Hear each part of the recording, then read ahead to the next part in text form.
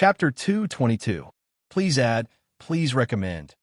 Equals. Isn't this Fukushima Takashi from the fourth room? The man who had just been reprimanded by Kirikawa Ritsuko exclaimed after seeing the photo. What do you mean? Yashike's Heisei turned to look at the man and frowned. This guy is from our environment department. His name is Fukushima Takashi. Because his ability is more inclined towards healing, he was assigned to the fourth room. I remember that he's a good guy. The man quickly explained. How could this be? Yashike's Heisei frowned and muttered to himself. Schwa. Suddenly, 2 expansion slots popped out from both sides of the black ball that had been silent. Long Gant's weapons and boxes of black clothes were neatly placed on top. What is this? The man closest to the ball reached out and pulled out a Gant's gun from the expansion slot and held it in his hand. Mori Usui. Another man in casual clothes squatted next to the expansion slot and pulled out a box. He looked at the text on the surface of the box and read softly. Yes. The man who lent his suit jacket to Yashike's Heisei immediately called out after hearing the name. Why? Is that your name? Yashike's Heisei asked. Ah, yes. Mori Usui's eyes unconsciously glanced at Yashike's Heisei's chest under the Jiangshi suit jacket and said with a red face. Is it? Yashike's Heisei nodded, walked to the expansion slot, and also squatted down. He took out a box and read it. Nakaki Yuko. Hey, here. The female student with glasses responded. Yashike's Heisei nodded, handed the box in his hand to Nakaki Yuko, who came over and pulled out another box. After 2 or 3 boxes, Yashike's Heisei finally found the box with his name. Pa. Yashike's Heisei opened the box, and a black tights covered with strange round protrusions appeared in front of his eyes. Yashike's Heisei picked up the tights from the box and looked at it for a moment. Then, without saying anything, he put the tights in the box and walked to another room with the box. Kirikawa Ritsuko. Although I don't know what's going on, I think it's better to wear these clothes. Yashikin Heisei suddenly said when he was about to step out of the door. You don't have to worry about me, Kirikawa Ritsuko said. Then, ignoring Yoshimi Heisei, who had already left, he reached out and picked up a Gant's pistol from the expansion slot and observed it. It's the real deal, the man from the Ministry of Environment said. You and you. At this time, Kirikawa Ritsuko's gaze stopped at the man and the woman beside him. She then said, take one of each weapon. After we get out of here, call your companions and ask them to pick us up. All right. The man nodded. The woman, who had no opinion of her own, nodded obediently. Put on that black shirt. Although I hate that bitch Yoshimi Kikuchika, her deduction might be correct. Kirikawa Ritsuko said to the woman. Oh. The woman nodded and squatted next to the expansion slot. She found the box with Okazaki Yuki's name and picked it up. She turned and walked out of the house. 1 minute later, a laser beam suddenly shot out from the black ball, shining on the female student, Nakata Yuko, who was holding the box and standing aside in a daze, teleporting her out. It's here, Kirikawa Ritsuko said after seeing this situation. Following that, a few more laser beams appeared and teleported everyone out of the room. It's here. At the top of a 3-story shop, Sei Ito looked at the laser beam that suddenly shot down and thought. As for why he was here, it was because the target selection and tracking of the first mission was all controlled by him. It would be strange if he was not here as the tracking point. But fortunately, this kind of thing will only happen once. Now, with the existence of the Consultation Transmission Transit Facility, Sei Ito is no longer needed to do this kind of thing. It only needs the positioning consultation collector to release a special frequency signal on the target. Just as Sei Ito was thinking, the figures of 5 men and 4 women appeared on the street below. Except for Kirika Ritsuko, Yoshimi Kikuchika, and the Environment Province man who looked around vigilantly, the others were all at a loss, looking at the pedestrians on the street in silence. Where is this? XX Town? The man holding the Gant's spear, still wearing the casual clothes when he entered the black ball, suddenly said softly after observing for a moment. Do you know where this is? Yoshimi Kikuchika, who was wearing a black tights, asked. Ah, probably. The man nodded and then said what he knew. You go and call in to pick someone up.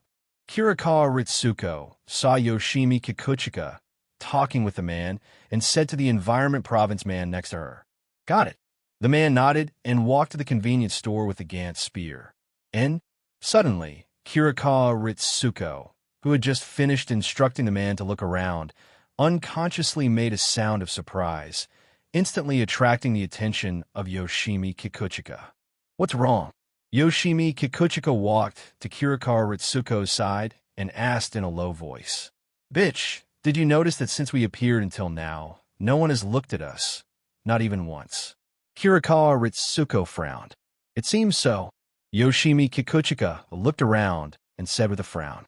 She was wearing a strangely tight black tights. It was somewhat unreasonable that it didn't attract the attention of passers-by. Could it be? Yoshimi Kikuchika and Kirikawa Ritsuko said at the same time, "They can't see us." Stealth technology? Even those lunatics in the 6th room couldn't research it, and we actually encountered it here. "It seems that things are troublesome," Yoshimi Kikuchika said. "Yes." Kirikawa Ritsuko also nodded in agreement. Bang! Suddenly, a muffled sound came from the side of the convenience store.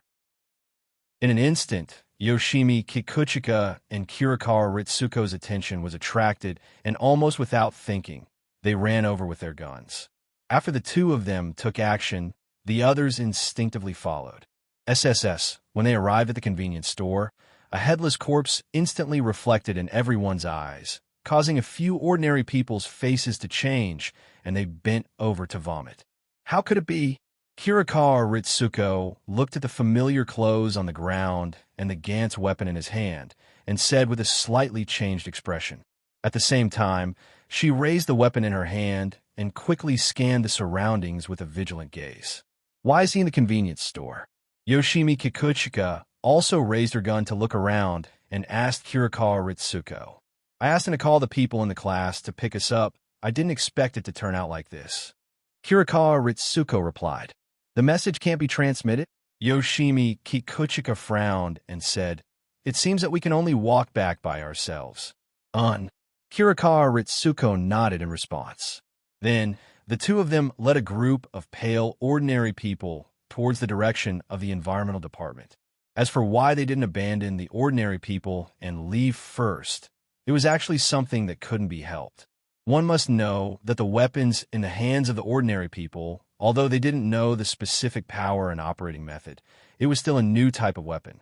It was necessary to bring it back to the environmental department for research, since one or two of them were definitely not enough. But if they brought as many back as possible, what if an accident happened on the way? The two of them wouldn't do something that seriously affected their combat power, so they could only use these ordinary people as porters. Just like this, 4 men and 4 women walked towards the east of the environmental department. Beep, beep, beep, beep. About 10 minutes later, a beep, beep sound rang in the head of Kirikawa Ritsuko, who was walking at the front. The sudden sound made Kirikawa Ritsuko's expression instantly changed, and she stopped abruptly. "Kirikawa, what's wrong with you?" Yoshimi Kikuchika, who was walking at the back, asked. Kirikawa Ritsuko didn't answer immediately, but took a few steps back. Only when the sound in her head stopped did she let out a sigh of relief, and then said to the man beside her, "You continue to walk forward." Oh. The man was slightly taken aback and then walked forward indifferently. Just when he walked less than a meter away, a pop sound suddenly rang out. The man's head was like a watermelon that was hit by a huge force and exploded. Red blood and white brain matter spurted out like sauce. The headless corpse stood still for a moment before falling to the ground with a muffled bang sound. Chapter 223. Please add, please recommend, The moment the 2 ordinary women and 3 ordinary men saw the headless corpse fall to the ground, they instinctively screamed. Their faces were filled with fear as they subconsciously retreated. They trembled as they looked at the corpse on the ground, not daring to take a step forward. "Just read a novel. There's a bomb in our heads." Kirikawa Ritsuko looked at the body on the ground and said with a serious face, "Are we restricted to a certain range?" Yashike's Heisei walked to Kirikawa Ritsuko's side and looked at the body on the ground. The transmission of information is blocked, and now the range of activity is also limited. It seems that we only have one choice left. Do you want to do it?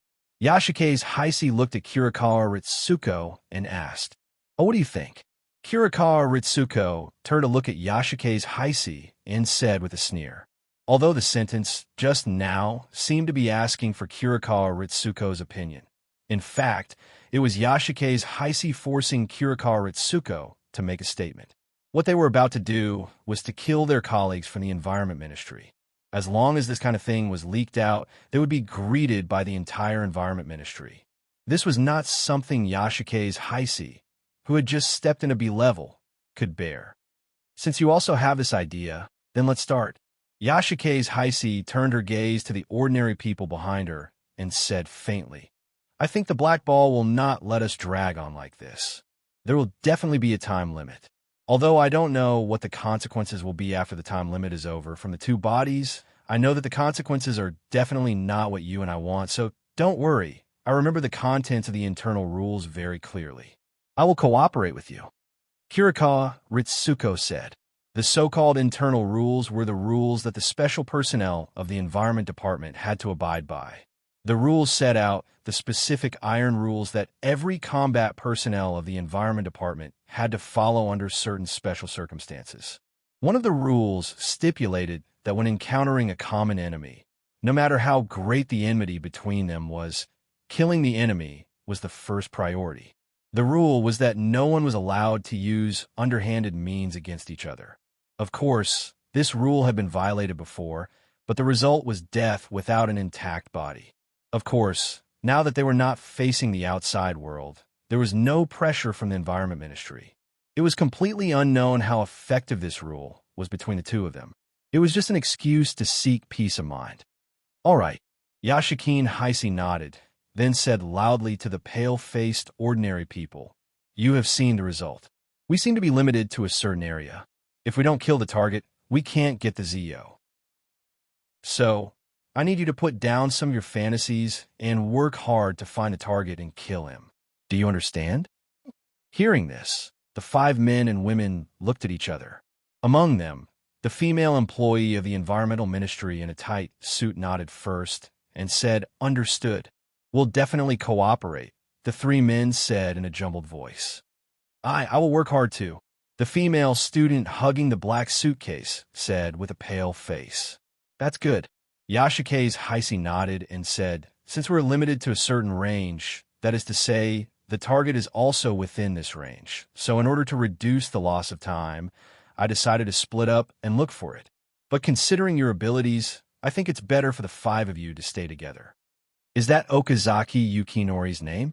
Yoshimi Heisei's eyes fell on the only female employee in black among the 5 and asked. Yes. Okazaki Yukinori nodded quickly. "I'll leave the 4 of them to you. As our colleague, I hope you won't embarrass us," Yashike's Heisei said to Okazaki Yukinori with a smile. "I understand." Okazaki Yukinori immediately felt valued and recognized from the bottom of her heart. She raised her head and replied loudly, "Well, the 5 of you go back the way you came and continue to search in the other direction. Remember to pay attention to the pedestrians around. The target may be among them," Yashike's Heisei said. "Understood." The 5 people's voices sounded in a jumbled voice. "Kirikawa, you go north, I'll go south. If we can't find the guy on the street, we'll search from the nearby houses." Yashike's Heisei looked at Kirikawa Ritsuko beside him and said, "Just read a novel and you'll know." "Okay." Kirikawa Ritsuko nodded and turned to the north. "Let's move," Yashike's Heisei said to the remaining 5 people. After the 5 people left, Yashike's Heisei stood still for a moment, then suddenly pointed the gun at the ground and pressed the trigger. A blue light flashed from the tip of the gun and returned to normal. Nothing happened. "What's going on? Isn't this a weapon?"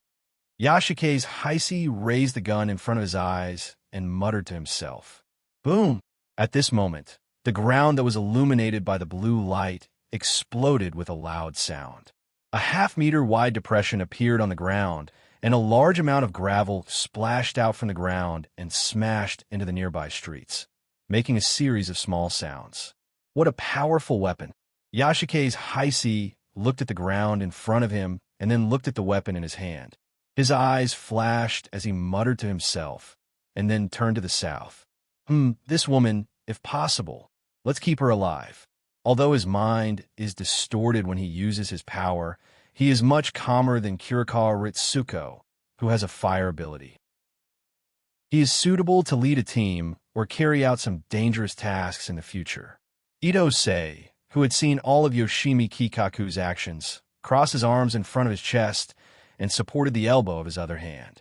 He lightly touched his chin with one index finger and thought to himself, as for Kurikawa Ritsuko, let's just observe.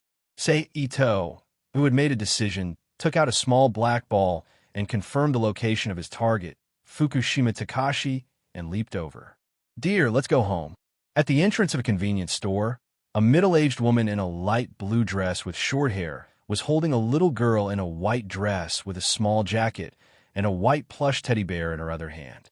She was talking to a middle-aged man in gray trousers, a dark green shirt, and a striped short-sleeved shirt. The middle-aged man had a head of short hair, and he was wearing gray trousers, a dark green shirt, and a striped short-sleeved shirt. This middle-aged man was their target, Fukushima Takashi. Okay, Fukushima Takashi replied with a smile. He leaned over and picked up the little girl and said, Hanako, let's go home. Go home, go home. Hanako, who was picked up by Fukushima Takashi, said loudly with a smile. How old are you? You still need daddy to carry you. The middle-aged woman patted Hanako's back and said, She's just a child. Fukushima Takashi said to his wife with a smile, and then took his wife in the direction of home. Shortly after they walked out, 3 men and 2 women appeared not far from Fukushima Takashi's route, looking around for something. Suddenly, the female student with glasses pointed to Fukushima Takashi's position and shouted, There! Found him! A man in casual clothes said. Let's go. Another man who looked very successful said, Are we really going to kill him?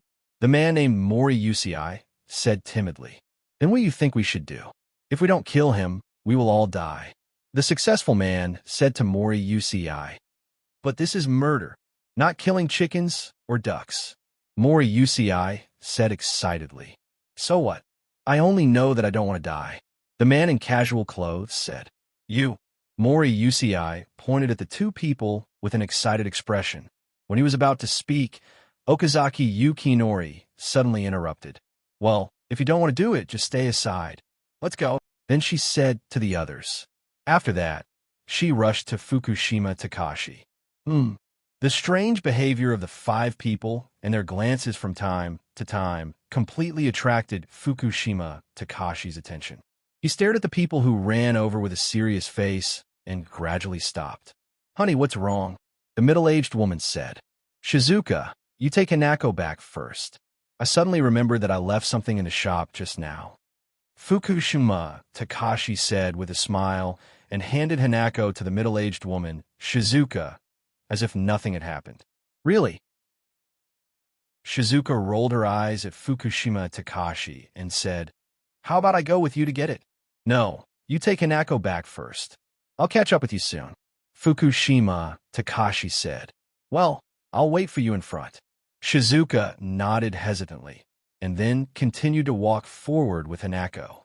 After Fukushima Takashi watched Shizuka and her son leave for some distance, he turned and walked to a remote path. Hurry up, that guy might run away. The successful man looked at the back of Fukushima Takashi and said, Let's chase. The man in casual clothes shouted, and then rushed to Fukushima Takashi at an even faster speed. You guys wait for me. Behind them, the female student, Nikechi Yuko, who was not good at sports, staggered and shouted at the people who were running away. Unfortunately, the people in front of her ignored her and still desperately chased. A moment later, in an alley. Who are you? Fukushima Takashi stood in the alley, looking at the 3 men and 1 woman who were panting and holding their weapons. Hearing Fukushima Takashi's question, the 4 people looked at each other and did not know how to answer. You don't even know your purpose? Fukushima Takashi looked at the behavior of the 4 people and instantly judged. Why are you talking so much nonsense? Kill him. Suddenly, the successful man pointed his gun at Fukushima Takashi and said with a crazy face. The other people around him also raised their guns after being reminded by the successful people. They were breathing rapidly as they aimed at Fukushima Takashi in the alley. Shoot! The successful man continued to shout crazily, but after waiting for a long time, no one pulled the trigger in their hands, and an awkward silence appeared in the alley. Bastard, why don't you shoot? The successful man turned his head and shouted at the man in casual clothes beside him. Why don't you shoot? The man in casual clothes asked back. Don't think I don't know. You want us to be the scapegoat. Do you think I'm so easy to fool? Idiot. You. The successful man's face turned green and red. Internal strife? Good chance. Seeing this, Fukushima Takashi's eyes instantly lit up. His legs suddenly exerted force, and his body turned into a black shadow and rushed toward the quarreling four people. Chapter 224. Please add, please recommend, not good. He's rushing over. I fire. Okazaki Yukinori also reacted at this time. She stared blankly at the empty alley after Fukushima Takashi jumped up and muttered to herself. Boom! A violent explosion sounded in the alley, and all the people who were in a daze were awakened. That was dangerous. Fukushima Takashi fell from midair and turned to look at the dent on the right side of the wall and whispered to himself. Then he fiercely turned his head and stared at Okazaki Yukinori, who fired the gun. His body once again turned into a black shadow and rushed over. Shoot! Okazaki Yukinori screamed with her eyes closed, her finger on the trigger moving mechanically. She did not even look as she fired randomly. On the other hand, the other three men looked at each other and turned to run out. Where do you think you're going? At this time, Fukushima Takashi, who was jumping back and forth on both sides of the wall after Okazaki Yukinori fired the gun, suddenly fell from midair and stood in front of the three men. He reached out to grab the successful man and said coldly, Bastard, looking at the big hand that was getting tighter and tighter, the extremely nervous successful man screamed and raised his weapon at an incredible speed and aimed at Fukushima Takashi's body.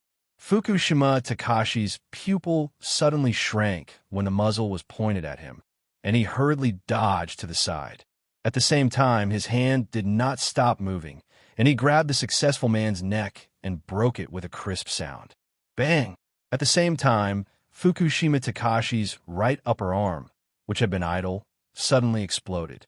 Blood mixed with some white bone fragments gushed out from the wound. Humph! Fukushima Takashi's face changed, and he coldly snorted and threw the body of the successful man in his hand to the panicked men in casual clothes and Mori UCI. Mori UCI looked at the body flying quickly, and he shouted and pulled the trigger in his hand. Bang! However, the two of them, who had completely ignored the cooldown of their weapons, were still hit by the flying corpses. They fell to the ground together, and, at the same time, the corpses that had just reached their cooldown burst open. A large amount of blood, internal organs, and minced meat splattered all over their faces. What kind of weapon is this? It's so strange. Fukushima Takashi held the wound on his right arm and frowned in thought as he activated his ability to heal the wound that looked horrifying. Unfortunately, his special ability was expulsion. Although it was very powerful in dealing with the continuous damage caused by foreign energies, the most it could do was simply stop the bleeding. Compared to modern medical treatment, it wasn't much better. After completely sealing the wound, Fukushima Takashi walked step by step towards the two men who were completely scared out of their wits. So scary. Nakata Yuko, who ran slowly and took a long time to arrive, saw the situation in the alley and the crowd. She hid behind the building next to her with fear and muttered to herself, I have to find those two people. After that, he ran towards Kirikawa Ritsuko without hesitation. He broke the necks of the two men on the ground with a kick. He bent down and used his healthy left hand to pick up the Gantz rifle in one of the men's hands. He aimed at Okazaki Yukinori's arm and pulled the trigger. Pew! A blue light flashed near the tip of the spear. Bang! 2 seconds later, Okazaki Yukinori's body flew out uncontrollably, slamming into the wall and sliding down. No effect? Or is it because of the weird clothes? Fukushima Takashi frowned as he looked at Okazaki Yukinori, who was just thrown out without any injury. Don't kill me. Don't kill me. I'm just an ordinary person. Please don't kill me. Okazaki Yukinori, who was brought back to her senses by the collision, begged Fukushima Takashi with a face full of snot and tears. Please, please, I will do anything you want me to do. Please don't kill me. Who are you? Why did you attack me? Do you have any companions? Who are they? Fukushima Takashi asked Okazaki Yukinori sternly. I'll talk. Okazaki Yukinori did not have any opinions at this time. After hearing the question, she immediately said, I'm Okazaki Yukinori from the Environment Ministry. I don't know why we attacked you, but there was a black ball-like thing that asked us to do so. If we don't kill you, we may die. Other than the people you killed, there are 3 more companions. They are Miss Yoshimi Kihisa, Miss Kirikawa Ritsuko from the Environment Ministry, and a female high school student called Nakano Chiyuko. Mr. Fukushima, I have told you everything I know. Please let me go. Okazaki Yukinori knelt in front of Fukushima Takashi and begged. Environment Ministry? They are from the Environment Ministry? Fukushima Takashi muttered to himself in disbelief. But soon he looked at Okazaki Yukinori in front of him and shouted, No, you lied to me. I didn't lie to you. I'm telling the truth.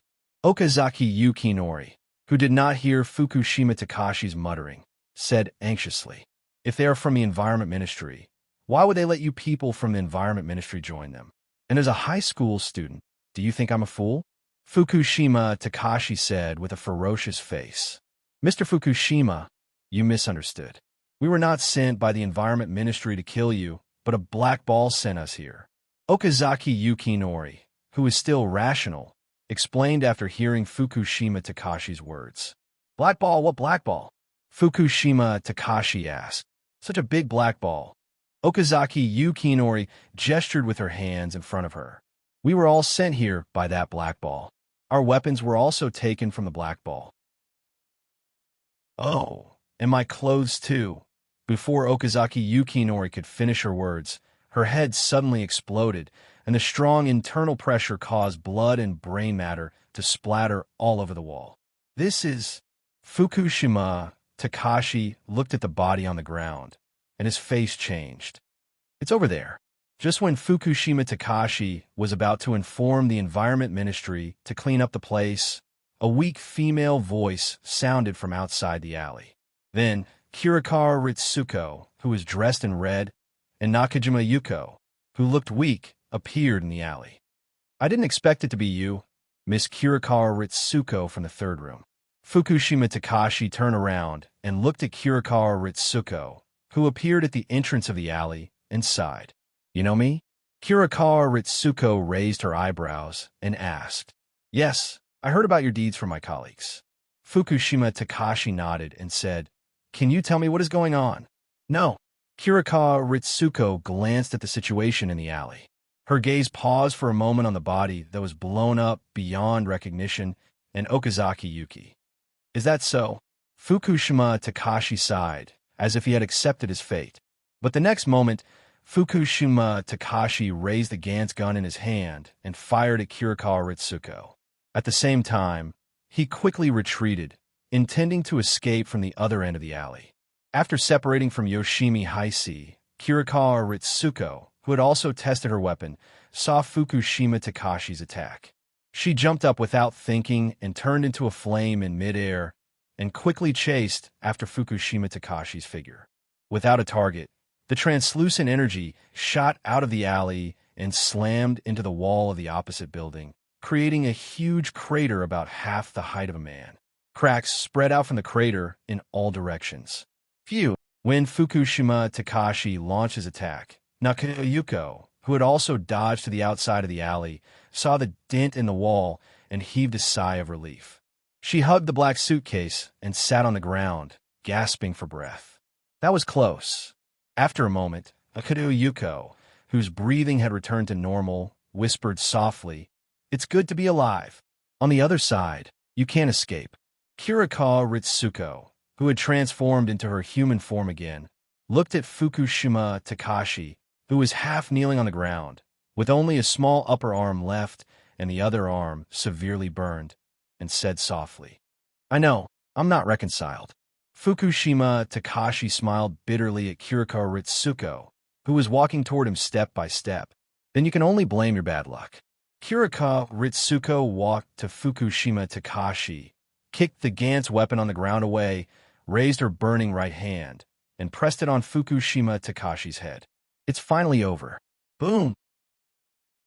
A large flame immediately burned on Fukushima Takashi's body, and the intense heat instantly burned Fukushima Takashi's body into charcoal, emitting an unpleasant burnt smell.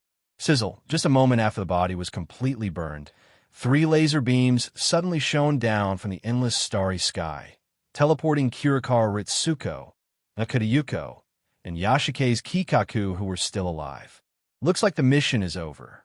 Yashike's Kikaku, whose body was gradually appearing, looked at Kirikawa Ritsuko and Nakatayuko in the room and said, "But I didn't expect that other than you, Kirikawa, there's another person who survived." Humph. Kirikawa Ritsuko snorted coldly and ignored her. Ding.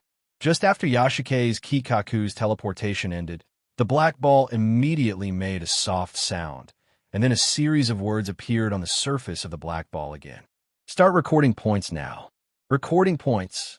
Yashike's Kikaku frowned and did not say anything. Glasses girl, 0 points. You used too much soy sauce. Nakatayuko's profile picture appeared on the black ball, and a few groups of words were next to the picture. Ugh. Yuko looked at the black ball's evaluation, and her face unconsciously turned red. Red-haired girl, 10 points, well done. The black ball displayed. Red-haired girl, ha ha ha. Before Kirikawa Ritsuko could explode, Yashike's Kikaku, who saw the black ball's title, immediately burst into laughter, making a very exaggerated laugh. "Bitch, shut up." Kirikawa Ritsuko's face darkened, and her hand unconsciously wanted to ignite a flame, but a light flashed in the room, and Kirikawa Ritsuko's flame was immediately annihilated in her palm. "Lover, 0 points, keep up the good work." Ha! Kirikawa Ritsuko looked at the title on the black ball and made an unknown sound. Chapter 225. Happy New Year to everyone. Everything goes well. Everything comes true. The men can find a Shiheim to warm their bed, and the women can find Orochimaru to raise. Please collect, please recommend. In addition, are you watching the New Year's Gala and playing games or what? If you leave a message, I can decide whether to write the next chapter or not. In the room where the black sphere was stored, everyone's scores have been announced.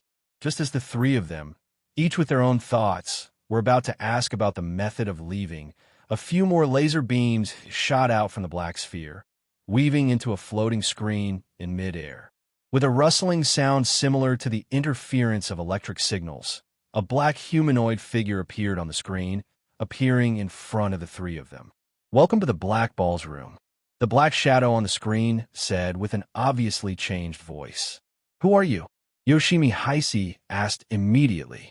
"I'm the owner of this room, the ruler of your life. You can call me Lord God," said the black shadow.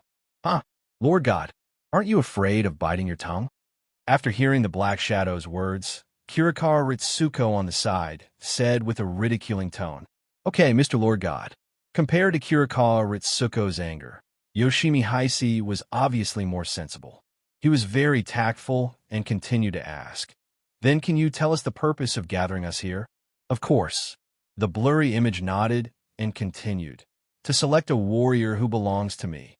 "Warrior?" Yoshimi Heisei heard the words, nodded thoughtfully, and continued to ask, "What is the standard?" "It's very simple. As long as you get 100 points in the task arranged by the black ball, you will pass my test and officially become my warrior," said the black shadow on the screen. "It's really simple." Yoshimi Heisei secretly curled his lips. It's easy to say, although today's task seemed to only kill 10 people. However, The target of today's mission was an ability user, although she was inclined towards healing. According to this standard, the weakest enemy they would encounter in the future would be an ability user. It might even be several ability users. There was no guarantee that there would be someone with a higher level than them. At that time, who would be the hunter and who would be the prey would really be hard to say. Don't worry. As if discovering the disdain in Yashizumi's heart, the shadow comforted. As long as you can use the equipment I provide you correctly, you will never die so easily. I can guarantee this. Are you talking about these guns and the tights I'm wearing? Yoshimi Heisei asked. Yes, but that's not all. The Black Shadow said. When you get 100 points, in addition to being an official warrior, you can also use the points to exchange for more powerful weapons and equipment to ensure your survival in the next mission. Points can't only be used to exchange for weapons, right? Yashikin Heisei's eyes flashed as he stared at the screen. Not bad. Black Shadow nodded and said, after 100 points, you will have two choices. First, use your points to exchange for stronger weapons and equipment. 2. Use your points to revive a comrade who fought alongside you. Resurrection. Yashikin Heisei was shocked when he heard this, and subconsciously exclaimed, yes, resurrect. Even such a thing can be done. Yashikin Heisei subconsciously turned his head and looked at Kirikawa Ritsuko, who was equally shocked, and said in shock, well, your mission today is over. Now it's time to send you away. But I have a word of advice for you, that is, don't disclose anything that happened here if you don't want to die. After that, the screen flashed and disappeared completely from the room. Hey, Yashikin Heisei quickly shouted. She still had a lot of things to figure out. Teleportation begins. A text suddenly emerged on the surface of the black ball, and then 3 laser rays instantly shone on the 3 people in the room. Just like when they appeared, they were teleported out of the room little by little. Then, they were recreated in the dark corners of 3 different consultation collectors in downtown Tokyo. Where is this? Yashikin Heisei, who was wearing a black tights, looked at the brightly lit street not far ahead and thought. Then, after confirming the surrounding situation, he quickly walked out of the corner, under the strange gaze of the surrounding crowd. He took a taxi and rushed to another house under his name. Similarly, Kirikawa Ritsuko and Naku Yuko also rushed back home after the teleportation. Phew, the first mission was successful. Now it's up to the future. On a tall building next to the place where Fukushima Takashi died, Sei Ito put away the small black ball in his hand and thought to himself, but this is still not enough. It's time to go to the next world, just in time to complete some of the things that Reina needs in that world. After thinking about it, Sei Ito took out his mobile phone and sent a text message to Yi and flashed into the Rubik's Cube world. Standing in the northern desolate area, Sei Ito closed his eyes and thought for a moment. Then, he opened his eyes and quickly communicated with the Rubik's Cube and ordered, teleport. Teleportation begins. Another brand new dark vortex was born in the void above Sei Ito, rotating at a seemingly slow but fast speed. The powerful suction generated from this sucked Sei Ito, who was standing below, fiercely into the air. In the blink of an eye, he was pulled into the center of the vortex and disappeared in a stream of light. Then the vortex, like the other vortexes, gradually dimmed, as if it was wrapped in layers of fog, and disappeared into the void, leaving a trace that seemed real and illusory, still operating on its own. Boom! In the new world, before Sei Ito could stand firm, there was a sudden explosion less than 10 meters away from him. A heat wave wrapped in a large amount of gravel, soil, and iron flew in his direction at a very fast speed. What's the situation? Sei Ito, who had just finished teleporting, was still a little confused about the current situation. Without thinking, he urged the energy in his body to dodge the flying gravel and debris at a faster speed than the attack. But before Sei Ito could breathe a sigh of relief, another loud noise suddenly erupted not far away from him. Damn, what's going on? Sei Ito's mind was completely focused at this time. Like a phantom, he moved quickly among the gravel, soil, and iron pieces sputtered by the explosion. Like Forrest Gump in the movie, he rushed to a place in the distance where there was no explosion. Soon, Seito's figure appeared on a piece of land not far from the explosion. Then he turned around and looked behind him. The place where Seito originally stood was bombarded by countless cannonballs one after another. The violent explosion stirred up endless dust and debris, completely turning the area into a dead zone that no one could enter. In a place not far from the dead zone, dozens of tall robots with roller skates under their feet were engaged in a fierce battle. Every moment, a robot would be hit on the protruding part of its back by its opponent, causing it to explode amidst a field of electric sparks, losing its ability to move and turning into trash. Of course, there were exceptions. At the very least, during the short period of time Seito watched, there was a black robot with a red cape on its back that looked like a general on an ancient battlefield. It bravely charged into the crowd of robots, nimbly moving back and forth between the attacks of several robots, either dodging or blocking the enemy's attacks, and killing the enemy after defending himself. This is actually a battlefield, Seito muttered to himself with a face full of fear. This was the most dangerous situation he had encountered since he transmigrated. If he had not reacted in time, he might have been hit by the flying shrapnel. The result would have been either death or disability. After recovering from his shock, Seito tried his best to suppress the anger in his heart as he questioned the Rubik's Cube. What's going on? When breaking through the outer wall of this world, the world collective will interfered, causing the teleportation location to deviate. However, the Rubik's Cube has a protective mechanism to ensure the host's absolute safety. The Rubik's Cube's information immediately appeared in Seito's mind, explaining what had happened. Collective will. After reading the information, Seito looked up at the blue sky. His eyes narrowed slightly as he thought to himself. Then, he withdrew his gaze and continued to look at the group of robots that were fighting not far away. He asked the Rubik's Cube, "Can the world's collective will still find me now?" The world's collective will is a low-level nascent will. It has no dominant thought, and all actions are based on instinct. Now that it has been shielded by the world's power, the host can rest assured and act according to his own will. The Rubik's Cube said, "That's good." After Seito saw the information, he quietly breathed a sigh of relief. He did not want to do things under the surveillance of the world's will. It was too dangerous. If he was not careful, he might be played to death. This could be seen from the doujinshi of the M-Moon world before he transmigrated. At this time, the battle not far away was basically over. Under the leadership of the general-like robot, the robots on the other side collapsed and were killed by the black robots. Then, the victorious black robot paused in place for a moment. Then, the general-like robot, accompanied by two other robots, moved quickly in the direction of Seito. "Have they found me?" Seito narrowed his eyes as he looked at the three robots that were about to reach him. Chapter 226. I still wish everyone a Happy New Year and all the best. Please add me to your collection and recommend me. Since it's New Year, I might as well keep it stable and treat it as a gift to everyone. Above = whoosh, the three robots suddenly stopped when they were about half a meter away from Seito. The friction between their pulley feet and the ground made a long sound like gravel rolling down. "Who are you?" The general-like robot raised the huge golden knight spear in its hand and pointed the spear at Seito's head.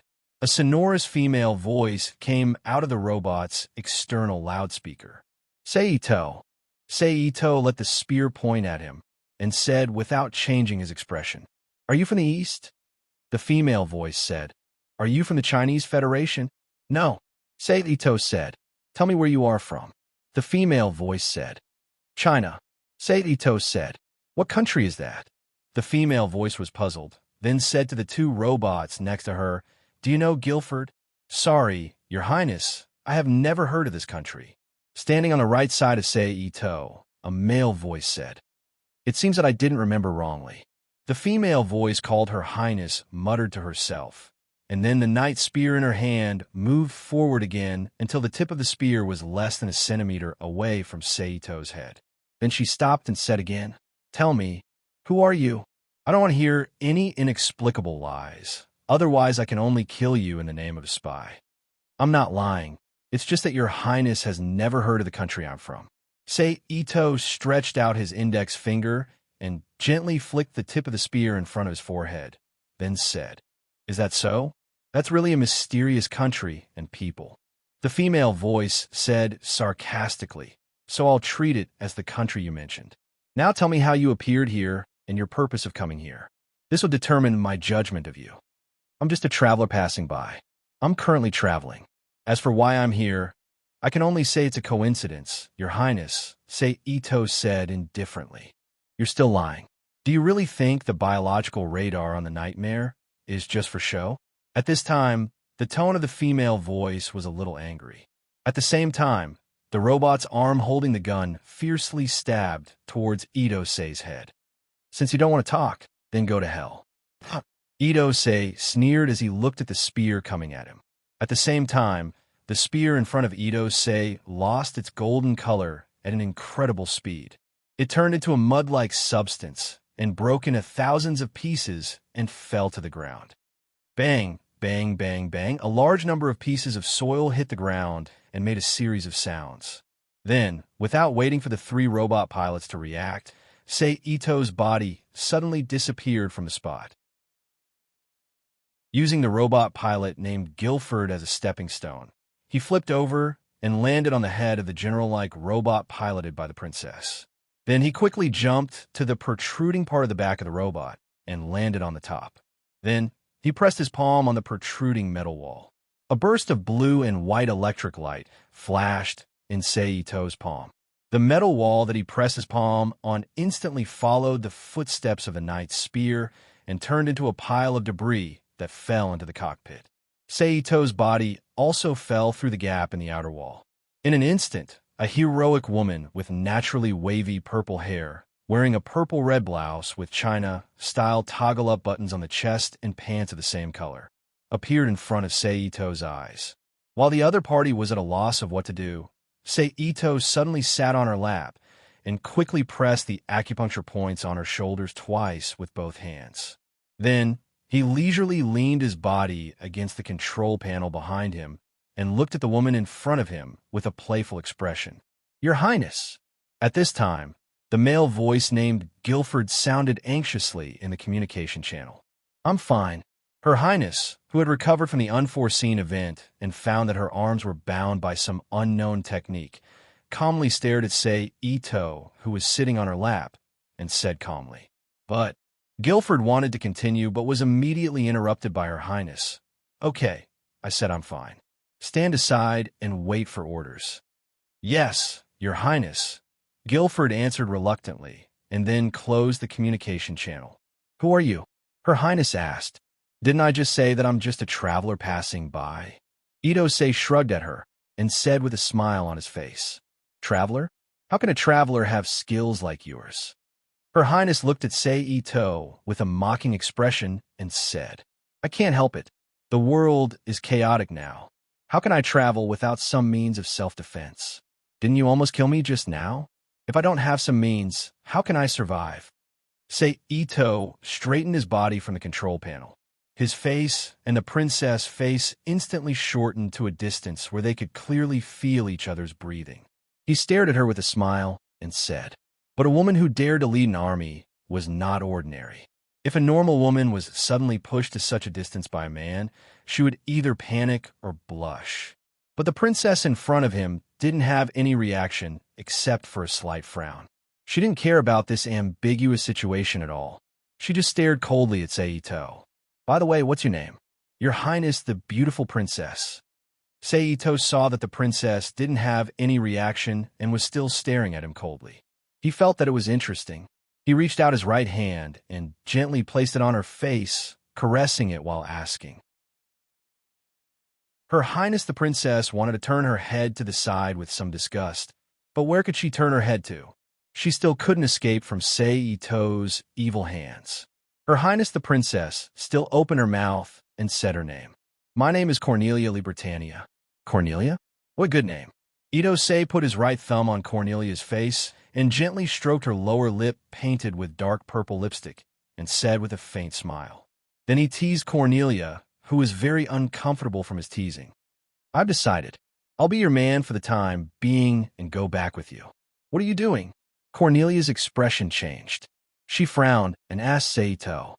"I suddenly feel tired from traveling and want to find a place to stay temporarily. But I don't want to give you a chance to cause unhappiness between us. So I thought about it. It seems that other than the existence of a bodyguard, only your man can be by your side all the time and dispel any thoughts you shouldn't have. You see, I'm so considerate of you." Saito took his hand away from Cornelia's face and spread his hands. "What are you trying to do?" Cornelia asked again. She didn't believe Saito's excuse. If he didn't want something, who would risk being shot to death at any time to enter the enemy's camp? So whether it was the princess or the army commander, Cornelia had to ask Saito's purpose clearly, even if the answer she got was only partially true. "Hey, can't you just pretend to be stupid?" Saito sighed. Then he put away the smile on his face and looked at Cornelia calmly. "I need something. I just found out that you're the princess, so I've decided to follow you and use your power to achieve my goal. But at the same time, as long as you are willing to be with me, I will help you defeat the other princes and let you become the emperor smoothly. What do you think?" Saito said. Cornelia couldn't help but weigh the pros and cons in her mind. She thought about the strange changes in the knight's spear and Saito's sudden burst of strength. Then she thought about the righteousness of the country, and occasionally she would think about fulfilling her promise after she became the emperor.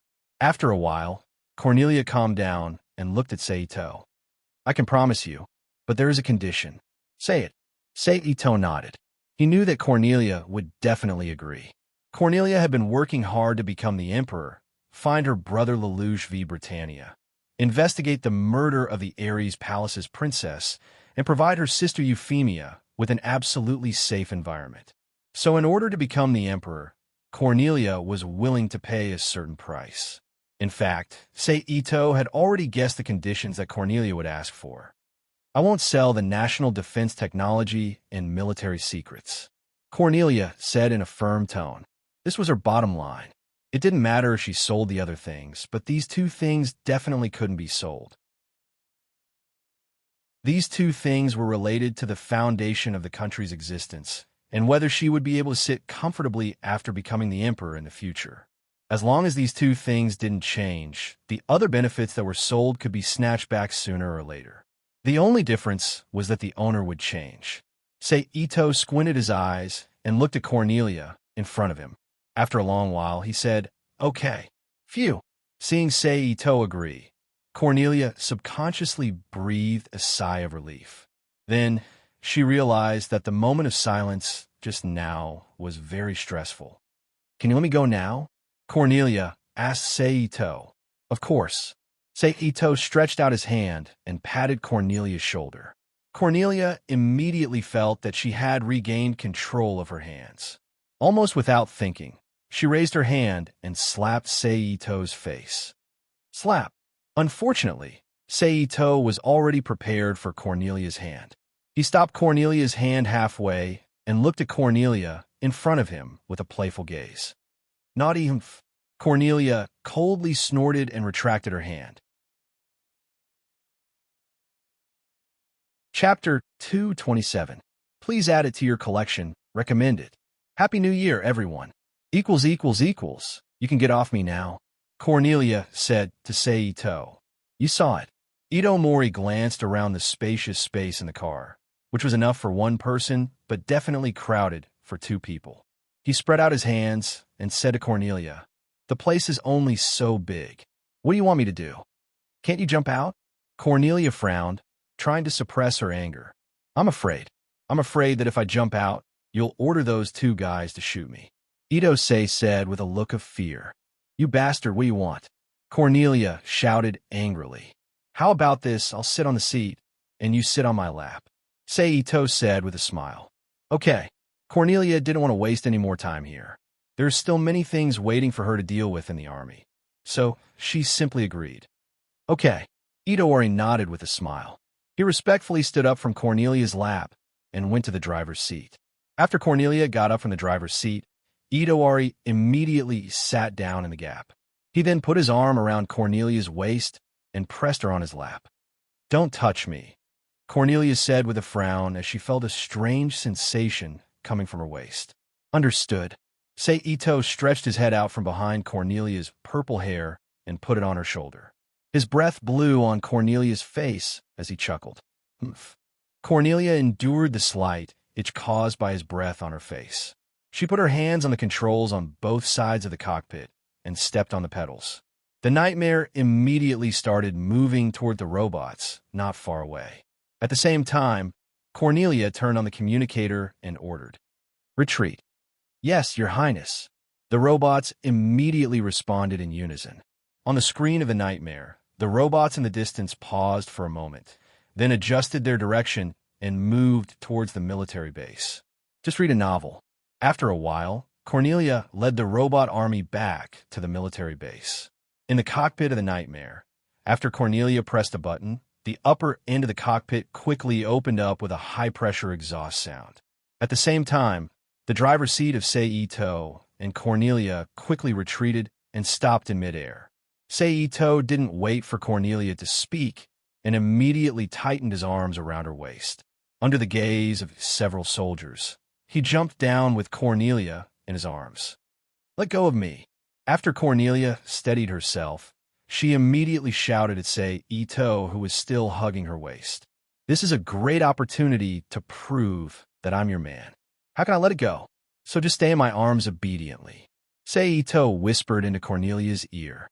Then, under the awe, worship, and strange gazes of the surrounding soldiers, he forcefully hugged Cornelia, who was desperately suppressing her anger, and walked towards the special building in the center of the military base. "Your Highness." At this time, Guilford, who was her personal guard, ran over from the side and called out with a face full of concern, "Let everyone disperse." Cornelia glanced at Ito beside her and ordered Guilford with a frown. "Yes, Your Highness." Guilford put his hand on his chest and bowed. Then, he turned around and arranged the soldiers. "What a loyal adjutant," Ito said as he looked at Guilford's back that was gradually fading away. Unfortunately, Cornelia didn't pay attention to Ito's sigh and walked towards the central building expressionlessly. Soon, the two entered the central building of the military base. After letting everyone out of the room and giving the order not to be disturbed, Cornelia suddenly broke free from Ito's embrace and quickly pulled out the sword beside her. Then, she hurriedly stabbed at Ito. "Just read a novel and you'll know." "I knew it." Ito sighed helplessly. His body tilted slightly and dodged Cornelia's attack. Then, his left hand grabbed Cornelia's hand that was holding the sword and pinched it. The sudden force caused Cornelia's hand to uncontrollably open, and the thin sword quickly fell to the ground under the influence of gravity. Then, Ito pulled back his left hand, and Cornelia's body uncontrollably fell into Ito's arms. Once again, Ito hugged her tightly. "It's better for a woman to be gentle. If you're too strong, you won't be able to find a man." Ito moved his head close to Cornelia's ear and gently blew into her ear as he teased her. "I just wanted to confirm your skills again. This way, I can cooperate with you better," Cornelia said calmly. "Is that so? Then why did I feel a murderous aura at the moment of the attack? Didn't you want to kill me?" Ito hugged Cornelia's body and walked to the only high-back chair at the side and sat down. "It seems like we shouldn't be entangled in these insignificant issues. Instead, we should seriously discuss the details of our cooperation." Cornelia felt uncomfortable being hugged like this. She frowned and said, "And please let go of me. That's your punishment." Ito stretched out his hand and slapped Cornelia's buttocks. "Pa!" A crisp sound immediately reverberated in the empty room. Ito was all smiles as he teased Cornelia. "You bastard." Cornelia was stunned but was suddenly slapped. Then, she struggled angrily and scolded Ito. "This is your punishment for hitting me just now. If you were more obedient, you wouldn't have received such treatment." Ito increased his strength with one hand to prevent Cornelia from breaking free from his embrace. His other hand quickly slapped Cornelia's but a few times. "If I have the chance, I will definitely kill you." Definitely. Cornelia didn't want to be humiliated by Seito again. She obediently stopped struggling and glared fiercely at Seito. "You're welcome at any time." Seito shrugged indifferently. "Now, let's discuss the details of our cooperation. What do you want?" Cornelia immediately calmed down and asked calmly, "Do you have slaves in your empire?" Seito asked. "Yes." Cornelia nodded. Britannia was one of the three major powers in this world. It had developed technology and a stable social structure. However, as the ruler of this country was the emperor, and the superstructure was the nobles. How could a country that pursued the law of natural selection by force not have slaves? Good. I need a large number of healthy slaves who can farm. They are above 14 years old and below 40 years old. Provide them to me according to the ratio of male to female. Seito said. "How much is a large number?" Cornelia frowned and asked. Slaves were easy. With his power, it was easy to contact a few nobles who dealt in slaves. However, the word large number was too vague. Seito pondered for a moment. He went through the number of people in the Rubik's Cube world, the amount of food and vegetables consumed per day in his mind. Then he said, "Give me 10,000 slaves first." "Top 10,000. Cornelia exclaimed in surprise. It was a peaceful time now, not a time of war. Even if they could obtain prisoners of war to be used as slaves, they might not be able to gather 10,000 people. Not to mention, Seito wanted a ratio of 1, 2 men to female. One had to know that the majority of those who dared to rebel were men. How could there be women? Even if their family was exterminated, they wouldn't be able to gather this ratio. Too much. Cornelia shook her head. "What time is it now?" Seito asked. "August 2nd, 2016. Cornelia replied with a strange expression. "Is there still close to a year?" Seito muttered to himself after hearing Cornelia mention the date. "What year?" Cornelia was very close to Seito. She easily heard Seito's muttering and took the opportunity to ask. "You'll know when the time comes." Seito smiled and then asked, "Where is this place?" "The North American region of the EU." Cornelia replied with an even stranger expression.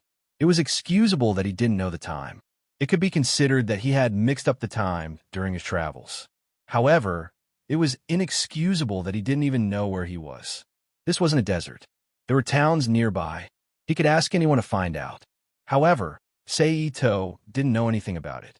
It was too strange. "Are you fighting against the EU now?" Seito asked. "Yes." Cornelia nodded and admitted. "Then it's easy.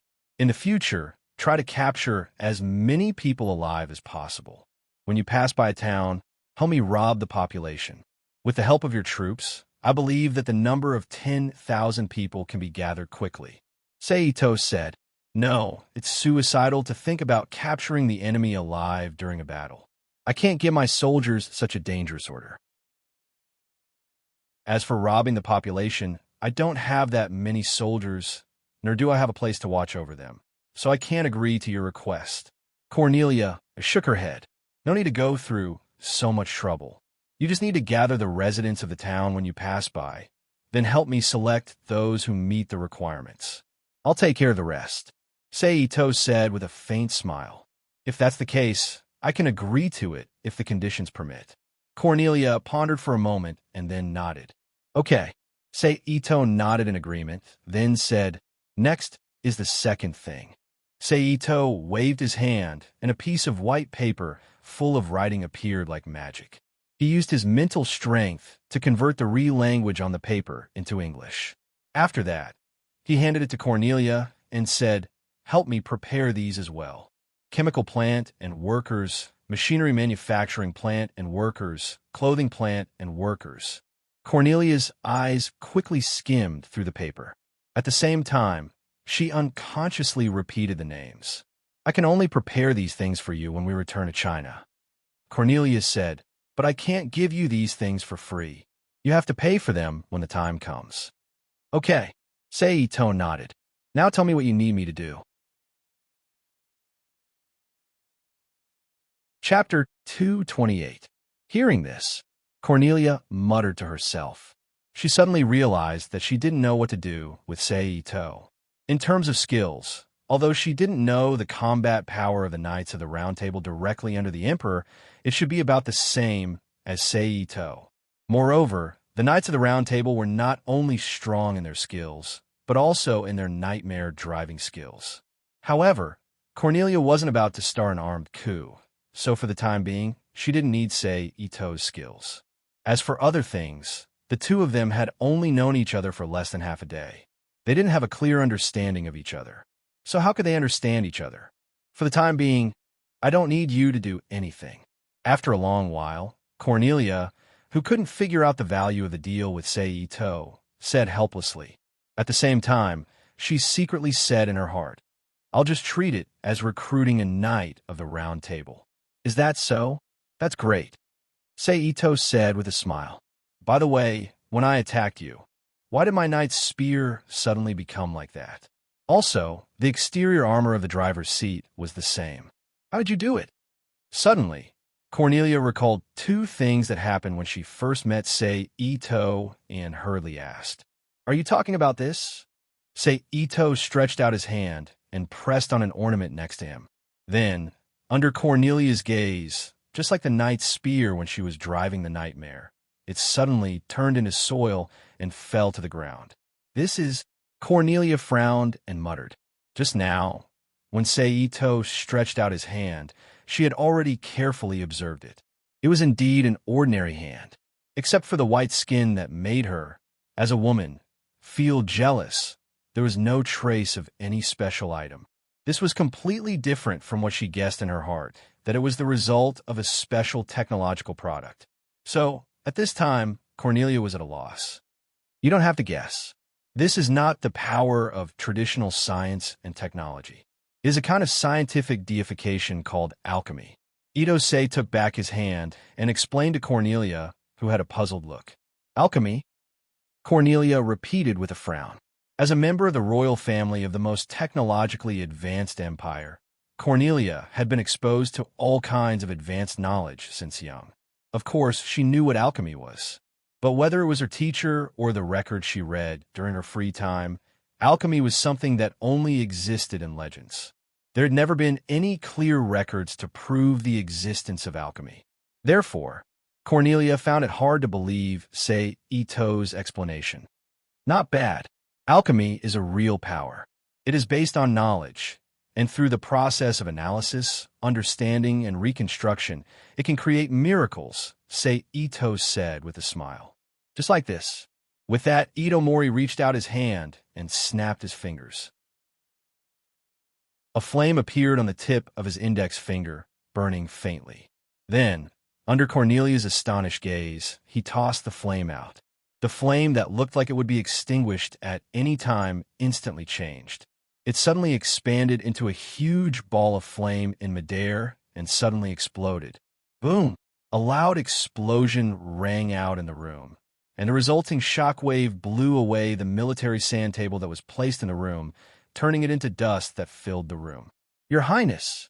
At this moment, a flurry of footsteps sounded from the entrance, followed by Guilford's urgent yelling in the pitch-black smoke.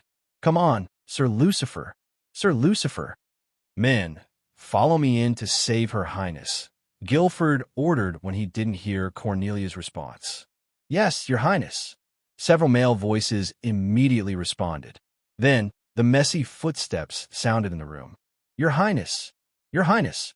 Several men shouted as they searched in the gradually dissipating smoke. I'm fine, Guilford. At this time, Cornelia's calm voice sounded in the smoke. Where are you, Your Highness? I'll come over to help you, Guilford said. No need, I'm fine. Cornelia said, tell everyone to return to their posts. Don't leave your post without permission. Otherwise, you will be punished according to military law. Yes, Your Highness, Guilford replied. After a while, the smoke in the room finally dissipated, revealing the situation in the room once again. At this time, the originally tidy room had become a mess. The clean floor was covered with a large amount of yellow sand mixed with some red and green debris. A huge table that was broken into pieces was scattered all over the room. Only the high-back chair at the end of the room was still intact. Cornelia was sitting with one hand on her lap, while Ito sat calmly on her waist. "Your Highness." After comforting the soldiers and returning to the room, Guilford's face changed when he saw Cornelia's situation. However, he suppressed the strange feeling in his heart and bowed respectfully. Cornelia stood up from Ito's lap and ordered without any change in her expression, "Call someone to tidy up this place."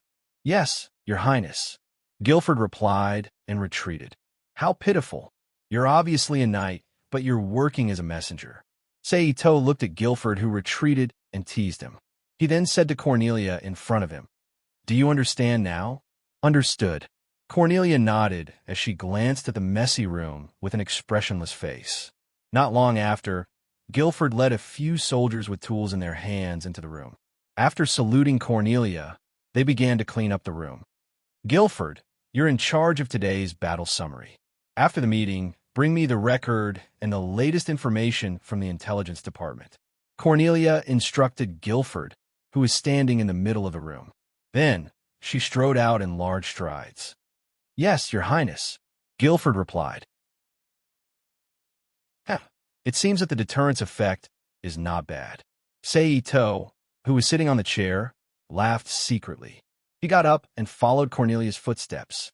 Although he clearly felt the hostility of Guilford when he passed by him, it was obvious that the hostility of a person like Guilford was nothing to Ito, who could kill him at any time. He didn't take it to heart at all. Following behind Cornelia, the two of them entered Cornelia's bedroom in the military base one after the other. "What are you doing?" Cornelia looked at Ito, who walked into her bedroom, and frowned. "I'm your man, and there's no room for me in the military base. If I don't live here, who will live here?" Ito sat on Cornelia's bed and said innocently, "You." Cornelia pointed at Ito angrily and couldn't say anything. She then turned around and walked to the side, picked up the communicator in the room, pressed the switch on it, and said, "Someone come here." After that, she turned off the communicator in her hand and threw it on the table beside her. Just a little while after Cornelia called for someone, a young female soldier in a Britannia uniform came in and respectfully said, "Your Highness, arrange a room for him." Cornelia pointed at Ito and said, "Yes, Your Highness," the female soldier replied. Then, her eyes fell on Ito, waiting for him to say something. "Let's go." Ito shrugged, then stood up from the bed. Under the lead of the female soldier, they arrived in front of a room. The female soldier said, "We're here." The female soldier opened the door in front of her and let Ito in. "Thank you." Ito nodded and thanked her. "You're welcome." The female soldier smiled at Ito, then turned and left. 1 year. It seems that I can do a lot of things. Ito walked to the side of the only bed in the room, threw himself on the bed, and looked at the metal ceiling. In this way, Ito stayed in the frontline base of the war between Britannia and EU. A few days later, on this day, Ito was practicing driving the Nightmare in the base out of boredom. Although the game looked quite high-tech, it wasn't as difficult as he imagined.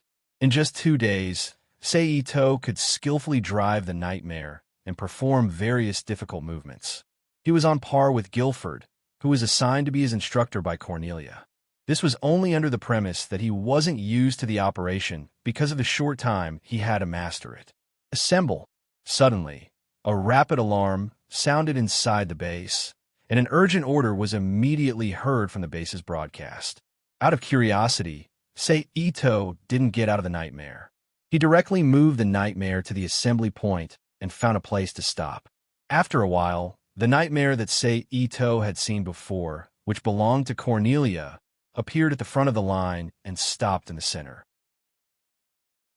Then the back of the Nightmare's driver's seat suddenly opened, and Cornelia, who was still wearing a dark red China-style button-down, stood up from the driver's seat. She used the loudspeaker to shout to everyone, "I just received information that the EU bastards have gathered 3 armored groups and are rushing towards us at high speed. It seems like they want to catch all of us in one fell swoop. But as the princess of the Britannia Empire, I don't want to fight a defensive battle with them in the base, so I decided to take the initiative to attack. Now I'm asking you, are you afraid?" No. In the square, uniform shouts came out from the Nightmare's loudspeaker and resounded throughout the base. As expected of the soldiers of Britannia. "Now I order. Let's go," Cornelia shouted with satisfaction, then jumped into the driver's seat and took the lead in driving her Nightmare out of the base. Behind her, dozens of black Nightmare followed closely behind her as they rushed out together. Chapter 229. After the dozens of black Nightmare rushed out of the base, the normal mass-produced Nightmare followed closely behind. Behind the mass-produced Nightmare troops were the normal mobile armored vehicles and missile troops. At the same time, a few reconnaissance drones rose into the sky from the base at a speed slightly faster than the armored troops. In the blink of an eye, they surpassed the Nightmare troops on the ground and rushed into the distance. The entire troop was completely mechanized. There wasn't a single infantryman participating, so the troop quickly left the base's line of sight and disappeared into the horizon. Beep! Suddenly, a clear beep sounded from the cockpit of the Nightmare that Sei-Ito was piloting. After pressing the flashing red button, a radar map appeared on the screen to the left of Sei-Ito. On the dark green screen, a dense cluster of red dots appeared on the screen. They formed 3 groups of unrelated rectangles and quickly approached the green cones that were clearly fewer in number. "Looks like it'll be a tough battle, but it's perfect for me to collect spirit energy." Sei-Ito looked at the situation on the screen. The corner of his mouth raised slightly as he muttered to himself with a smile. Beep! At this time, another beep sounded from the cockpit. Cornelia's voice sounded from the cockpit. "Nightmare troops form an inverted V formation. Each troop is responsible for a group of enemies. Be sure to intercept them." "Yes, Your Highness." Countless voices shouted in unison in the communication channel. Immediately after, the rapidly moving cone pattern on the radar screen immediately split into 3 green paths, each of which was aimed at a red rectangle pattern and rushed straight toward it. Armored troops quickly press forward and cooperate with the Nightmare troops to quickly eliminate the enemies. Cornelia continued to order. "Yes, Your Highness." Again, the voices replied in unison in the communication channel. "Missile troops, support the flanks. Focus fire on them." Cornelia ordered. "Yes, Your Highness." "Knights, follow me. Charge into the middle of the army and eliminate the enemy commander." Cornelia ordered. She didn't wait for a response. She led the charge. On the radar screen, a small green dot at the tip of the cone pattern instantly separated from the main group. "Yes, Your Highness." On the screen, dozens of green dots followed the first green dot and rushed towards a dense, circular pattern composed of more than 100 red dots behind the 3 groups of rectangular patterns. "Pay attention to the enemy." After Cornelia's order, another order came from the communication channel, followed by a deep male voice. "Yes." Then, on the right side of the driver's seat, there was a screen that represented the team. They quickly changed into an inverted V formation and came into contact with the enemy's rectangular formation. Boom! A clear sound of collision was heard in the communication channel. "P-13, what are you doing? Hurry up and keep up." From the communicator, a thick male voice shouted angrily. "Oh, I got it." Sei-Ito was stunned. He immediately understood that the Nightmare he was piloting was the P-13 of the brigade. After responding, he piloted the Nightmare and came into contact with an enemy robot. Although taking down a Gundam with your bare hands is a popular activity, piloting a Gundam in space is also a man's romance. Although I'm only piloting a Nightmare, it's the same passion. But the passion is the same. Itosei ridiculed in his heart for no reason. At the same time, he increased the Nightmare's speed to the extreme. Under his control, the Nightmare nimbly dodged the enemy robot's attack and fired a shot at the enemy's pilot. Violent electric sparks flashed from the place where Sei-Ito shot. Then, a large reddish-yellow flame rose from the pilot's seat, accompanied by a violent explosion. It shattered the outer wall of the pilot's seat and destroyed a small part of the robot's upper body. Sei-Ito didn't stop.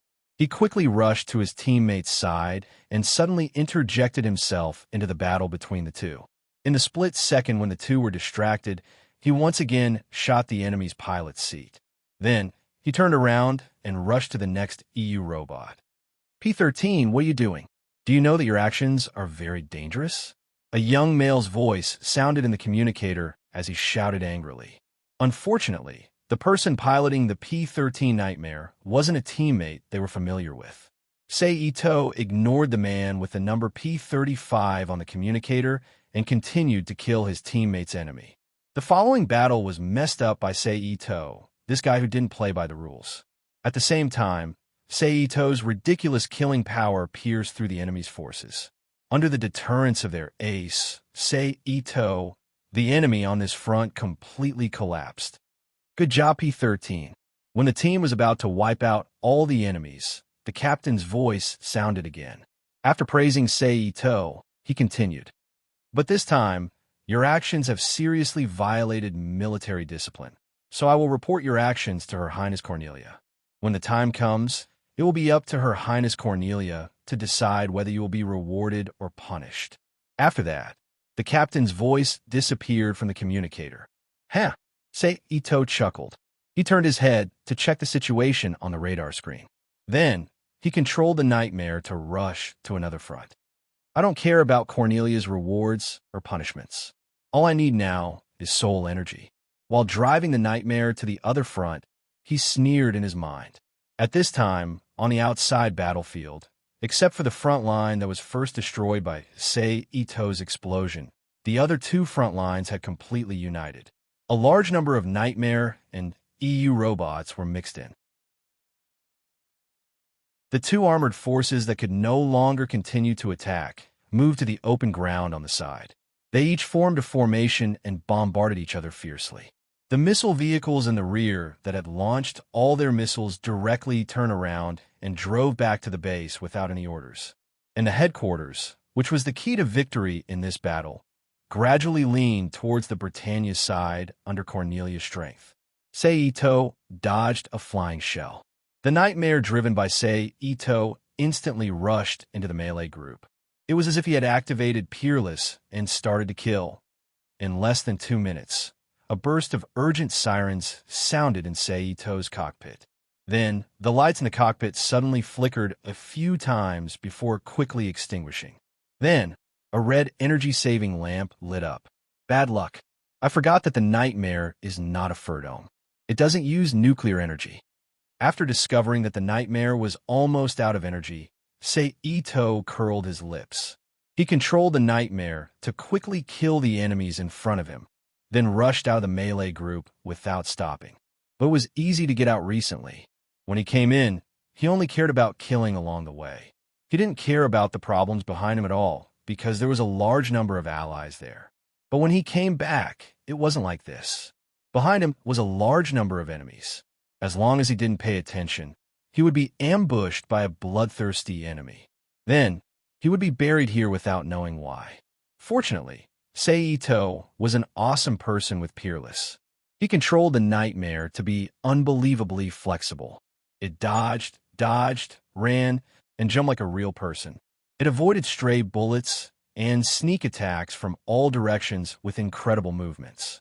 It passed through the gaps between allies and finally rushed out of the melee group at the last moment before its energy ran out. It came to a relatively safe area. Then, Sei-Ito quickly opened the cockpit, jumped out, and then landed on a small soil slope. He waited quietly. Not long after he left, the command system of the EU alliance was completely destroyed by the Knights, led by Cornelia. Without a command system, the EU coalition army immediately became a headless fly. Their morale was completely destroyed by the Britannian army.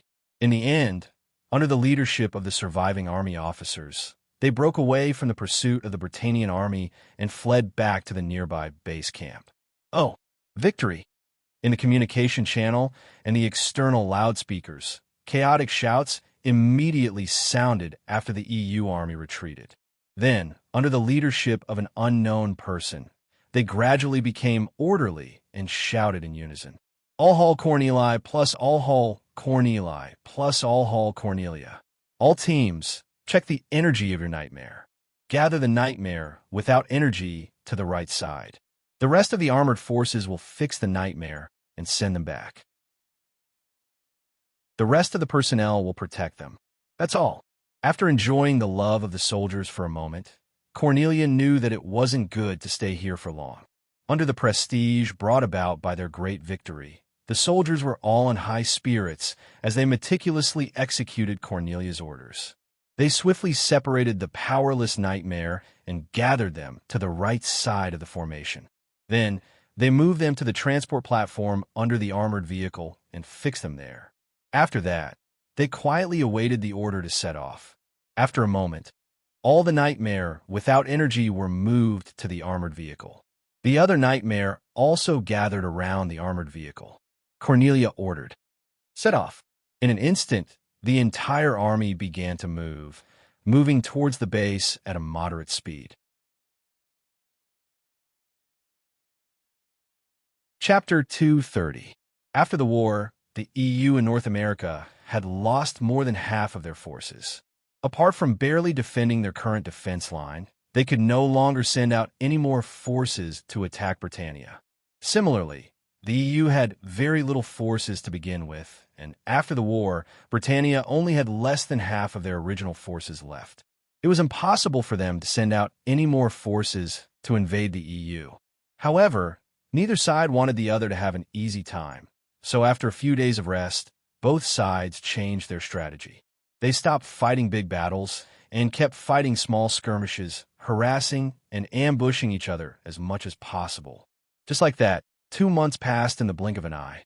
On this day, the reinforcements sent from Britannia finally arrived at the North American front line with the second prince of the empire.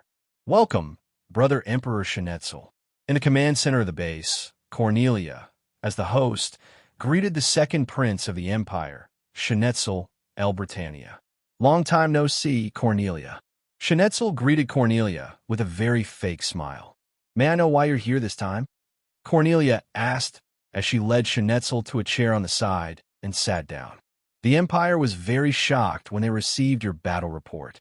They've decided to increase the number of troops deployed against the EU. That's why I'm here to announce your commendation as the temporary commander of the reinforcements. I'm also here as His Majesty's messenger to convey His Majesty's message," Schnetzel said gently. "Oh." Cornelia raised an eyebrow and looked at Schnetzel with sparkling eyes. Although he was said to be a temporary commander, who knew if he was actually here to seize power? One had to know that both sides were each other's most powerful competitors on the road to the throne. One side had outstanding military achievements, while the other side had outstanding political achievements. If possible, they would definitely not let go of such an opportunity to seize the results. As for the reward, as the princess with the highest chance of inheriting the throne, she didn't care about it at all. "I'm just a temporary commander. After announcing your commendation, I'll step down from my position and head straight to the Chinese Federation. I'll formally propose marriage to Emperor Jiang Lihua on behalf of brother Odysseus." Schnetzel obviously knew what Cornelia's "oh" meant. Zhu said with a warm smile, "Is that so? Then you're really busy." Cornelia's expression relaxed as she said with a smile, "That's right," Schnetzel replied. After that, the two of them started chatting in the command room. A moment later, at the reminder of his messenger, Schnetzel stood up from his seat with a serious look on his face and began to read out the commendation order to the higher-ups in the command room. "I wish all of you the best of luck." At the end of the commendation, Schnetzel said, "All hail Charles." All the officers shouted in unison after the commendation was announced. "Then I'll take my leave. I await your triumphant return, Cornelia," Schnetzel said to Cornelia. "I wish you all the best on your journey, royal brother Schnauzer," Cornelia replied. Then Schnetzel, accompanied by Cornelia, boarded the large transport plane parked in the central square. Amidst a series of rumbling sounds, the plane slowly rose from the square. After changing its direction in midair, it quickly flew to the east. "You're all dismissed." Cornelia turned around and said to the officers behind her, "Yes, Your Highness." The officers all saluted Cornelia and returned to their posts. They began to reorganize the new reinforcements. At this moment, only Cornelia, her knight Guilford, and Sei-Ito were left in the square. At this moment, Sei-Ito said, "That guy is very dangerous." Hmm? Cornelia raised her eyebrows and looked at Sei-Ito inquisitively. His smile is fake. His eyes are calm. He didn't show any emotion after seeing you. Every action he made seemed to have been carefully thought out. He's definitely in line with the current situation. He's an extremely rational person, and I can see that he's very calculative. He has a very accurate grasp of the emotions and psychology of the people around him. He can easily win the favor of strangers and use them to his advantage. This kind of person is very scary. Sei-Ito looked to the east, as if he could still see Schnetzel on the plain. He said calmly, "You're very observant." Cornelia said, "That's why he's my biggest competitor on the path to the throne. Unfortunately, I don't see much of a chance of success from you." Sei-Ito said without holding back. "Is that so?"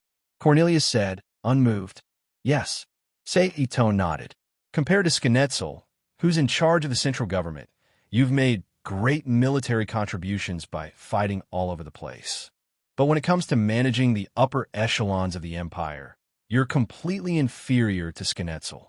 And in terms of personality, although you can win the support of the righteous hawks with your unyielding character, you're not as scheming as Schnetzel, who always gives off a gentle image and is more likely to win the favor of the nobles. At the very least, the corrupt nobles won't have to worry about Schnetzel attacking them after he ascends to the throne. According to what you're saying, I don't have a chance of winning at all." Cornelia said calmly. "If you're willing to make up your mind, it's not impossible." Sei-Ito said, "What should I do?" Cornelia asked. "Seize power by force. Force the throne through military means." Sei-Ito said bluntly, "I'm starting to wonder if you're trying to incite internal strife in the empire." Cornelia turned around and stared into Sei-Ito's eyes. At the same time, Guilford very cooperatively placed his hand on the hilt of his sword and stared at Sei-Ito with a guarded expression. "Think what you want." Sei-Ito shrugged. "I'm just telling you what I've observed. After all, you're my collaborator. The higher you climb, the more I can gain, right?" "Humph." Cornelia snorted coldly and turned around to walk back to the command center. "If you don't want to start a political revolution, you can assassinate me too." Sei-Ito chuckled as he followed behind Cornelia. Unfortunately, Cornelia completely ignored Sei-Ito's words and walked into the command center with an expressionless face. She stood in front of the military sand table in the center of the room and began to ponder over her next strategy. Seeing this, Sei-Ito curled his lips and walked to Cornelia's high back chair and sat down. He leisurely stared at Cornelia, who exuded a different kind of charm as she pondered. 3 days later, Cornelia's troops were reorganized. At noon on the same day, Cornelia gathered all the senior officers and arranged the tasks in front of the sand table in the command center. On the same night, Cornelia and her night regiment led several troops and rushed out of the base under the cover of night. In the blink of an eye, they melted into the night sky. After a period of rapid march, the troops that were scattered into dozens of troops all arrived at the designated location in the wee hours of the morning. After resting for more than an hour, under Cornelia's command to attack, the troops swiftly launched an attack on the EU Allied forces. Completely unprepared, the exhausted EU Allied forces were caught off guard by Cornelia's sudden attack. Until the end of the battle, the EU Allied forces didn't manage to organize an effective counterattack. They could only helplessly abandon their defensive line and lead the defeated troops to the next defensive line. But with Cornelia's character, since she launched a sneak attack, how could she only attack one defensive line? Therefore, when the defeated troops arrived at the next defensive line, they didn't get the rest they expected. Once again, a portion of the soldiers were swallowed up by the Britannians like wolves and tigers. They could only join the defeated troops and continue to move. Just like that, the EU's joint defense line was lost to the Britannian attack overnight. When they were ready to counterattack the next morning, the Britannian army, who had already set up a defensive line, once again gave the exhausted EU army a head-on blow. After leaving behind more than 100 EU robots and a small number of armored troops, the EU army had no choice but to retreat, surrendering the 5 defensive lines to the Britannian army. The following situation completely fell into the hands of the Britannians, or rather, into Cornelia's rhythm.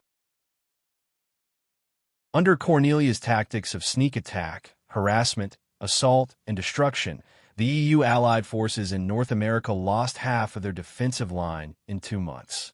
The loss of a large area of land and the increasingly serious rebellion in the EU forced the EU's upper echelons to consider peace talks with the Britannians to temporarily end the war and suppress the rebellion in the country. But the Britannians didn't want to enter into the negotiation process so easily. After delaying for more than a month, under the threat of an all-out war with the Britannians finally issued the order to stop the war and negotiate. As for the negotiations that followed, it had nothing to do with Cornelia. At this moment, Cornelia, who had been relieved of her position as the frontline commander, led Sei Ito, Guilford, and several other knights on a plane back to the Empire. Yi Tanqing, who had been following Cornelia's army all this while, in addition to obtaining the rich soul energy that filled the air above the battlefield, he also selected 15,000 people of suitable age from the people in the war-torn zones as slaves and brought them into the Rubik's Cube world. After building houses for them and providing them with the basic necessities, he threw them all to Ito Reina and let her arrange their farming work. I can finally see Euphemia. At this moment, Cornelia was sitting on a plane flying to the capital of the Britannian Empire. She was admiring the white clouds outside the window and was full of longing. Have you thought it through? Do you want me to help you get rid of Schnetzel when we return to the Empire? Sei Ito, who was sitting next to Cornelia, unknowingly interrupted her thoughts. There's no need, Cornelia calmly replied. After seeing how Sei Ito turned 15,000 slaves into nothing, Cornelia was more and more grateful for her choice to agree to the deal with Sei Ito. So now, she was more and more tolerant of Sei Ito's easily irritating remarks. Then forget it. But how are the people I asked you to investigate coming along? Sei Ito asked. Chapter 231. It's been investigated. Cornelia first raised her hand to greet the female soldier on the plane, then said to Sei Ito. Then she ordered the female soldier who came to the two, "Go get the information and prepare a glass of red wine for me." "Yes, Your Highness." The female soldier responded, then turned and walked to the service desk at the back of the plane. "Thank you." Sei Ito nodded and thanked her. After a while, the female soldier who was ordered by Cornelia returned with a tray. She leaned over and handed a stack of papers to Cornelia, but Cornelia didn't take it. Instead, she directly motioned for Sei Ito to take it. "This is the information about those people." Cornelia took the red wine from the female soldier, took a small sip, and said, "But in addition to Lakshata Chula, who is one of the more famous scientists in the Empire, Earl Royd Ashbrood and Cecil Kermy recently transferred from a research lab to the Special Dispatch Guide Technical Department, responsible for the development and application of new airframes. One thing worth noting is that although the Special Dispatch Guide Technical Department is under the name of Clovis, its actual leader is Schnetzel. As for the little girl named Nina Einstein, she is currently studying at Ashford Academy in District 11 under the jurisdiction of Clovis. She is now in her first year of high school. Sei Ito listened to Cornelia's simple explanation while browsing the information in his hand. A moment later, he closed the information book in his hand with the name, age, nationality, file record from birth until now, the information obtained from the investigation, and the analysis report. He asked, "Can I see Lakshata Chula immediately after I get off the plane?" "Yes," Cornelia said. "Good." After getting off the plane, ask someone to send me directly to the meeting place. Sei Ito waved his hand and stored the information into the space. His body leaned back on the chair, his hands clasped on his abdomen, and he closed his eyes. Cornelia, who had long been used to Sei Ito's method of collecting things out of thin air, wasn't surprised at all. She just nodded and said, "Okay." Then, the two people in the cockpit fell into silence. After about 5 hours of flight, the plane finally landed in the international airport of the capital of Britannia Empire. After exchanging some pleasantries with the officials who came to greet them, the group finally got into the car that was used to pick up Cornelia and the others. They then turned around and drove towards the palace. Mulder, Sensei Ito to the agreed meeting place. On the way, Cornelia said to a young knight sitting in the passenger seat. "Yes, my lord," replied the young knight. Subsequently, the high-speed motorcade gradually slowed down and stopped at the side of the road. Then, Sei Ito and the young knight named Mard got off Cornelia's car one after another, exchanging places with the two people in the other car. Then, he turned the car around and drove directly into a fork in the road, speeding off into the distance. "Let's go." Cornelia ordered the driver in front of her after Sei Ito's car drove away. "Yes, my lord," replied the driver in the driver's seat.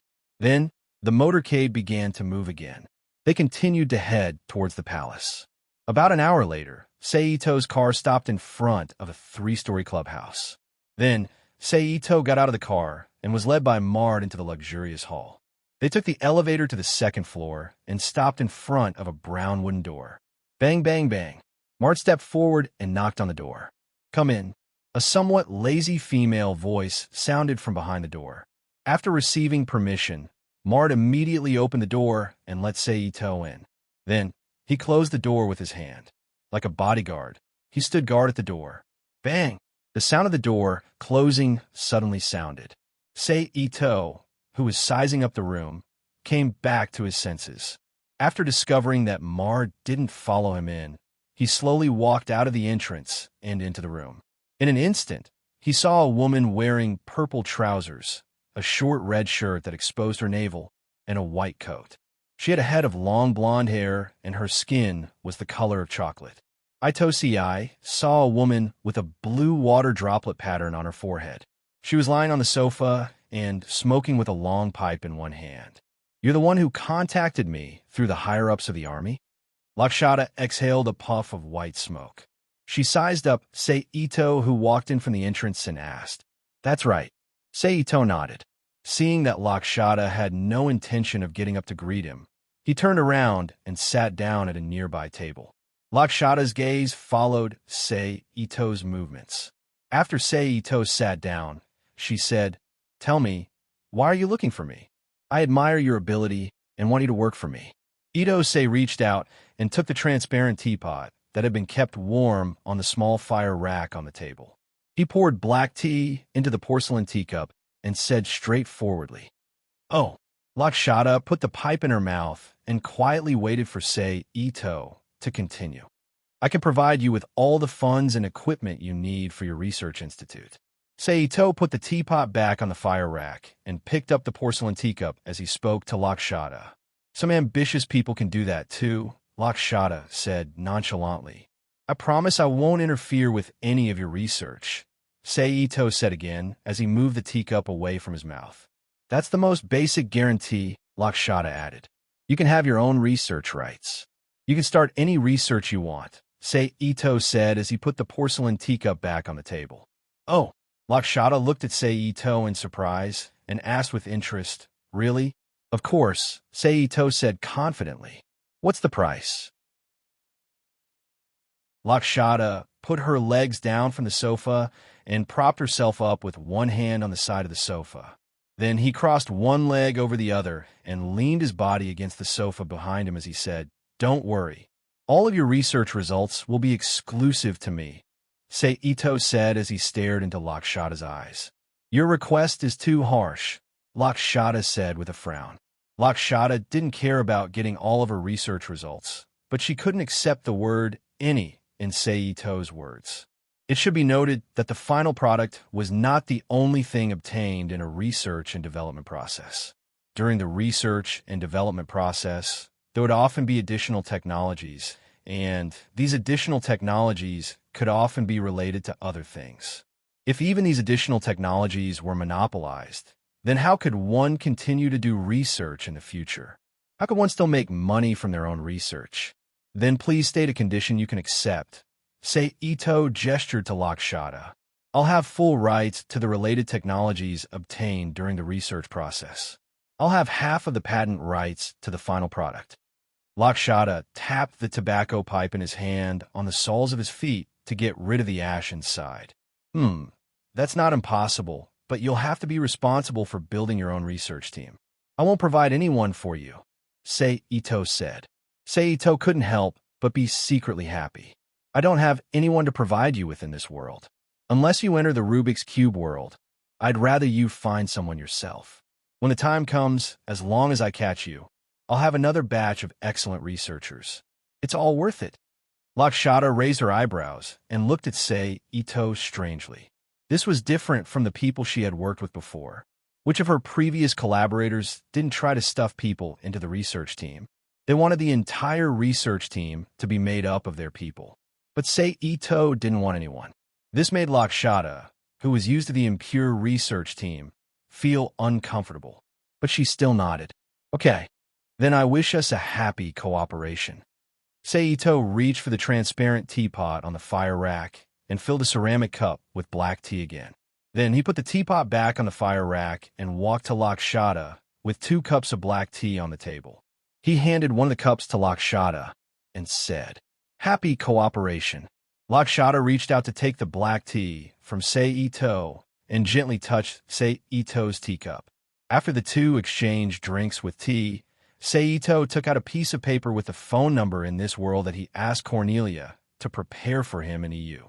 He handed it to Lakshata and said, "This is my phone number. Call me when you're ready. I'll come and pick you up." Okay. Lakshata reached out to take the piece of paper. She casually glanced at it and put it in the pocket of her white coat. "I'll look forward to hearing from you." Ito shook hands with Lakshata, turned around, and walked out of the room. He met up with Mard, who had been waiting outside the door. He went downstairs, restarted the car, and drove to Cornelia's mansion outside the palace. What a strange guy. Lakshata, who watched Ito leave from behind the window, muttered to herself. Then, she took out a red flip phone the size of a palm and made a call. Beep, beep, beep. Big sister. A female voice came from the phone. "Tell them there's work to do." Lakshata just said one sentence into the phone, then hung up the phone and turned around to leave the room. After about half an hour of travel, the car finally arrived in front of a luxurious manor. After passing the inspection of the guards, it drove straight into the manor.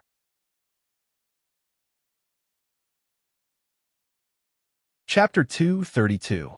The car drove through a 30-meter-long walkway, bypassed a mermaid-shaped fountain in the middle of the courtyard, and finally stopped in front of a huge Roman-style house.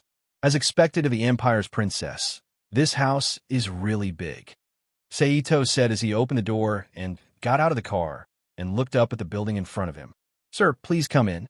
At this time, a short-haired maid wearing a black short-sleeved skirt and a white floral apron pushed open the closed door and politely greeted him.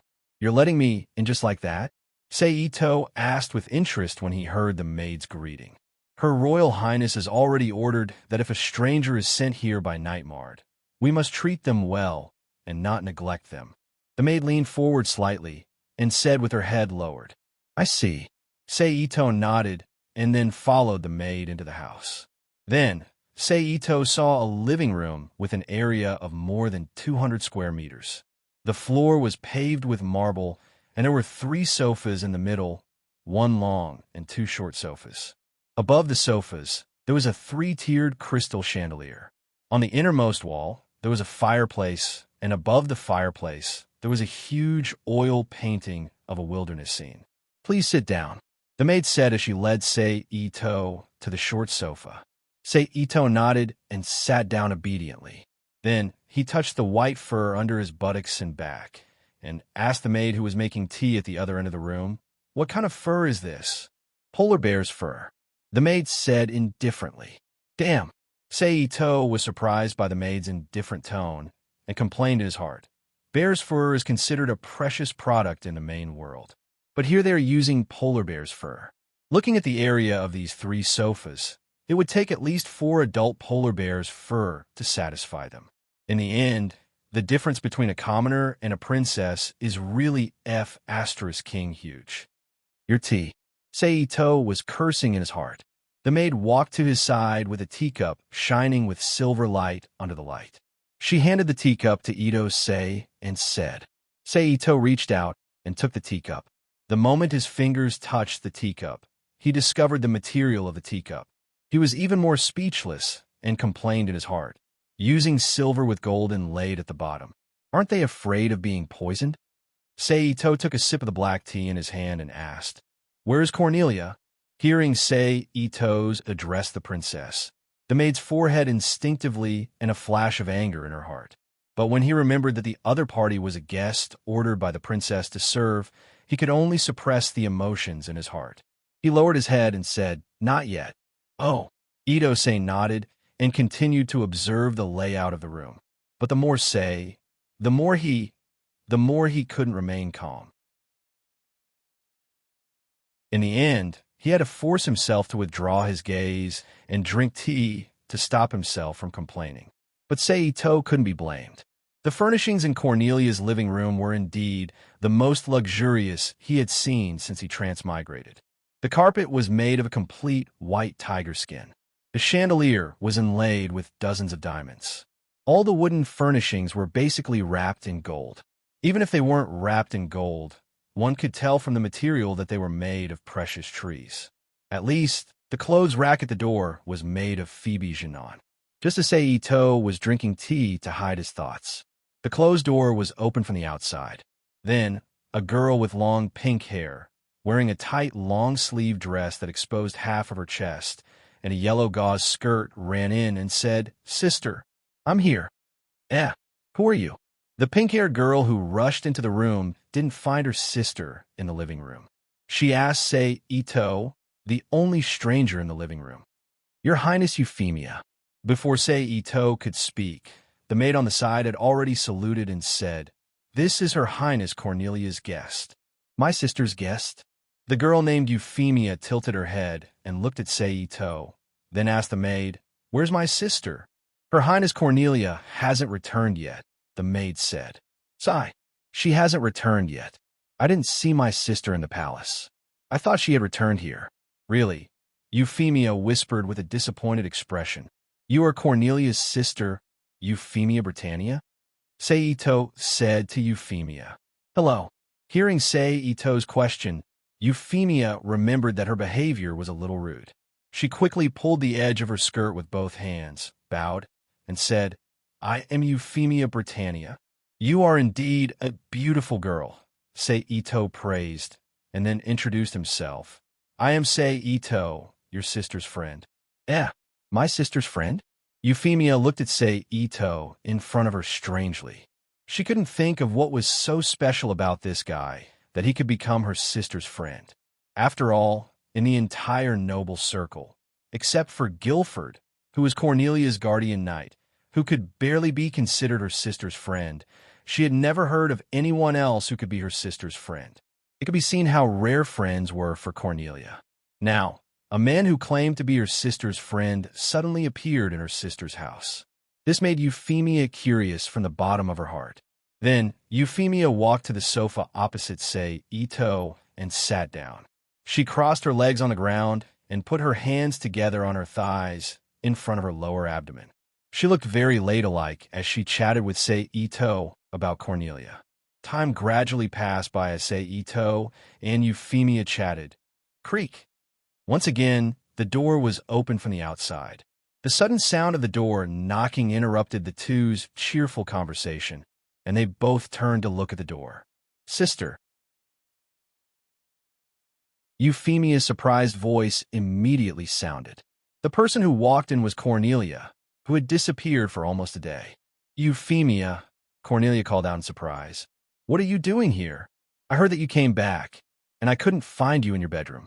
I thought you would be in the mansion, so I came over. Who knew that you would only come back now? I had to wait for you for a long time." Euphemia quickly walked up to Cornelia, hugged her, and complained. "When I went to your bedroom to look for you, I heard from the servants that you went out. I was wondering where you went." Cornelia smiled. "Didn't you come back a long time ago? Why did you only come back now?" Euphemia asked as she walked to the sofa with Cornelia.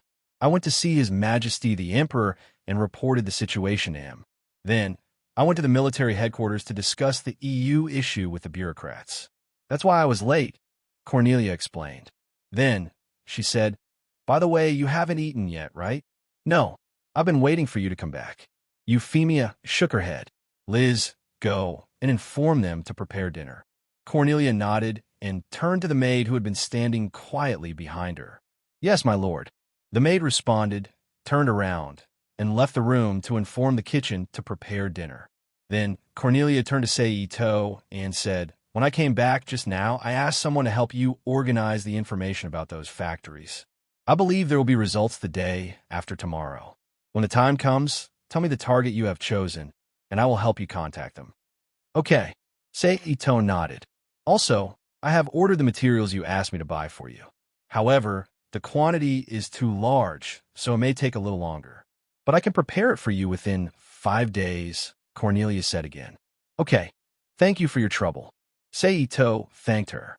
Then, he looked at Euphemia and said, since the matter is settled, I won't disturb you and your sister. I'll take my leave first. Okay. Cornelia nodded and then said to the maid, Liz, who had just finished informing the kitchen to prepare dinner, take him to the guest room. Yes, my lord. The maid looked at Saito, who was sitting on the sofa, and then walked to Saito and led Saito to the stairs on the left of the living room.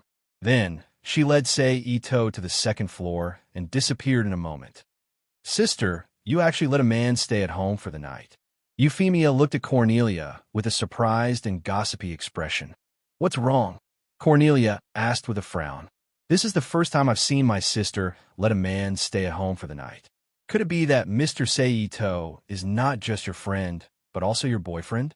Euphemia said to Cornelia, full of gossip. What nonsense are you thinking? Cornelia's frown deepened. She said in a bad mood. And he said that he's my friend? Yes, that's what he said. Euphemia said with a strange expression. Oh, that's good. Cornelia secretly heaved a sigh of relief. She was really afraid that Saito would say something like that in front of Euphemia. It would be bad if they made a fool of themselves. But are you really just ordinary friends? Euphemia asked with a teasing look. Enough. Cornelia was about to reprimand Euphemia when a knock on the door interrupted her. Then, a maid pushed the door open and walked into the living room. She bowed to Cornelia and said, Your Highness, dinner is ready. Please eat. I got it. Cornelia waved her hand to dismiss the maid. Then, she turned to Euphemia and said, Let's go eat. All right. Euphemia replied with a smile and followed Cornelia to the restaurant. Cornelia and Euphemia had a heartwarming dinner. After dinner, the two chatted for a while. Cornelia ordered someone to send Euphemia back to the palace. Then, she turned and went to the second floor. She came to the guest room prepared for Saito and knocked on the door.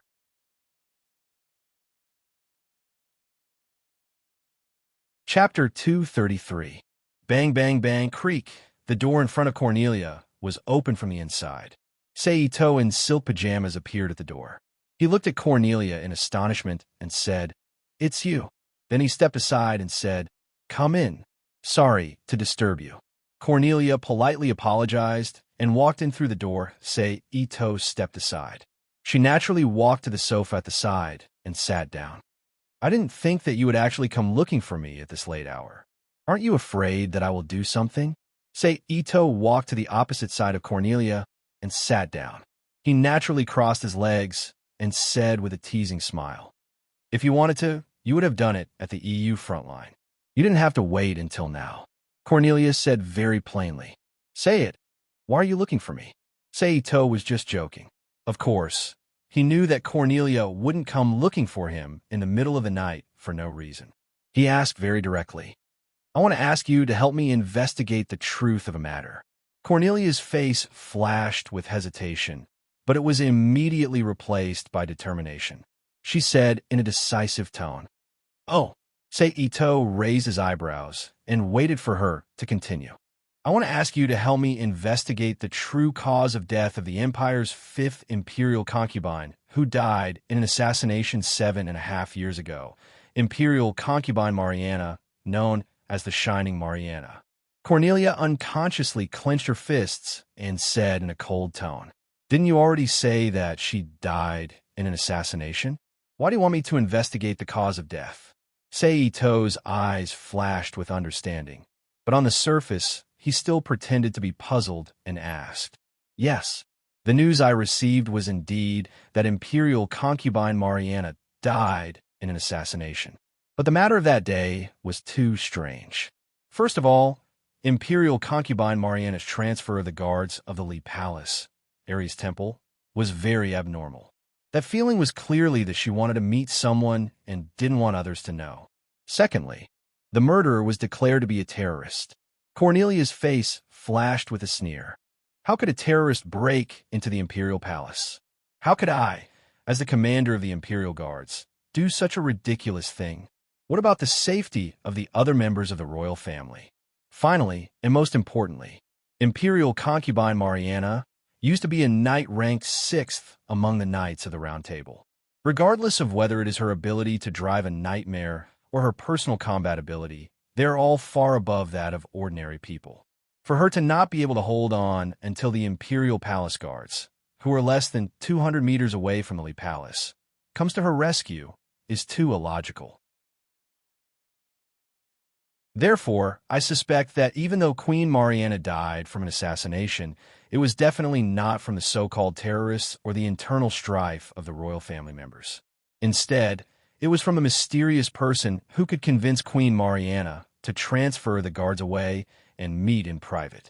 Only that person would be able to kill Queen Mariana before she even had a chance to resist, Cornelia said. "You mean you want me to investigate that mysterious person?" Seito asked. "Yes, I want to know the truth. Otherwise, I won't have the face to see my already dead brother Leluxiu and sister Nunnally." Cornelia raised her head and looked into Seito's eyes. "All right." Seito quietly looked at Cornelia for a moment and nodded. "I can't just let you pay while I do nothing. This doesn't conform to the principle of equivalent exchange." "Thank you." Cornelia expressed her heartfelt gratitude. "You're welcome. It's what I should do." Seito waved his hand indifferently. Then he said, "Do you have the investigation report of that year's incident and the information of the witnesses? I'll have someone send the investigation report to you tomorrow, but I only know of 2 witnesses. One is the current 6th Knight of the Round Table, Anya Alstrom, and the other is the late Imperial Princess, Nunnally 6 Britannia. These 2 are the only witnesses who witnessed the entire incident. As for me and the other guards who arrived later, when we arrived, we only saw a pool of blood. Imperial concubine Mariana's body was lying in a pool of blood on top of Nunnally." Cornelia said, "Then can I see the 6th Knight, Anya Alstrom?" Seito asked. "I'm afraid that's very difficult." Cornelia frowned slightly and explained. "Since the Blood Heraldry Rebellion 19 years ago, the Emperor made a rule that no member of the Imperial family is allowed to meet with any Knights of the Round Table without the Emperor's permission. Otherwise, they will be judged according to the circumstances. The most serious crime is the crime of rebellion. Therefore, even as a soldier, I can't casually request to meet a Knight of the Round Table without a proper reason.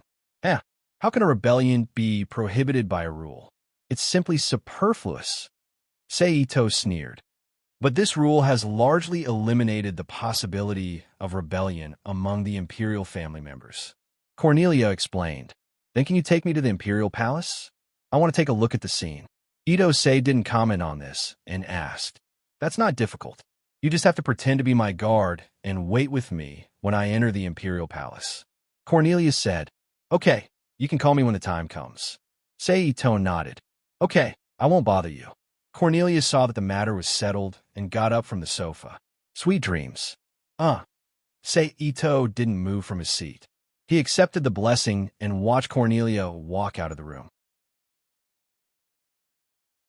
Then he spread his arms on the back of the sofa behind him and leaned his back on it. He raised his head and closed his eyes. Imperial concubine Mariana. After a while, he got up abruptly, turned around, and returned to the bed. He lifted the white down quilt that was big enough for 4 or 5 people to lie side by side, stretched out his legs, and lay down to rest. Comfortable. Seito couldn't help but moan when he felt the softness of the bed on his back. The night was uneventful, and he had a good sleep. Knock, knock, knock. In the morning, a brisk knock on the door woke up Seito, who was sleeping on the bed. When Seito was about to get up, a female voice came in from outside the door. "Sir, breakfast is ready. Please come down and eat." "Got it," Seito replied while lying on the bed. Then he got up from the bed and walked to the window. He opened the dark brown curtain-like curtain in front of him and squinted his eyes to enjoy the warmth of the sun shining on his body. After a comfortable stretch, he turned around and walked in the bathroom in the bedroom to wash up. After a while, Seito, dressed in Britannia clothes, walked out of the room. "Morning." Seito walked down the stairs step by step and greeted Cornelia, who had just finished exercising and walked in from the courtyard with a towel. "Morning." Cornelia, who was wearing red trousers and a light purple long-sleeved casual shirt with a stand-up collar, nodded and greeted back. "You're really diligent." Seito, who walked down the stairs, looked at the slender sword that Cornelia put aside and praised. "As a commander, I must have strength that far surpasses all the soldiers. Otherwise, the soldiers I lead will only be a group of useless lambs," Cornelia said firmly as she threw the towel that had completed its mission in her hand to the maid, Liz, who was standing quietly beside her. "So you're walking the path of an overlord that builds prestige with personal bravery, leads the army with prestige, and builds military achievements with the army," Seito said with some understanding after hearing Cornelia's words and combining it with his observation of Cornelia during this period of time. "Overlord." Cornelia lowered her head and thought for a moment. She felt that Seito's description was very appropriate and subconsciously repeated it. Then she came back to her senses and said to Seito, "Let's eat." "Okay." Seito nodded in agreement. Then the two followed the maid, Liz, to a room with only a long square table and a few chairs beside the living room. Seito and Cornelia each walked to one end of the long square table and sat down. After they sat down, the maid at the side took out a small copper bell from her white apron and shook it. Dang, dang, dang, dang, dang. A crisp sound of the bell rang in the room. Then several maids carrying silver trays walked in after the bell rang. They divided into two groups and came to Seito and Cornelia's side. They placed the silver trays in their hands on the table in front of the two. A few slices of bread, a piece of butter, a small dish of either caviar or foie gras sauce, 2 slices of vegetables, 2 pieces of ham, 2 fried eggs, a plate of fruit cut into pieces, a glass of milk, and silver cutlery. This was everything in front of the two. Seito, who already knew how to eat Western food in the steel world, didn't need anyone to teach him. He directly picked up a piece of bread and used a knife to cut a piece of butter and spread it on the bread. Then he chopped the ham into pieces and sprinkled it on the butter.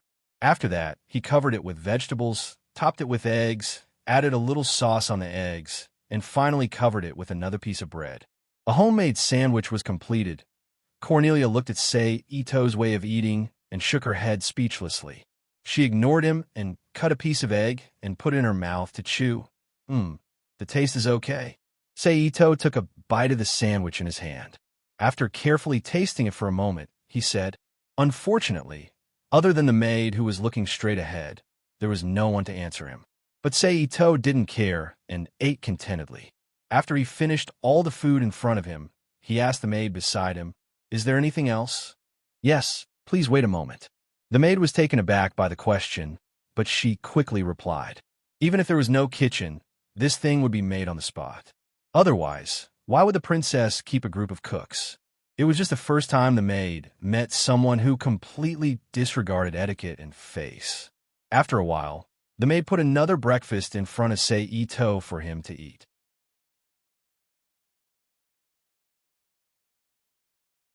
Chapter 234. The whole morning was quiet, but when it was close to noon, Guilford, Cornelia's guardian knight, walked into the living room with a stack of documents in his hand. "Good day, Your Highness." As soon as Guilford stepped into the room, he bowed to Cornelia, who was leisurely sipping her black tea on the sofa. "How many times have I said, no need to be so courteous, Guilford?" Cornelia saw Guilford's actions, her 2 slender eyebrows slightly wrinkled, and said helplessly, "This is etiquette, Your Highness." Guilford lowered his head and said. Then, without waiting for Cornelia to speak, he stepped forward and handed the documents in his hand to Cornelia. "This is the investigation information you asked for about the death of Queen Mariana 7.5 years ago. Thank you for your hard work, Guilford." Cornelia reached out to take the documents and thanked him.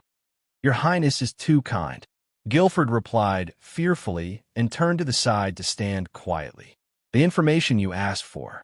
Cornelia passed the documents in her hand to Sei Ito, who was surfing the web, and said, "You're not slow." Sei Ito stopped what he was doing and raised his head to take the documents handed over by Cornelia. He then lowered his head to look at it.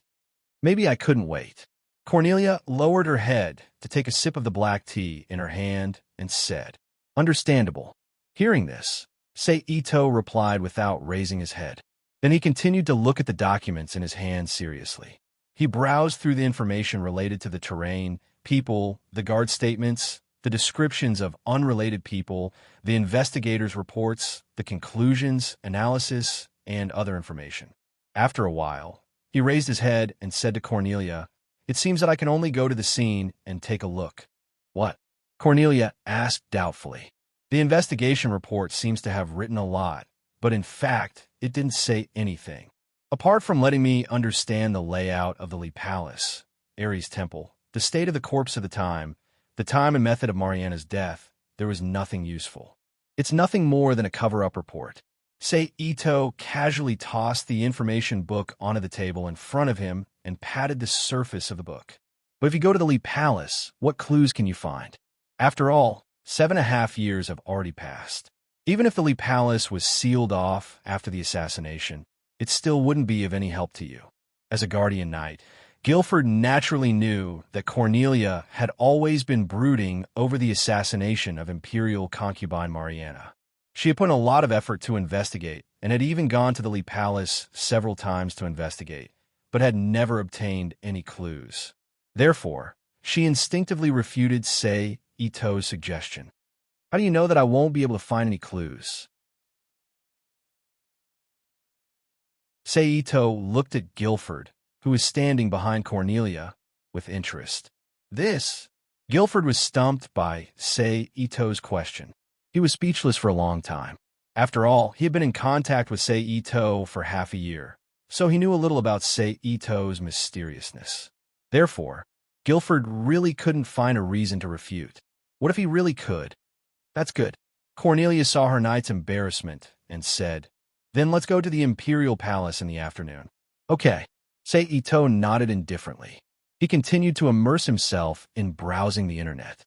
Unfortunately, Japan in this world had already become District 11, so Sei Ito browsed the whole morning and didn't find any traces of anime or AV. Instead, he found a lot of Britannia's anime and movies, but because of the taste, he wasn't used to it, so he gave up on searching in this area. Instead, he played games. Fortunately, the game production in this world was very good. It was completely different from the kimchi games in China and the kawaii games in Japan. He could play it very happily. In the afternoon, Sei Ito, who had changed into a night suit prepared by Cornelia, drove to the Imperial Palace with Cornelia and Guilford. "We're here." In less than half an hour, the three arrived in front of a group of ancient castles that were more than 10 meters tall and had a China-style parapet wall at the top. The outer wall was covered in white and was protected by a white wall.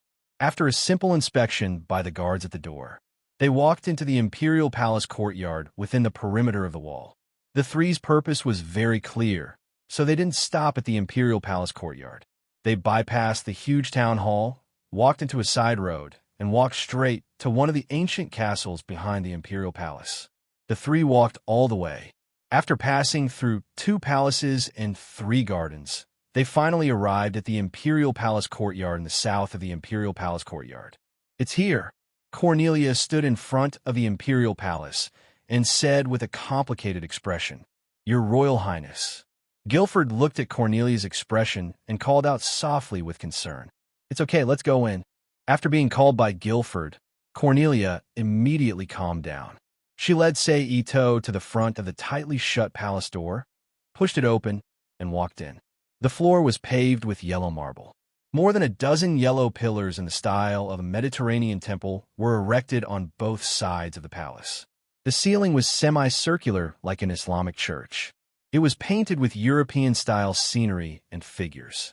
At the innermost part of the palace, there was a screen wall with a picture of an ancient Greek man fighting a fierce beast.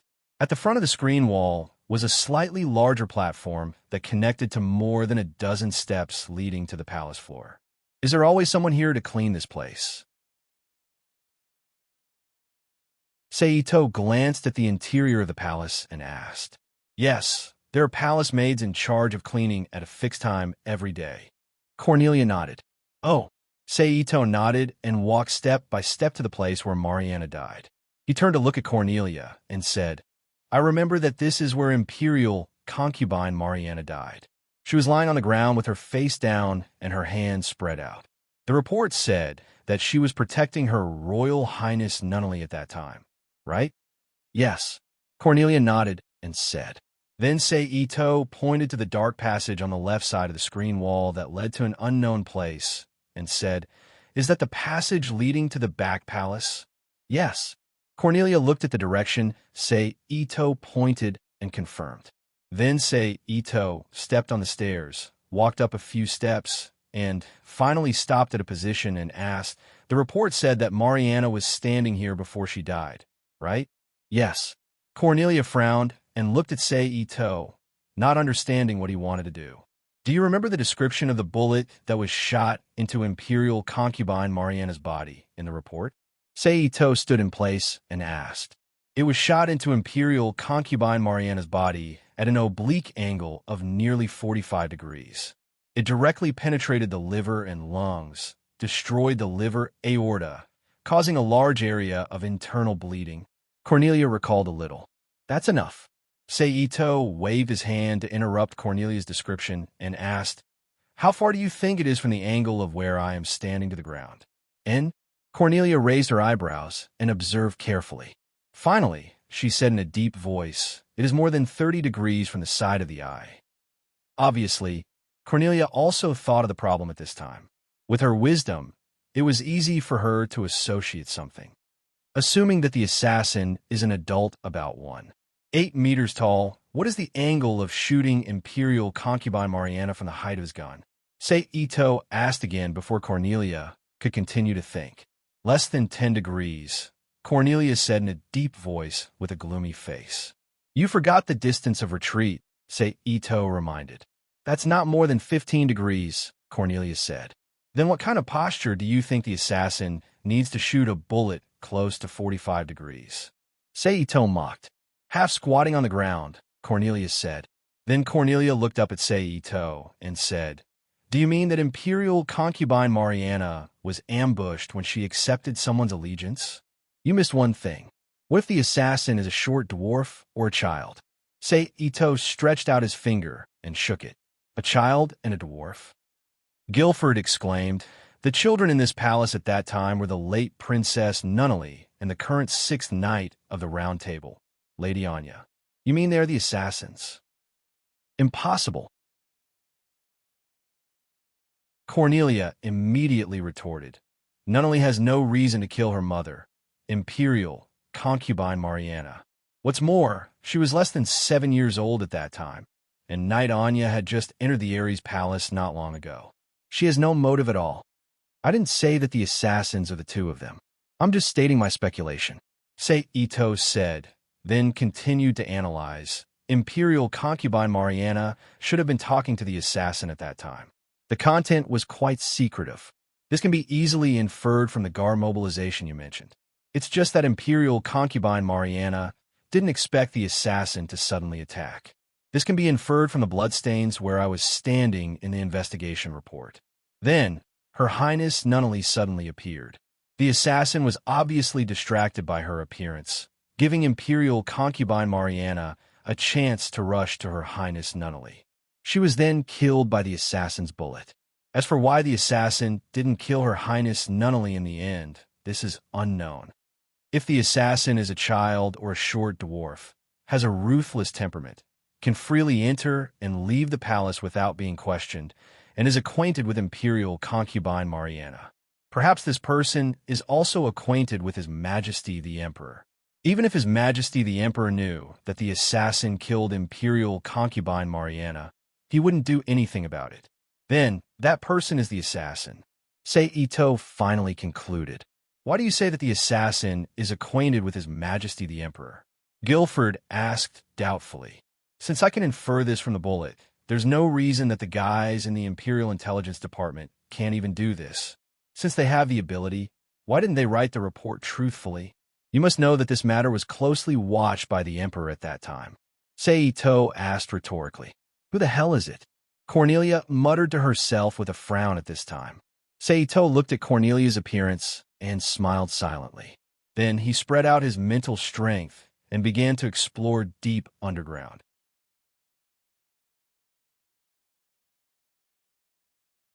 Chapter 235. Just as Ito's mental strength spread out to investigate the underground of the Lee Palace, Ares Temple, Cornelia, who had been in deep thought all this time, suddenly had a change in her expression, as if she had thought of something. Thought of something? Although Ito was using his mental strength to investigate, it didn't affect his senses. Seeing the change in Cornelia's expression, he said indifferently. Hearing Ito's inquiry, Cornelia silently nodded her head. Interesting. At this moment, after his mental strength broke through the thick layer of soil, he suddenly felt empty. A room about the same size as the main hall of the Lee Palace appeared in the range of Ito's mental perception, arousing Ito's interest, and he unconsciously opened his mouth to speak. The Lee Palace was originally spacious, and Ito didn't deliberately lower his voice, so Cornelia easily heard Ito's words. She raised her head to look at the smiling Ito with some doubt, and her inquisitive gaze fell on him. Ito didn't explain anything, but instead controlled his mental strength to find the entrance to the underground space and follow the entrance's passage to investigate. Over there, Ito's gaze turned to the passage leading to the sleeping quarters, and after muttering to himself, he walked over. Let's go and take a look. Cornelia completely couldn't understand Ito's current actions, but when she thought of Ito's miraculous actions, she became curious about Ito's goal. She whispered something to Guilford beside her, and then followed him. The three of them walked into a passageway. After walking for a while, they arrived at a room with a European-style aristocratic bed that was about 3 meters long and 5 meters wide. The four corners were supported by slender wooden pillars that were as thick as an arm. A pink sand curtain hung from the ceiling, and the bed was covered with a thick white down quilt. At this moment, Cornelia informed them that this was Imperial concubine Mariana's bedroom. Oh, Ito seemed to have known it for a long time and nodded in response. Then he walked straight to the side of the bed. There was a ceramic vase that was about the height of a person, and its surface was painted with golden lacquer. He stretched out his hand and grabbed the opening of the bottle. He pulled, twisted, and released it. Then, a series of almost inaudible clicking sounds rang out. On the right wall of the bedchamber, a huge portrait of Queen Mariana suddenly moved to the side. Then, a stone door that was slowly retracting into the wall emerged from behind the portrait. A pitch-black passage that led to an unknown place appeared before the three of them. Without waiting for Cornelia's reply, Ito stepped into the pitch-black tunnel and stepped on the long flight of stairs. Let's go. Let's go in too. Cornelia frowned and stared at the passage before her for a moment before speaking to Guilford beside her in a deep voice. Your Highness, let me go down alone. I don't know the situation in the passage yet. What if there is danger? Guilford took a step forward and blocked Cornelia's path. He said with a serious face, Didn't you see that he already went in? If there is a problem, he can definitely solve it. Cornelia pointed at the pitch-black passage and said, But your Highness, he is him, and we are us. As a guardian knight, I can't entrust your Highness' safety to a complete stranger, especially in this uncertain environment. Guilford said, Guilford, Cornelia said in a deep voice. If he wanted to, I would have died countless times in EU. Guilford was stunned by Cornelia's words. Of course, he knew that Cornelia was telling the truth. But as a guardian knight, he couldn't give up the basis for his actions just because he knew the truth. If that was the case, what was the point of having a guardian knight? But unfortunately, compared to the weakness of most members of the royal family, the princess he was guarding was an existence that was stronger than him. So don't worry, Guilford. Cornelia walked around Guilford and patted Guilford's shoulder as he helplessly put down his arm. Then, she strode into the passage. Sigh. Guilford sighed deeply. He could only pull himself together and follow. The passage was very long and very dark, except for Ito, who was not affected at all because he had his spirit to explore the way. Guilford and Cornelia, who followed behind, couldn't get used to the darkness that seemed to be the only thing left in the world. They carefully explored forward step by step. Your Highness, Guilford, who had been traveling in the silent passage for a while, shouted worriedly. I'm here, Guilford. Cornelia's voice sounded in front of Guilford. The sonorous female voice easily calmed Guilford's worries. Guilford sighed in relief and said, Your Highness, wait for me there. I'll explore the way ahead. Guilford, do you think I'm that kind of weak woman? Cornelia's voice came from the front and said with some dissatisfaction. Of course not, Your Highness. Guilford hurriedly said, This is just my duty as a guardian knight. Is that so? All right then. Cornelia said after some consideration. Yes, my lord. Guilford's spirit shook as he replied loudly. He quickly took a few steps forward. After smelling the very familiar fragrance beside him, he took a few more steps forward and said, Your Highness, please follow me. All right, Cornelia said. After that, the two of them didn't say anything as they continued to explore the interior. However, the two of them who were extremely careful were still too slow in the end. When they reached the bottom floor, a room that was emitting a white light appeared before their eyes. The two of them who had been in the darkness for quite some time instinctively felt pain in their eyes and subconsciously raised their hands to cover their eyes. After adapting for a while, they slowly opened their eyes and observed the room in front of them. In an instant, a room like a laboratory with all kinds of tools, workstations, and huge glass walls appeared in front of them. Cornelia entered the room and looked at Ito, who was standing in front of a wall and observing the strange symbols on the wall. A laboratory used for human experiments. Ito withdrew his gaze from the huge, strange blood-red V symbol on the wall and turned to Cornelia and Guilford, who had entered the room. Human experiments? Cornelia subconsciously exclaimed. That's right. Ito nodded and pointed to the things in the room and introduced them one by one, saying the platforms over there are used for dissection, the instruments next to them are life support tools, and the huge tube opposite is a culture tank. Something should have been cultivated in there before. Judging from the size, it should have no problem storing a human body in there. As for the rest of the tools, you should have seen the smaller ones, the electrocardiograph, brainwave, body posture, etc. As for the last one that looks a little strange, I took a look at it. It's used for nurturing babies. What are you trying to say? Cornelia's gaze followed Ito's introduction one by one. In the end, she asked in confusion, Nothing? I'm just introducing you to the instruments here. Ito shrugged and said, But I'm very curious. Why would there be these things under the palace of an imperial concubine? Cornelia, can you tell me? I don't know. Cornelia shook her head and said with an incredulous look on her face, It seems that the imperial concubine Mariana you admire is not simple. Ito said with deep meaning. Hearing this, Cornelia's expression suddenly changed. Then, without saying a word, she turned around and walked back into the passage. She walked back the way she came. Ito looked at Cornelia, who turned around and left and laughed in a low voice. Then, he turned his head again and looked at the strange red V pattern that occupied almost the entire right side of the wall.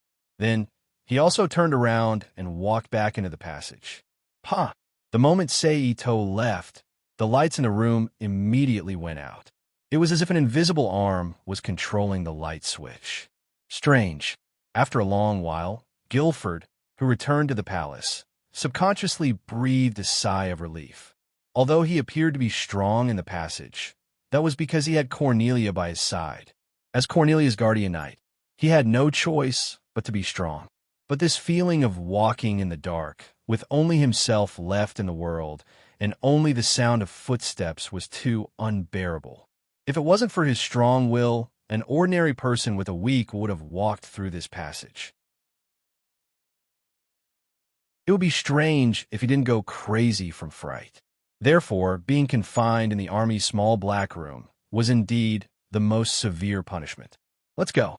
Cornelia, who walked out, glanced at the pitch-black passage behind her and said faintly, "Yes, my lord." Guilford hurriedly responded. At this time, Seito's figure also walked out of the passage. He walked to the side of the ceramic vase and closed the passage in the same way. Then, he followed Cornelia and Guilford and walked out of the palace. They walked out of the palace. Along the way, the three were silent. Cornelia's silence was because she was recalling her memories of imperial concubine Mariana. Guilford's silence was because of Cornelia's silence, while Seito's silence was because he was thinking. In short, the three were silent along the way. They smoothly walked out of the palace and got into the car that they came from and hurried back to the mansion. After returning to the mansion, the three walked into the living room. The maid Liz, who had been waiting for a long time, bowed and said, "Your Highness, go get me a glass of red wine." Cornelia nodded as a return of the courtesy, and then gave the order. "Yes, my lord." Liz responded and turned to the wooden wine rack near the stairs to the second floor. She took out a bottle of red wine and opened the cork and poured it into the goblet beside her. After the red wine was only a third of the way through the goblet, she put the cork back on and put it back on the wooden rack. Then she reached out and picked up the goblet on the table and walked to Cornelia, who was already sitting on the sofa, and handed the goblet over. "Your Highness, your red wine." Cornelia took the goblet and drank it in one gulp. Then she handed the goblet to the maid Liz and said, "Pour me another goblet." "Yes, your Highness." The maid clearly saw that something was wrong with Cornelia. After taking the goblet, she immediately walked to the side and poured again. "Your Highness." Guilford looked at Cornelia and called out in concern, "I'm fine, Guilford." Cornelia shook her head at Guilford. Then she reached out and took the goblet from the maid Liz.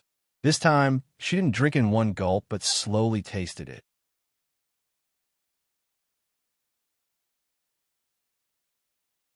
Chapter 236. I didn't expect the imperial concubine Mariana I adore to have such a side to her. After being silent for an unknown amount of time, Cornelia drained the red wine in her goblet in one gulp and said with a blurred expression, "It was very normal. Being in the imperial family, especially the women in the harem, how many of them were really innocent?" Seito, who was playing games on his laptop, said without raising his head. Not to mention the imperial concubine Mariana, who shined on the battlefield. If she didn't have a scheming mind and only relied on her bravery, she would have died on the battlefield. She wouldn't have become the emperor's woman. Cornelia didn't refute and only sighed deeply. "Your Highness, Knight Mard is here." At this time, the maid Liz walked to Cornelia's side and said in a low voice, "I know." Cornelia handed the wine glass to Liz and nodded. A moment later, Mard, dressed in a red Britannia uniform, came in and bowed to Cornelia, who was sitting on the sofa. "Your Highness," Mard said. "Greetings, Knight Mard." Cornelia nodded and replied, "Your Highness, this is the detailed information you requested about the various industries in the country." Mard straightened his half-bent right arm and handed over a stack of documents to Cornelia. "You've worked hard." Cornelia took the information and said in a praising tone, "It's my honor to be of service to your Highness." Mard put his right hand on his chest and slightly leaned forward, saying respectfully. Then he consciously retreated to the side and waited. "Take a look." Cornelia didn't look at the information in her hand and directly handed it to Seito. "You're really fast. I thought I would get it tomorrow." Seito moved the laptop from his lap and slightly raised his body from the sofa. He took the information from Cornelia and sat down again. He naturally crossed one leg over the other and looked at the information in his hand with a comfortable posture. "Just read a novel. But I have a question. Have you thought about how to deal with it?" Seito carefully looked at the information in his hand about the factory's location, area, production line, production capacity, products, employees, capital, and other information. What was the problem? Cornelius said. The problem of the workers. Seito said, you know how I accept. Can you handle anything related to the workers, such as family members? Cornelia raised an eyebrow when she heard this. This was also what gave her the biggest headache at the moment. However, who asked her to agree to it without knowing the reason? This was not like dealing with an enemy, where she could casually break an agreement without caring about the consequences. Cornelia, who couldn't come up with a solution, had no choice but to tell him the truth. If we follow your method, I really can't think of a way to solve the workers' problem. I don't know if you have any ideas. So you don't have a solution either. Seito raised his head and looked at Cornelia in surprise. He then continued to flip through the documents in his hand. I saw that you didn't tell me about it, so I thought you already had a solution. But since you can't solve the problem through normal means, I can only use my unconventional way to solve the problem. Seito said indifferently. What are you going to do? Cornelia asked with a frown. Same old method. Rob.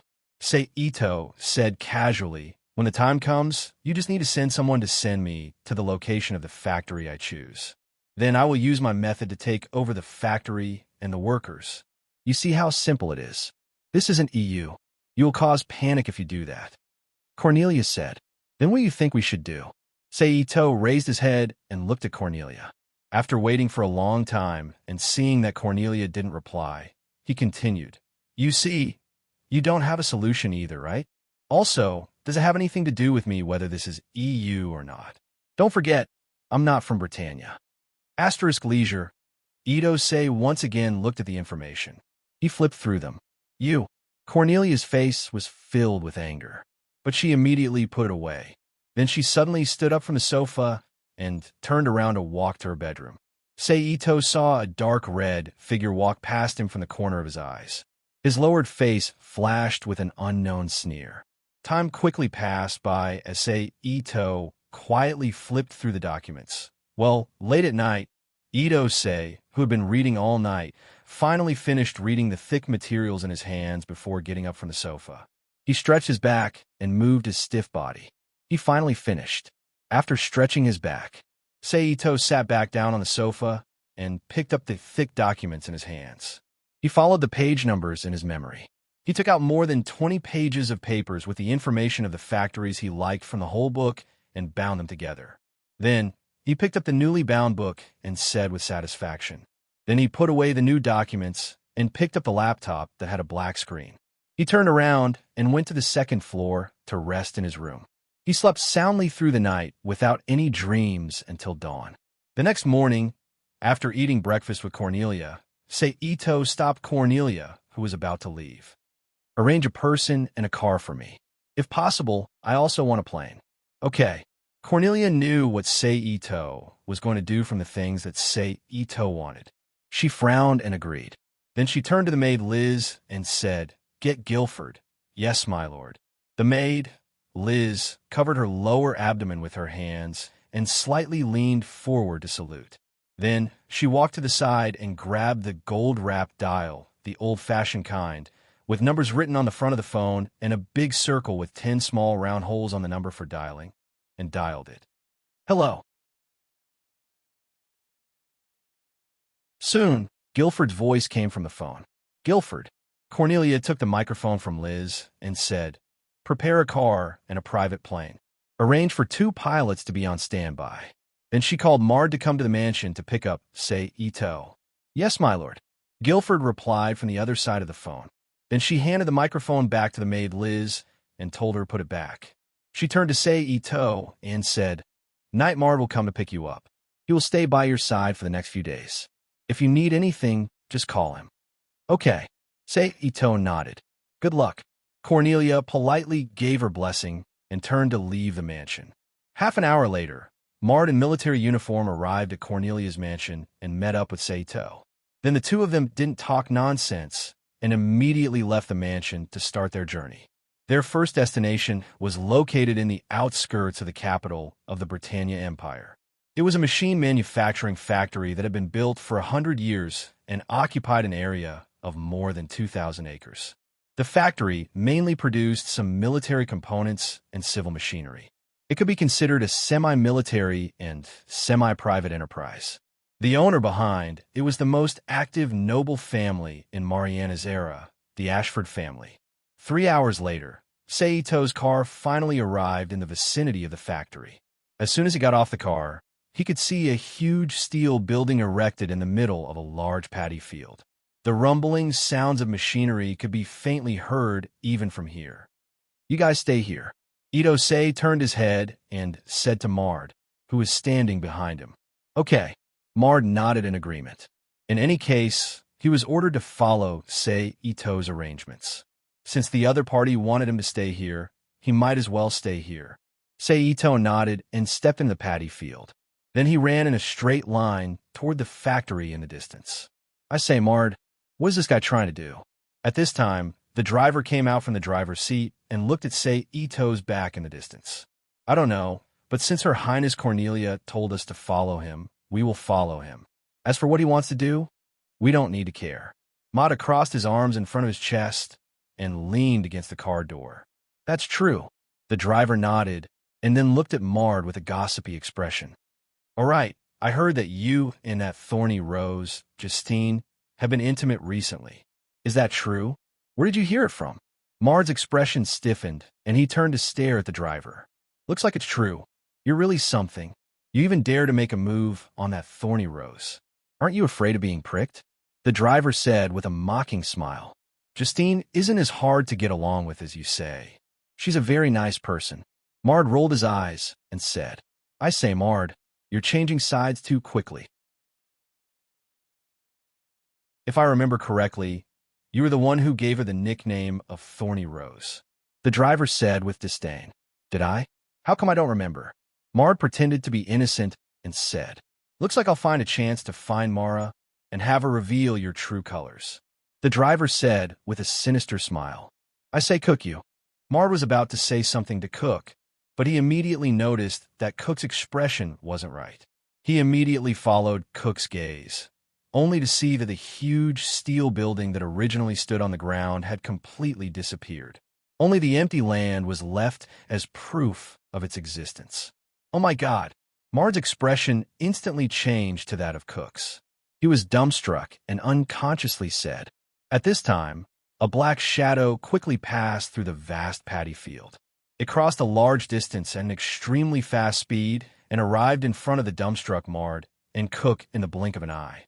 Then, without saying a word, it entered the car door.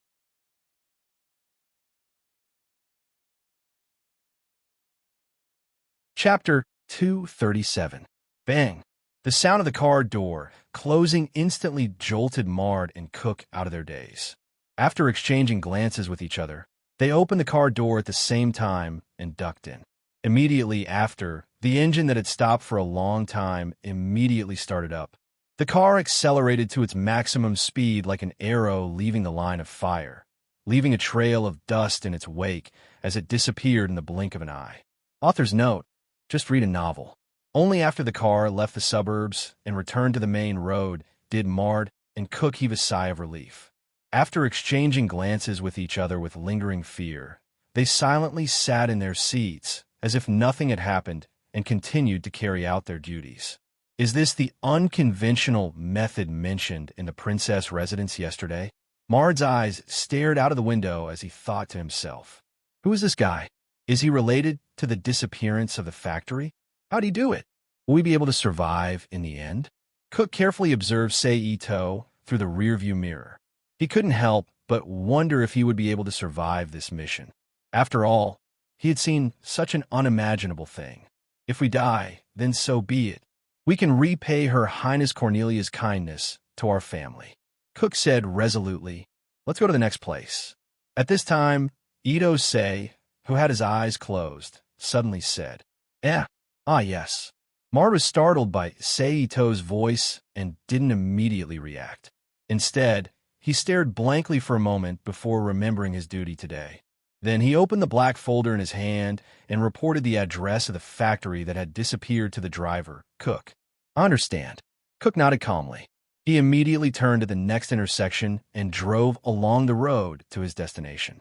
The following situation was the same as the first factory.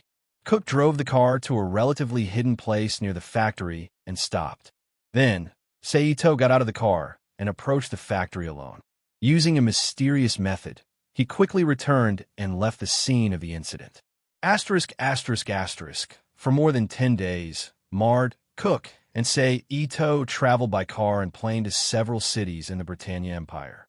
More than 100 factories of various types were collected, with nearly 350,000 employees. In addition, about 15,000 farmers transferred from EU, as well as the factories, workers, and entertainment industry plundered from the Black Sphere world. This made the population of the Rubik's Cube world break through the upper limit of 100,000 for the first time, nearing 400,000. Fortunately, Seito had drawn a large area when he chose the location. So even if he arranged for more than 100 factories, enterprises, and 400,000 to 500,000 people to move in, they didn't even occupy half of the area. What's more, the Rubik's Cube world was still growing, and the plains in the southern region would also expand. It would only make the excess area bigger and bigger, and there would never be a situation where there was no land to use. It seemed that the supplies he had requested from Cornelia weren't enough. Instead of bothering her, he might as well rob a few warehouses. Seito pondered after putting the last factory in the Rubik's Cube. Mard, do you know where the warehouses in this city are? Seito sat in the car and asked Mard, who was sitting in the front passenger seat. Sorry, I don't have the information in this area. Mard shook his head. I need it now. Go find it for me. Seito leaned against the back of the seat and said indifferently, while you're at it, collect the information about the warehouses in the cities we'll pass by on our way back. Yes, sir. Mard knew that he had no room to refute, so he obediently nodded. Drive the car back to the city and find a hotel to stay in. Prepare the information as soon as possible. I must have it by tomorrow morning. Seito said to Cook and Mard together. Yes. The two men answered sternly, and Cook started the car. They turned around and hurried back to the city. Halfway back, ring, ring, ring, ring. A phone rang from Seito's pocket. Hello. Seito took out the silver-gray flip phone from his pocket. Without looking at who it was, he directly pressed the answer button and put it to his ear. It's me, Lakshata Chala. I'm ready. Lakshata's lazy voice came from the phone. I'm outside right now. It will take me a few days to get back. Wait for me in the capital. I'll call you when I get back. Seito said. Okay. Lakshata answered. Send me the experimental equipment you need. I'll prepare it for you. Seito continued. Okay. Lakshata smiled. That's it. Seito hung up the phone, but he didn't put the phone back in his pocket. Instead, he held it in his hand and waited. A moment later, with a series of beeping sounds, an email with a lot of equipment names appeared in Seito's phone. Mard, apart from the warehouse data, help me find where I can get these equipment. Ito-sei said as he threw his mobile phone to Mard, who was in front of him. Okay, sir. Mard took the mobile phone that Ito-sei threw over. He then took out his own mobile phone and copied the text into his own mobile phone by wireless transmission. After confirming that there was no mistake, he returned Ito-sei's mobile phone and said, That's right. After that, nothing happened along the way. The car smoothly drove into the city and stopped in front of a five-star hotel. Then, a bellboy wearing a red bellboy uniform, a red hat, and white gloves quickly ran to the side of the car door and opened it in front of him. After waiting for Seito to come out, he closed the door and quickly walked in front of Seito. He led Seito and Mard, who came out later, to the front desk of the hotel and waited quietly. Get a VIP suite. Mard consciously walked to the front desk and said, Here's your tip. Mard took out a bill from his pocket and handed it to the doorman standing at the door. Thank you, sir. The doorman happily took the bill and flattered, then tactfully turned around and left. I will also take my leave, sir. Mard turned around and said to Seito, who was standing in the room, Go. Hearing Mard's voice, Seito waved his hand and said without turning his head, Bang. The door was closed. Phew. Seito stepped on the Arabian wool carpet and walked step by step to the small fridge on the right side of the room. He took out a can of drink and opened it. After taking a big gulp, he walked to the sofa and sat down, then gently exhaled. 350,000 people. It seems that after this matter is settled, I will have to stay in the Rubik's Cube for a period of time. Otherwise, if I don't handle it well, there will be an explosion. With Lena's inexperienced nature, she won't be able to handle this kind of thing. Ito crossed his legs and placed them on the glass table in front of the sofa.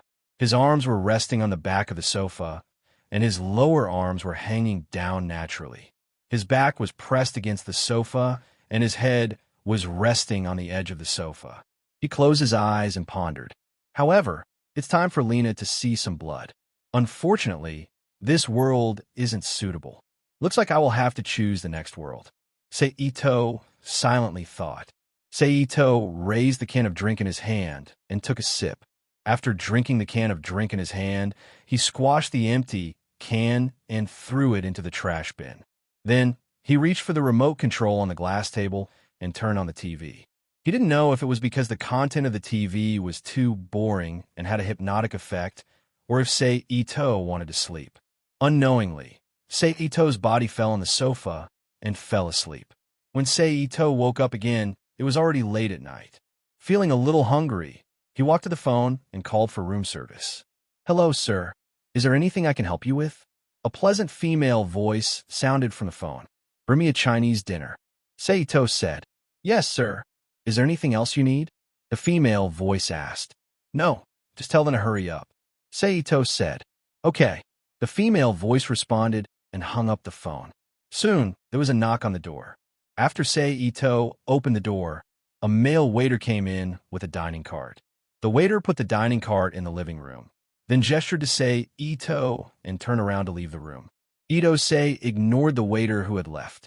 He walked to the dining car and opened the cover above the plate. After briefly admiring the delicacies of the Chinese Federation in this world, he began to eat comfortably. After a while, Ito, who was full, turned off the TV, turned around, and walked to the bedroom. After playing games on the computer in the room for a while, he lay on the bed to rest. The next day, Ito woke up early from his sleep. He got up and went to the bathroom to wash up. Not long after he finished washing up and was about to order breakfast, there was a knock on the door. "Knock." Ito opened the door. "Good morning, sir." Nightmare said outside the door. "Good morning." Ito Mori replied politely and turned sideways to let Mart in. "Sir, this is the information you asked for." Mart entered the room and sat down beside Ito. Then he took out a black folder and handed it to Ito. "Thanks." Ito took it and thanked him. Then he opened the folder and looked at it. After a while, he said, "Good. Go and inform Cook. We will follow the route on this folder." "Yes, sir." Mar took the folder from Ito and replied.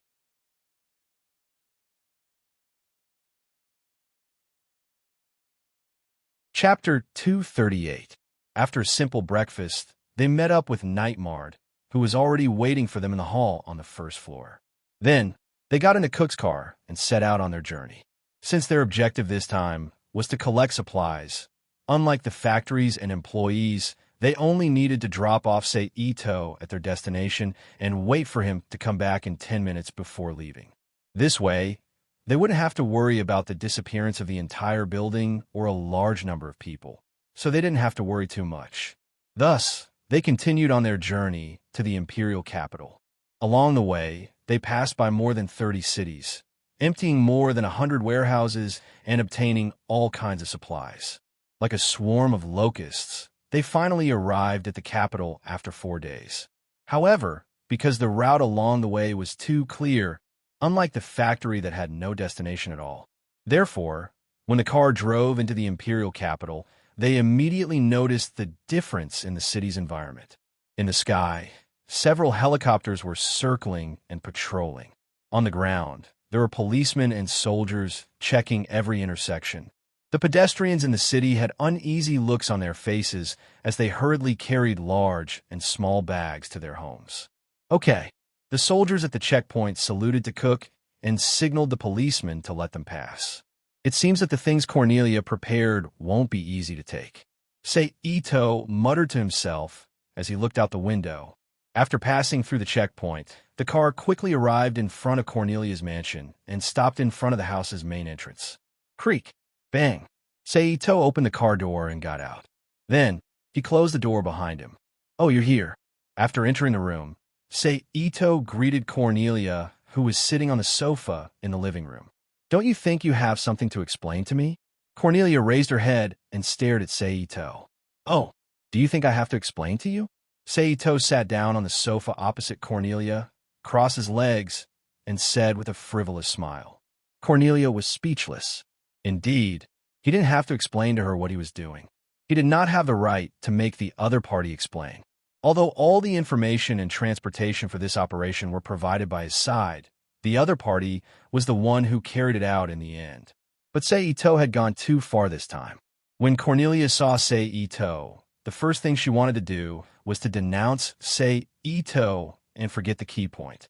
"Now, I need you to do one last thing for me. Once I'm done, I'll leave the capital of Britannia and go to Area 11. Out of sight, out of mind. What do you think about being a princess?" Seito leaned to the right and rested his elbow on the sofa's armrest. He clenched his fist and rested it on his cheek as he looked at the speechless Cornelia. "What is it?" Cornelia frowned. Since he had already done so many things, one more wouldn't make a difference. Just think of it as a favor. When she needs Seito in the future, it will be hard for him to refuse. "Give me an identity and prepare a room for me in Area 11. The location is right next to Sudefeld's house. Then prepare a large laboratory for me in Area 11. Add a full set of equipment for radiation experiments and take a building nearby for me to live in as an experimenter. 3 days later, send me and Lakshada's experimental team to Area 11. That's all," Seito said calmly. "Okay." Cornelia heaved a sigh of relief. She said, "That's good. I won't bother you." Seito saw that Cornelia agreed and didn't mention the materials in the warehouse. He got up and walked directly to the room arranged for him on the second floor. Beep, beep. As soon as he entered the room and closed the door, Seito took out his mobile phone and dialed. "Hello." After a while, the phone was connected, and then Lakshada's voice came from the receiver. 3 days later, we will leave for Area 11. Tell your men not to run around in the next 2 days. I will call you on the day of departure," Seito said as he walked to the bed.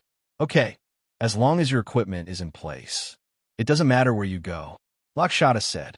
That's not bad. If there's a chance, I will take you to a magical place." Seito sat down on the edge of the bed and opened the laptop on the bedside table with a smile. "Oh," Lakshada's interest was piqued by Seito. "You will know when the time comes." Seito, who was sitting on the bed, smiled mysteriously, then hung up the phone and threw it on the bed next to him. Then he controlled the mouse on the laptop and clicked on an online game client to play. "I'm afraid it won't be up to you." Seito quickly entered the account and password, thinking unscrupulously. Midnight, knock, knock, knock. Seito's door was knocked. "Come in." Seito, who was half lying on the bed and typing on a laptop on his lap, said. Creak. Then the door was opened. Liz, who was wearing a maid uniform, walked in and said to Seito, "Sir, Her Highness asked me to give you this." Then she walked to the bed and put a folded piece of paper on the small cabinet beside Seito's bed. "Oh." Seito looked at the maid Liz with a puzzled expression. He picked up the paper and opened it. Then an address and a string of numbers appeared on the paper. "Did Cornelia say anything when she gave it to you?" Seito was puzzled by the content of the paper, so he asked the maid for some clues. "No." Liz shook her head. "Okay, you can leave now." Ito-say looked at the note in his hand again and turned to rise and said, "Yes." Liz received the order and left the room. If he wanted to understand what was written on the paper, he could only go to the address on the paper. After Liz left, Seito shook his hand and broke the paper. He got up and put his phone in his pocket, picked up his coat, and walked out of the room. Then he left Cornelia's mansion without stopping. He stopped at TXI, far away from the mansion, and drove to the address on the paper. The traffic in the middle of the night was very smooth. The speed of the car could be increased to a relatively safe speed. In a flash, The TXI smoothly arrived at the destination. This is the warehouse area. Seito paid the fare and looked at the dozens of huge warehouses in front of him. Then, Seito, who already knew the meaning of the note Cornelia gave him, slowly walked to the front door of the warehouse, avoided the sight of the camera, and jumped over the wall. Then he walked to the warehouse that matched the number on the paper and entered the password on the electronic lock next to the door. With a short beep, the warehouse door slowly rose up. A burst of cold air flowed out from the gap of the warehouse door. When the door rose up to the height of half a person, Seito bent down and walked in. In an instant, a large amount of frozen meat, vegetables, and fruits appeared in front of Seito. How thoughtful! Seito looked at the things in the warehouse and nodded to himself. When Lakshata develops something good, I'll give Cornelia a share. Her efforts won't be in vain. Yes, there's also Nina's research results. After thinking, Seito stood up and quickly opened a black hole with a diameter of more than 10 meters. He transferred everything in front of him into the Rubik's Cube world. In 2 or 3 minutes, the warehouse was cleaned up. Then, he turned around and moved to the other warehouses. After more than 20 minutes, Zhangtai cleaned up all the warehouses written by Cornelia. Then, he directly destroyed the doors of the other warehouses and transferred all the items inside into the Rubik's Cube world. After that, he jumped over the wall of the warehouse, stopped the TXI at the other end of the road, and rushed back to Cornelia's mansion. The next day, after breakfast, this is the ID you asked for. Cornelia threw a 2-inch photo of Seito without a hat on the table in front of Seito and said, "Let me see." Seito picked up the document and looked at it. Seito, male, 19 years old, Chinese Federation immigrant. There wasn't much information, so Seito finished reading it in a few glances. He raised the document in his hand with satisfaction and thanked her. "I've already asked my subordinates to prepare a house for you. I believe you can move in when you arrive in Area 11. The laboratory and house will be ready by then. You can let your people move in and start working immediately." Cornelia said, "As expected of the Empress, she's fast." Seito praised, "When the time comes, I'll provide you with the results as soon as possible. Your help won't be in vain." "Thank you very much," Cornelia said indifferently. She didn't think so much, but it was a pleasant surprise to get Seito's promise. She didn't let her efforts go to waste. A faint smile appeared on her face. 2 days passed peacefully like this. In the morning, Seito talked to Lakshata on the phone. After confirming the meeting place, he took a large bus prepared by Cornelia and went to the meeting place with Seito's old acquaintance, Nightmard. They picked up more than 30 young men and women led by Lakshata, who had been waiting there for a long time. Then they drove to a military airport on the outskirts of the imperial capital and took a transport plane to Area 11. Of course, Mard, who was accompanying Seito, also took the plane to Area 11. About 5 hours later, the plane landed smoothly in Area 11's former Tokyo International Airport. Then Nightmard, who was the liaison, quickly contacted Cornelia's subordinates in Area 11. About 10 minutes later, Seito and his group got on a large bus and drove to the laboratory and residential area that had already been prepared.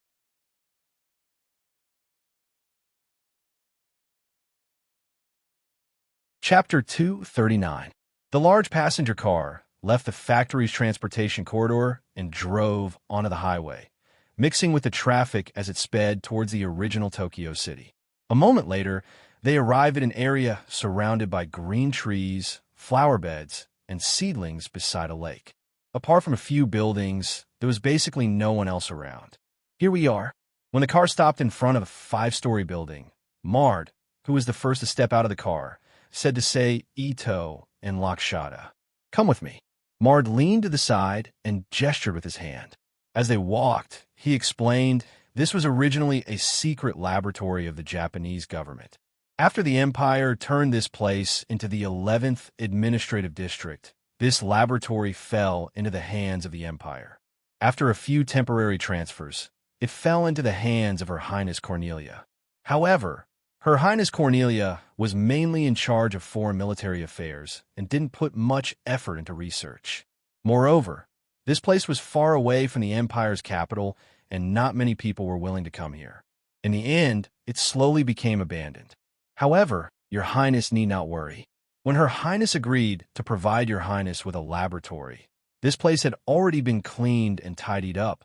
After 3 days of cleaning, it has completely met Your Highness' original requirements.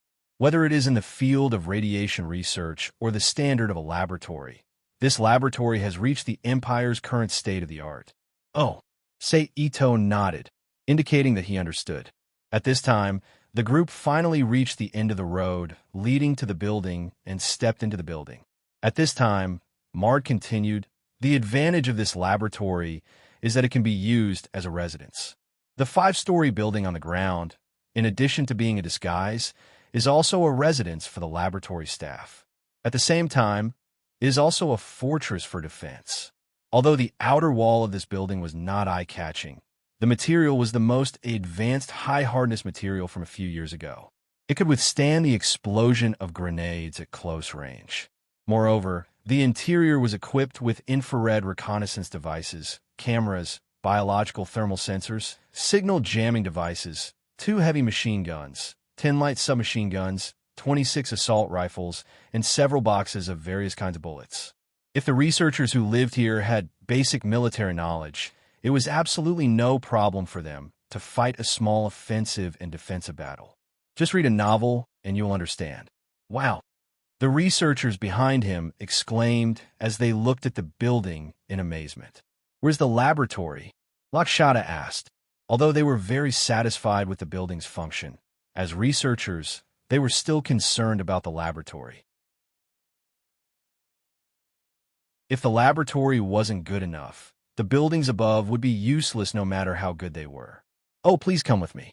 Mada's right hand clenched into a fist. He coughed dryly to cover up his embarrassment. Then he extended his hand to lead the way and led the group of people to the elevator at the side. When the number of people was about the same, he closed the door of the elevator and pressed the round button with the word B1 on it. The laboratory is underground? Lakshata said as she looked at the buttons that were emitting a soft yellow light. Yes, it was 20 meters below the building. Martyr nodded in confirmation. Is this the only elevator that goes in and out? Ito asked with a frown. Although the laboratory was very safe underground, if there was only one elevator in and out, the degree of safety was not necessarily better than the laboratory above ground. At the very least, when an experiment accident occurred and caused other changes, the evacuation method of the underground laboratory was obviously not as good as that of the surface laboratory. It's not like that. Mard shook his head. According to the records I've read, there's an exit that leads to the surface within the laboratory. However, we'll have to go down there to find out the specifics. Oh, Ito nodded and stopped talking. Ding. At this time, the elevator made a soft sound and the elevator door slowly opened. Then, a passage emitting a dark red light appeared before everyone's eyes. Let's go in. That's it, Mard said as he walked out of the elevator. He led the others inside. The passage was not long. It was about 15 meters long. Those with fast footsteps could walk the entire way in less than a minute. At this time, a pitch-black room appeared before everyone's eyes from the end of the passage. Mard saw the place and quickly walked forward. He took out a magnetic stripe card from his pocket and swiped it on the card reader by the transparent glass door in front of him. With a soft beep, the light in the pitch-black room suddenly lit up, emitting a bright white light. Then, the tightly shut transparent glass door silently opened to both sides. Please, Mar invited at the door. Then, the group of people walked into the laboratory. In an instant, a large amount of experimental equipment appeared before Lakshata and the others. This caused the youths in the back to make a big fuss. How is it? Ito turned to Lakshata and asked. Yes, this was the most advanced equipment that could be found in the Britannia Empire. There were also a few rare items that could not be obtained without connections to the army. Lakshata said with satisfaction. That's good. Ito smiled and nodded. He turned to Mard and ordered, begin the handover. Yes, sir. Mard obeyed. Then he led Ito and Lakshata out of the laboratory through a small corridor to the central control room. Then, he used the magnetic stripe card in his hand to open the door of the control room and walked in. Then, without needing Seito's instructions, Mard went straight to the central control room's large computer and began to use his existing authority to open Seito and Lakshada's authority to the highest level. However, Seito's authority was shown to be the highest level, while Lakshada's authority was only level 1. Then, Mard pressed a few buttons in front of the computer to cancel the magnetic stripe card in his hand and his identity. Then, he took out 2 new magnetic stripe cards from the card maker at the side and returned to Seito's side. He handed them the magnetic stripe. "This is your identity card. Please take it. From now on, this laboratory belongs to the 2 of you." Mard smiled. "Sorry to trouble you." Seito reached out to take his identity card and nodded in thanks. "You're too polite." Mard shook his head. Then, Seito went to the computer and used his identity card to confirm his authority. He opened the blueprints of the entire laboratory.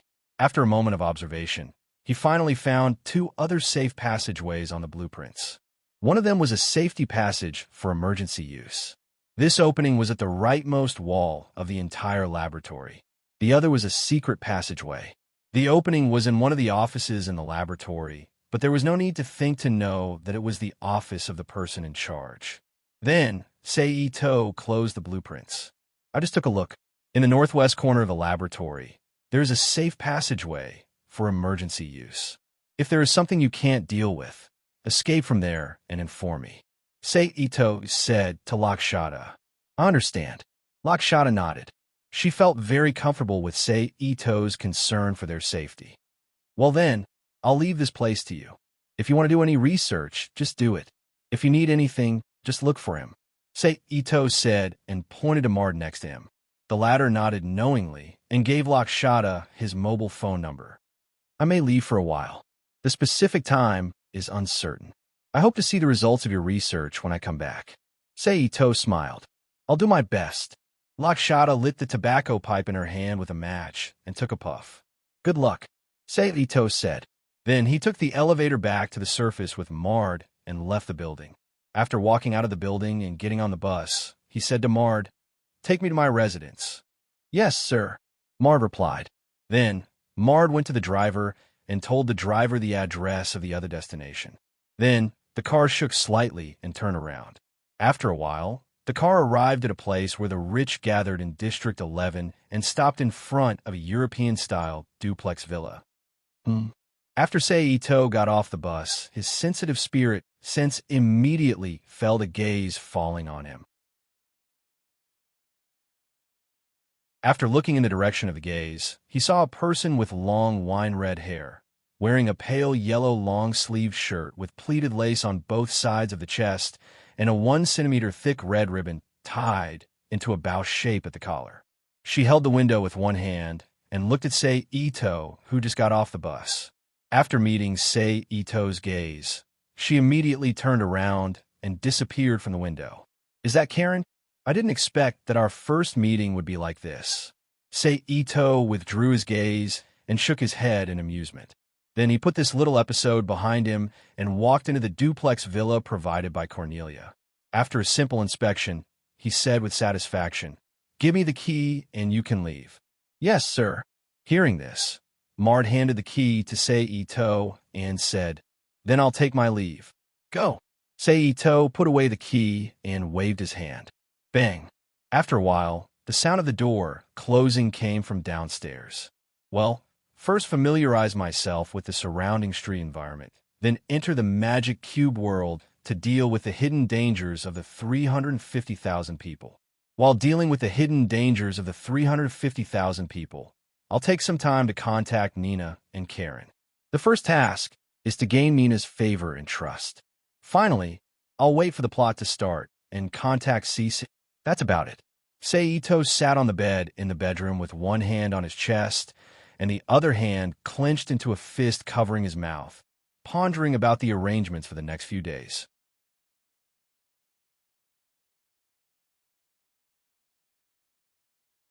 Chapter 240.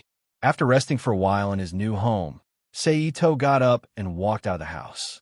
He began to familiarize himself with the streets and buildings around the house. Generally speaking, the surrounding environment was very good. The nearby houses were the same European-style duplex buildings as the houses provided by Cornelia. The only difference was which house was bigger and which house was smaller. Because the people living here were either nobles or rich people, the greenery was also quite good. Various trees were planted around the community in a specific way. Combined with the green grass garden under the trees, it set off the place like a small manor. Less than 50 meters away from the residential area, there was a large supermarket that provided all kinds of daily necessities. Apart from the above, the only imperfection for the pure-blooded Britannians was the 500 meters behind the residential area.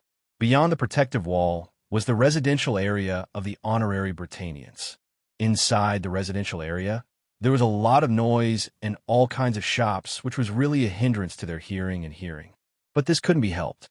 District 11 itself was a small country with a small population. Although the population had been plowed because of the war, with the addition of the Britannians who immigrated after the war, the population of District 11 had not decreased much compared to before the war. On the contrary, because of the development of Britannia, a certain area had basically recovered its original population base. If it weren't for the fact that they were nobles and rich people, they wouldn't have been able to occupy such a large area for them to live in. Hey! Just as Sei Ito was strolling, a red figure ran past Sei Ito's sight and attracted his attention. After seeing who the person was, Sei Ito greeted her. And, hearing someone calling out to him, the running red figure instinctively turned his head in the direction of the voice. After realizing that the other party seemed to be calling out to him, he frowned slightly and slowly came to a stop. "Are you calling me?" The red figure looked at Sei Ito, who was gradually walking towards her, and asked in confusion. "Yes." Sei Ito walked to the red figure and smiled. "Hello, we've met before. I just moved here at noon. My name is Sei Ito. Can we get to know each other?" "Beautiful lady. We've met before?" The girl frowned, and then a person who had been attracted by the sound of a car at noon flashed through her mind. "It seems like the guy in front of me is you." "That's right, it's me. May I know your name, beautiful lady?" Sei Ito continued with a smile. "My name is Karen. Caleb Tanfield." The girl, who was Karen, looked at Sei Ito's obviously Asian face and the familiarity brought by his name. Then, she asked, "Are you Japanese?" "No, I'm an immigrant from the Chinese Federation." Sei Ito shook his head and smiled. "Oh." Karen's eyes dimmed, and she said, "I have something to do, so I'll take my leave first. I won't disturb you then. We'll talk about it when we have time in the future. After all, we'll be neighbors in the future, right?" Sei Ito said with a smile. "Let's talk about it later." Karen replied perfunctorily, then turned around and continued to run into the distance. After running for more than 200 meters, she met up with a man dressed in rustic clothes who looked like he belonged to Area 11. They quickly flashed into an alley and disappeared.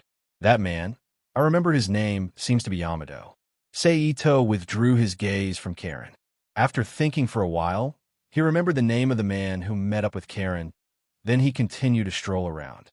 After a long while, Sei Ito, who was basically familiar with the environment within a kilometer radius, bought some daily necessities in the supermarket on the way back. He returned to his new home. After returning home, he put the things in his hands according to the categories, then closed the door, windows, and curtains, and flashed into the Rubik's Cube world. Second sister, Sei Ito appeared in a room built in the shape of a shrine. When he saw Ito Reina, who was sitting at the table in front of him and frowning in thought at the computer screen, he quickly greeted him. "Just read the novel. You're finally back." Reina was instinctively startled when she suddenly heard Sei Ito's voice. Then she quickly turned around and looked behind her. After finding that it was indeed Sei Ito, she was greatly relieved and complained. "What's wrong?" Sei Ito walked to Reina's side. He reached out and pulled out a chair and sat down, then asked, "It's all because of the guys you sent in later. The 15,000 people you dealt with were nothing. They obediently followed my arrangements. But the more than 300,000 people who were sent in later were completely different. They didn't listen to my command at all. and they were secretly forming gangs. If it weren't for the fact that they were still a little confused about the environment here, they might have already organized people to cause an uproar. Ito Reina said tiredly, "Is that so? Do you have a list of the people who stirred up trouble?" Seito's eyes flashed coldly, and he asked, "I'm not familiar with those people. Although I remember the faces of a few leaders, I don't even know who most of the people who stirred up trouble are. Although it hasn't started yet, it has seriously affected the current normal order. At least, the more than 30,000 people under our control are all panicking. If we don't control it, I'm afraid that these 30,000 people will be completely stirred up by them." Ito Reina said worriedly, "Don't worry. If they dare to cause trouble, we'll kill them. Kill them until they don't dare to cause trouble, and then I'll deal with the rest." Seito said indifferently, "Kill." Ito Reina looked at Seito in surprise and said, although she knew that her little brother's method of dealing with it wouldn't be gentle, she didn't expect that he would directly use killing to stop the chaos. This was really unacceptable for Reina, who had always lived in a gentle environment. If the other party was a demon, Reina might have accepted it, but the key point was that the other party was a human. For Reina, who had never experienced killing, it was really a big shock. "That's not good," Reina said with some hesitation. "Second sister, you're too gentle. That's not good. It seems that the process of your baptism really needs to be brought forward." Seito shook his head and said, "Ah." Ito Reina exclaimed in surprise. How did the conversation turn into a baptism? Although she wanted to help her family and fight like her family, thinking and doing were two completely different things. Even though she had steeled her heart because of the external environment, she was still a little flustered when she suddenly heard that she was going to be baptized in advance. "Don't worry, you're not going to be baptized immediately. You'll know when the time is right." Seito comforted her. "Oh."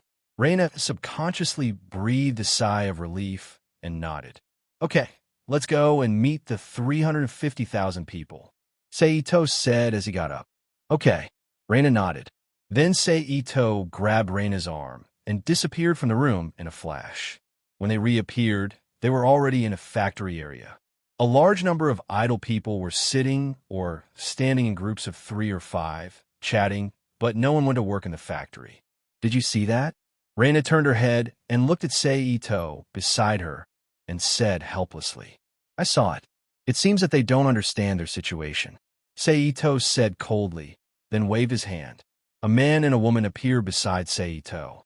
"Soldier, Sakura Basho, you two stand next to me with weapons." Seito took out 2 GNTZ weapons and threw them to Soldier and Sakura Basho, who were in a daze, and said, "Got it." The two nodded, took the weapons thrown by Seito, and said. Then a light flashed under Seito's feet, and a platform big enough for the 4 of them to stand on slowly rose from the ground. The sudden appearance of the platform immediately attracted the attention of the workers who were chatting. After discovering Ito Reina, who had come to preside over the work some time ago, they all impatiently gathered under the platform. In just half an hour, 350,000 people had basically gathered under the platform, and the densely packed heads were a sea of yellow. "What are you doing here?" At this time, a tall blond man with bulging muscles and a stiff face walked to the front of the crowd and shouted at Ito Reina. Ito Reina subconsciously wanted to answer, but was immediately stopped by Seito. Seito said, "Don't talk nonsense with them." Then he turned his head and said to the soldier, "Kill him." "Okay." The soldier nodded, raised the GNTZ gun in his hand, pointed it at the man below, and pulled the trigger. Then a blue and white light flashed. "Huh? What are you doing? You think you can scare me with a toy gun? Let me tell you, I'm in the military industry. This kind of thing can't scare me." The man who was aimed at by the gun was startled. After the soldier fired and found that there was only blue light and no live bullets, he immediately said arrogantly. The ordinary people behind him laughed out loud when they heard what he said. But before they finished laughing, they saw the body of the man who spoke suddenly swelled, and then suddenly exploded like a balloon that burst. Blood and flesh mixed with internal organs splattered all over the faces of the people behind him. Some of the blood and flesh even fell into the mouths of the people who laughed, making them feel disgusted. No one knew who took the lead, but dozens of people in the front row bent down and vomited at the same time. Ito Reina, who had never experienced such a scene, also grabbed Sei Ito's arm with a pale face and vomited. A commotion uncontrollably arose in the crowd. A large number of people in the back, who didn't know what was going on, under the exaggerated narration of the people who witnessed the truth in front of them, the crowd excitedly crowded forward. At this time, Sei Ito raised his hand and snapped his fingers. A line of fire was shot out by him and landed in the open space in front of the crowd, drawing a long line. Standing on a high platform, Sei Ito shouted, "Those who cross the line will die."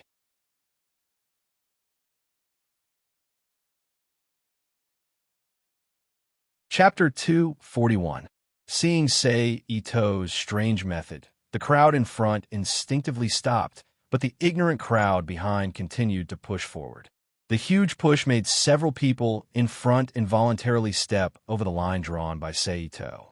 The moment they stepped over the line, Sei Ito on the platform immediately raised his hand and snapped his fingers. A spark suddenly jumped out from the snap of his fingers, turning into a line of fire that shot towards the crowd that crossed the line. Boom!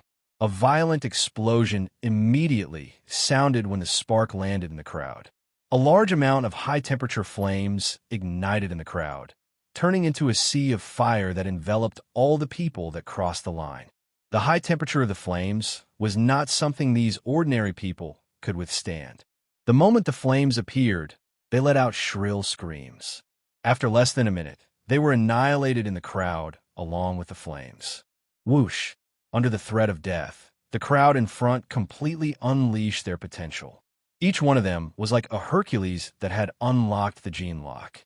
They firmly stood their ground, unwilling to take a step over the line.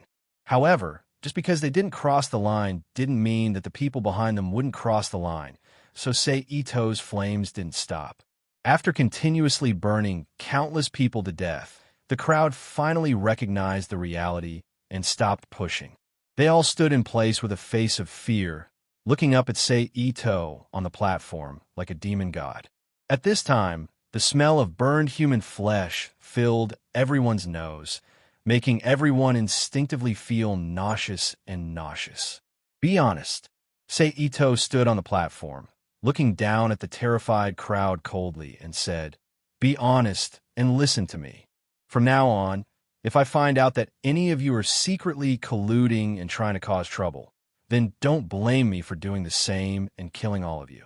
Anyway, Britannia has a large population. Without you, I could find another group. Even if there are no living people in Britannia, there's still the EU and the Chinese Federation. It's hard to find a three-legged toad, but there are plenty of two-legged people. Of course, if you find out that someone is secretly colluding, you can report it to her." Then Sei Ito's expression changed. He quickly spread out his mental power and slowly transmitted his voice into the ears of the 350,000 people present. He then pointed to the pale-faced Ito Reina beside him and said gently, "When the time comes, she will give the informant a corresponding reward. For example, arrange for him to live in the residential area over there and let him live a comfortable life in Britannia again." The people who were affected by Sei Ito's mental power were all shocked. Their eyes flashed as they looked at their unknown companions beside them. The desire to pursue a comfortable life in their hearts instantly swelled. Now listen to the arrangement.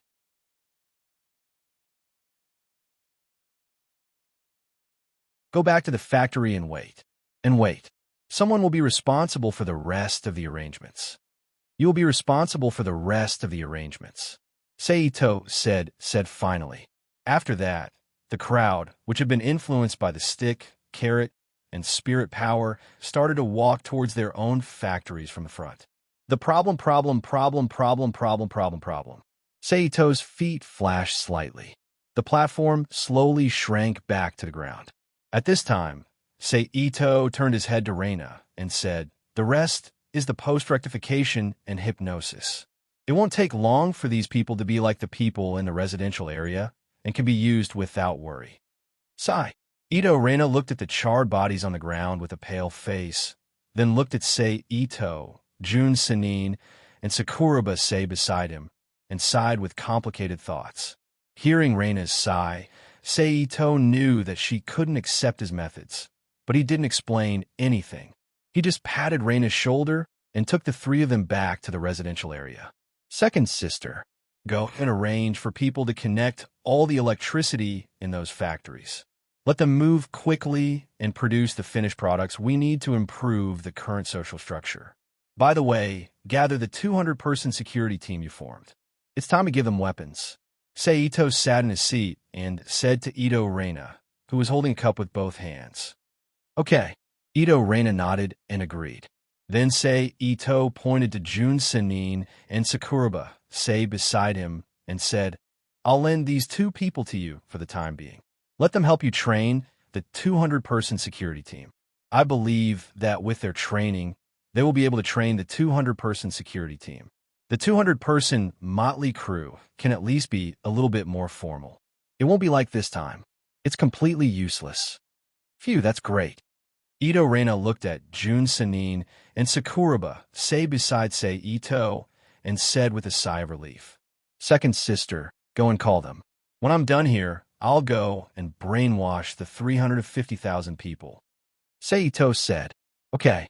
Ito Reina nodded, raised her hand and drank the water in the cup, then got up and walked out of the house. This training is just the right time for you to familiarize yourself with how to lead a team. Next time, I'll put you outside and lead a group of newcomers to carry out the Black Ball mission. At that time, don't be dragged to death by the newcomers. After Ito Reina left, Sei Ito said to the two people beside him, Got it. Both of them nodded in response. After a while, Ito Reina finished gathering the people and called Sei Ito and the other two out of the house. Sei Ito looked at the 400-person people in front of him and nodded. He waved his hand and summoned a batch of weapons and ammunition looted from Britannia's warehouse in front of him, and then said to Ito Reina, Let them take it. Beside Reina, there was an oval-faced girl with long, straight black hair. She was wearing a pair of white button-up boots, bare legs, a black short skirt, a white short-sleeved shirt, and a thick bracelet on her wrist. She looked at the weapon that suddenly appeared in front of her. Her eyes flickered a few times, then she went silent and continued to stand there quietly. The members of the security team stepped forward. Ito Reina nodded and shouted to the 400-person people in front of him. Immediately, 200 people took a step forward in a disorderly manner. Their scattered appearance didn't look like the security police at all. Linghua, help me record it. Be sure to remember who took what gun, the serial number of the gun, and the number of bullets. Ito Reina said to the girl with long black hair beside him. Got it. The girl, Linghua, said. One by one, they came forward to take the weapons. Ito Reina ordered. Immediately, the security team excitedly lined up in a crooked formation and took the weapons and ammunition in front of the girl one by one. That girl is... Sei Ito looked at the girl who lowered her head to record and said thoughtfully. Linghua. After hearing Sei Ito's question, Ito Reina said, That is the assistant I invited. Her full name is Shermira Linghua. She is an idol singer. I met her by chance when I was bored and wandered around. We became friends because we talked.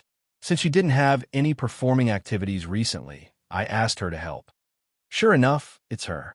After listening to Ito Reina's introduction, Sei Ito secretly said in his heart, I didn't expect that the popular female lead in Gantz, Shermira Linghua, would be caught by me and brought to the Rubik's Cube world. But thinking about it, it makes sense. After all, when I caught entertainment personnel, I caught them according to their awareness. Shermira Linghua's awareness in the Black Sphere world was at that time, so it's not surprising that she was caught by me. I just didn't expect to become friends with Ito Reina. How is it? She looks good, right? Ito Reina said with a teasing face. Not bad. She's quite cute. Sei Ito nodded indifferently and ignored him. After a while, all the security team members got their weapons and fiddled with them excitedly.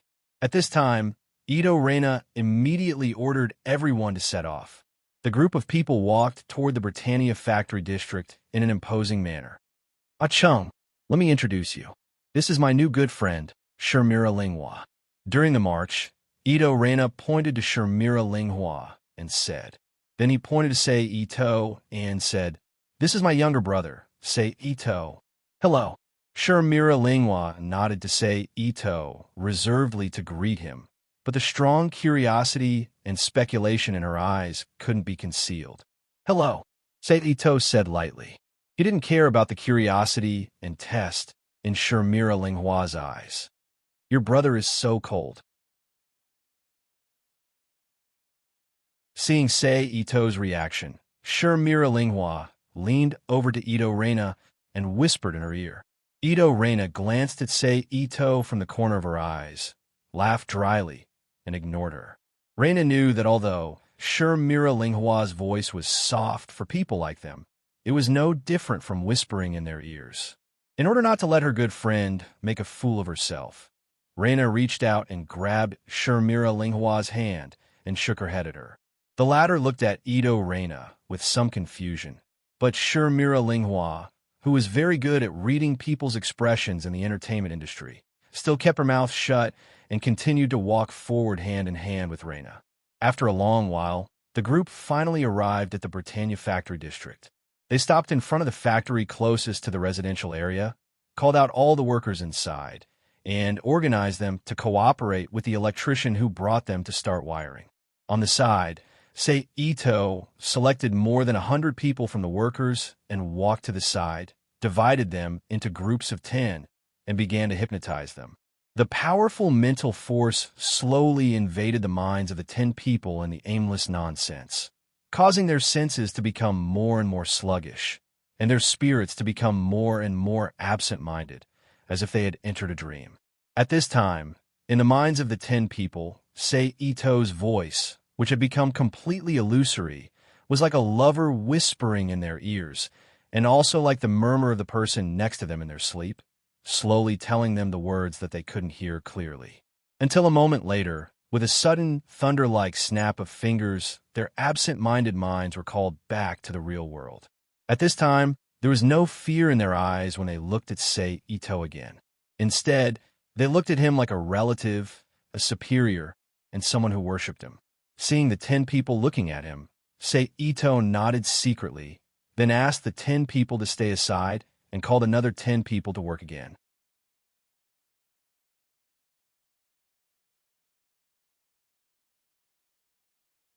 Chapter 242. For the next month or so, Sei Ito basically immersed himself in the Rubik's Cube world.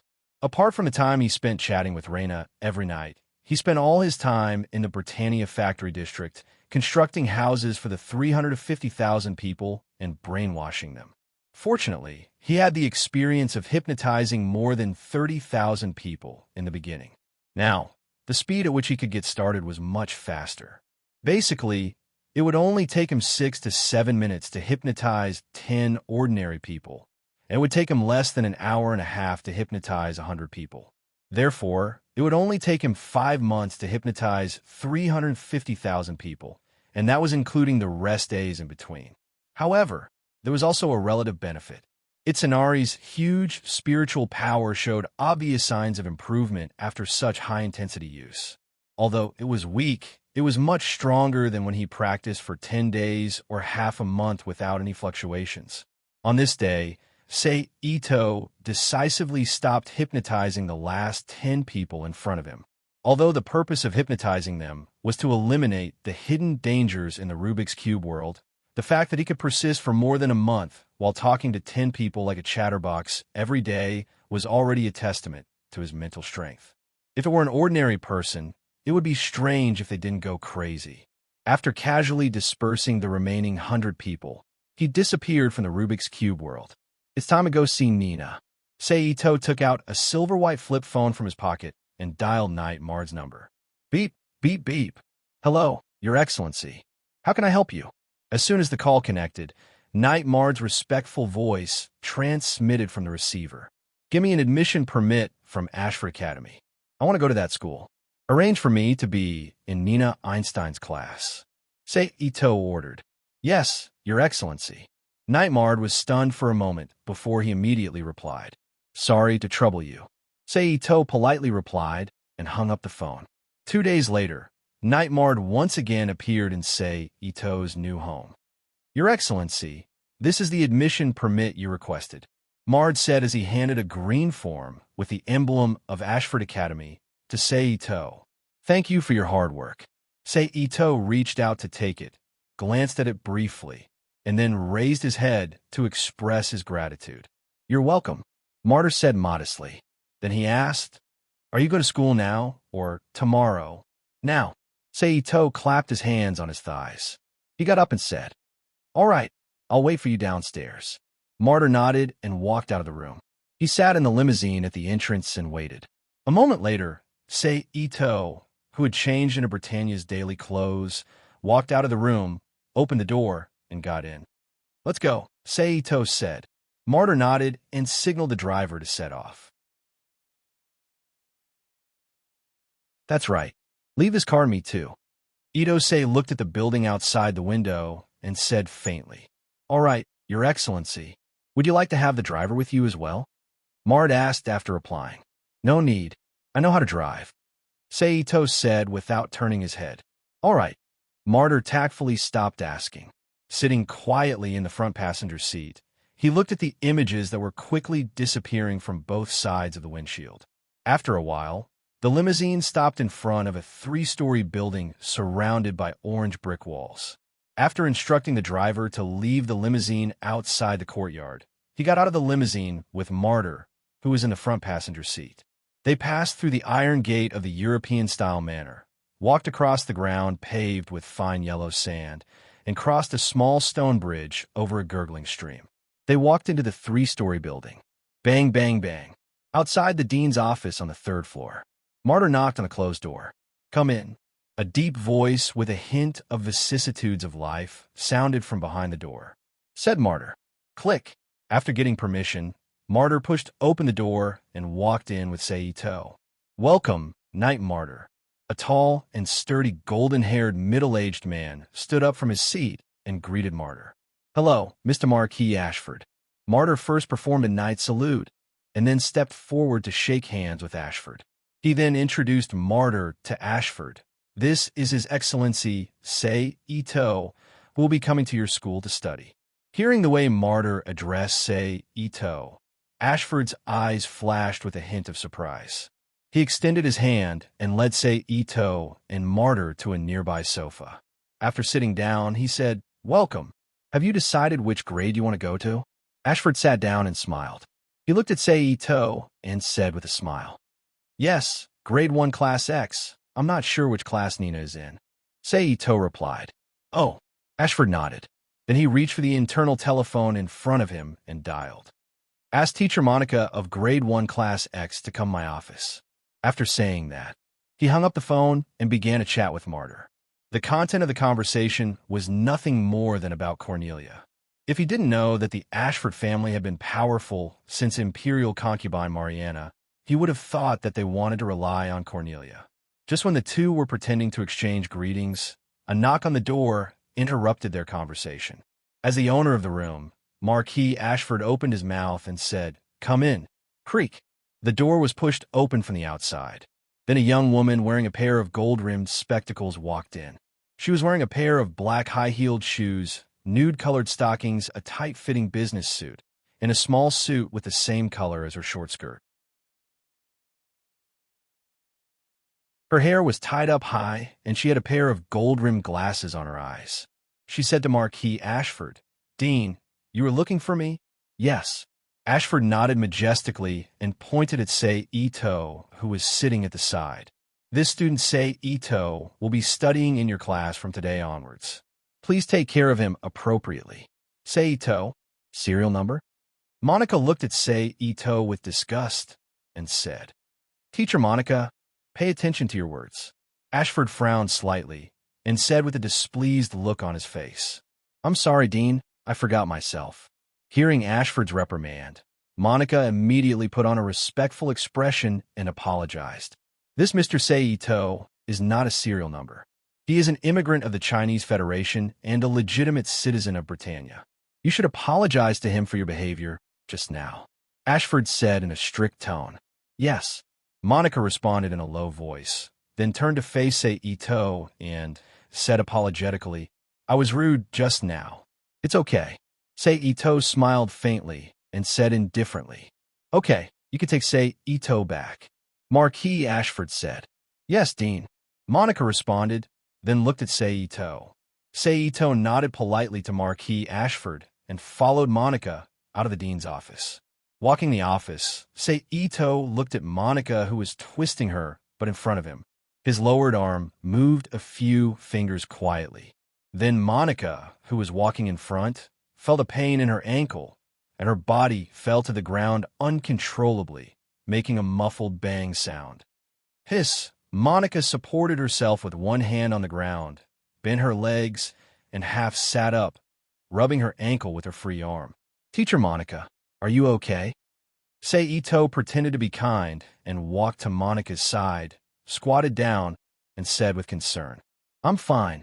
Seeing Ito's concerned look, Monica's impression of Ito instantly improved and said with a gentle expression, Then I'll help you up. Ito chuckled in his heart, reached out to hold Monica's arm, and helped her up. In the process of getting up, the back of his hand couldn't help but touch Monica's chest that was tightly covered by her shirt, causing the corner of Monica's mouth to twitch, but there was nothing she could do. Who asked him to be kind? Then Ito helped Monica up and accompanied Monica, who was staggering, to the classroom. The classroom door was opened, and Monica and Ito walked into the classroom together. Then Monica endured the pain and walked to the front of the podium. Her dignified gaze swept over the students with strange expressions in the classroom, and she pointed at Ito and said in a deep voice, This is the new student who transferred to our class today, Ito. Everyone, please welcome him. As soon as the number maker finished speaking, the students began to whisper among themselves. Quiet. Monica frowned and shouted, Student Ito is an immigrant from the Chinese Federation, and he has legal Britannia citizenship. He's not one of those dirty numbers, so everyone welcomes him. Oh. After hearing Monica's explanation, the students immediately became more enthusiastic and waited for Ito's self-introduction. Ito didn't have stage fright. He stood on the podium and said generously, My name is Ito. Please take care of me in the future. At the same time, Ito's gaze quickly swept through the crowd and soon found Nina, a female student with dark green hair and rimless round glasses, sitting in the crowd. She had 2 slender twirls, and she had 2 long twirls. Okay, you sit. Monica's gaze quickly swept through the students, looking for an empty seat. Before Monica chose a seat, Ito pointed at Nina's side and said, Teacher Monica, I'll sit next to that student. Nina, who was being pointed at, panicked. She quickly lowered her head, as if she was very scared. Okay. Monica found that there was indeed an empty seat next to Nina, so she nodded and agreed. After getting the answer, Ito walked straight to Nina. After walking to Nina's side, he smiled and said to Nina, Hello, student. Please take care of me in the future. That. Nina looked around in a panic, hoping that someone could save her. Ito, who knew Nina's character, didn't take it seriously. He just sat on an empty seat next to her and smiled at Nina. It seems that you're very afraid of me, but it's okay. I believe that you will find that I am actually a good person in the future.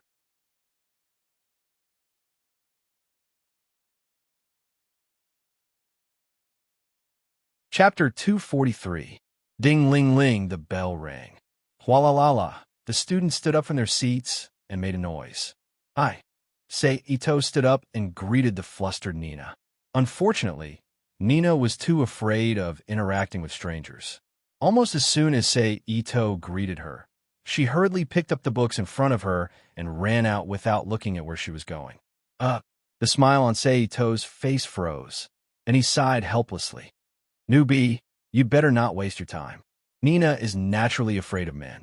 The more you try to get close to her, the less likely you'll succeed.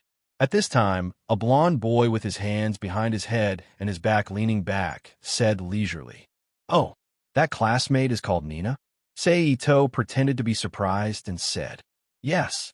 The blond boy glanced at Sei Ito, who was standing, and replied. Then he stretched out his hand in front of him, pressed on the table, and stood up.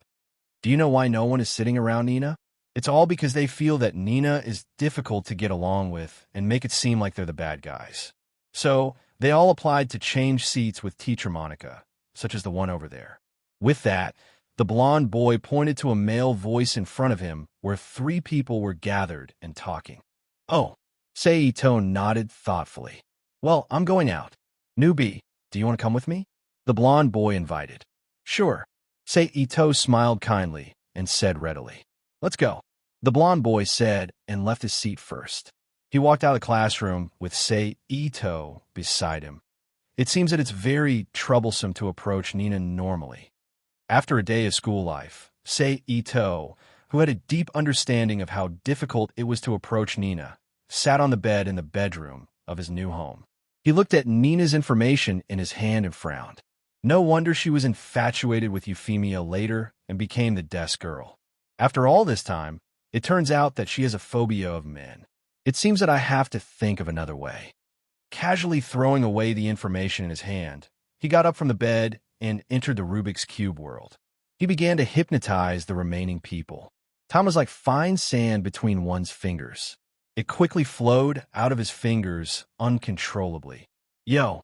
The next day, Sei Ito, who had just entered the classroom, was warmly greeted by the blond guy he met yesterday.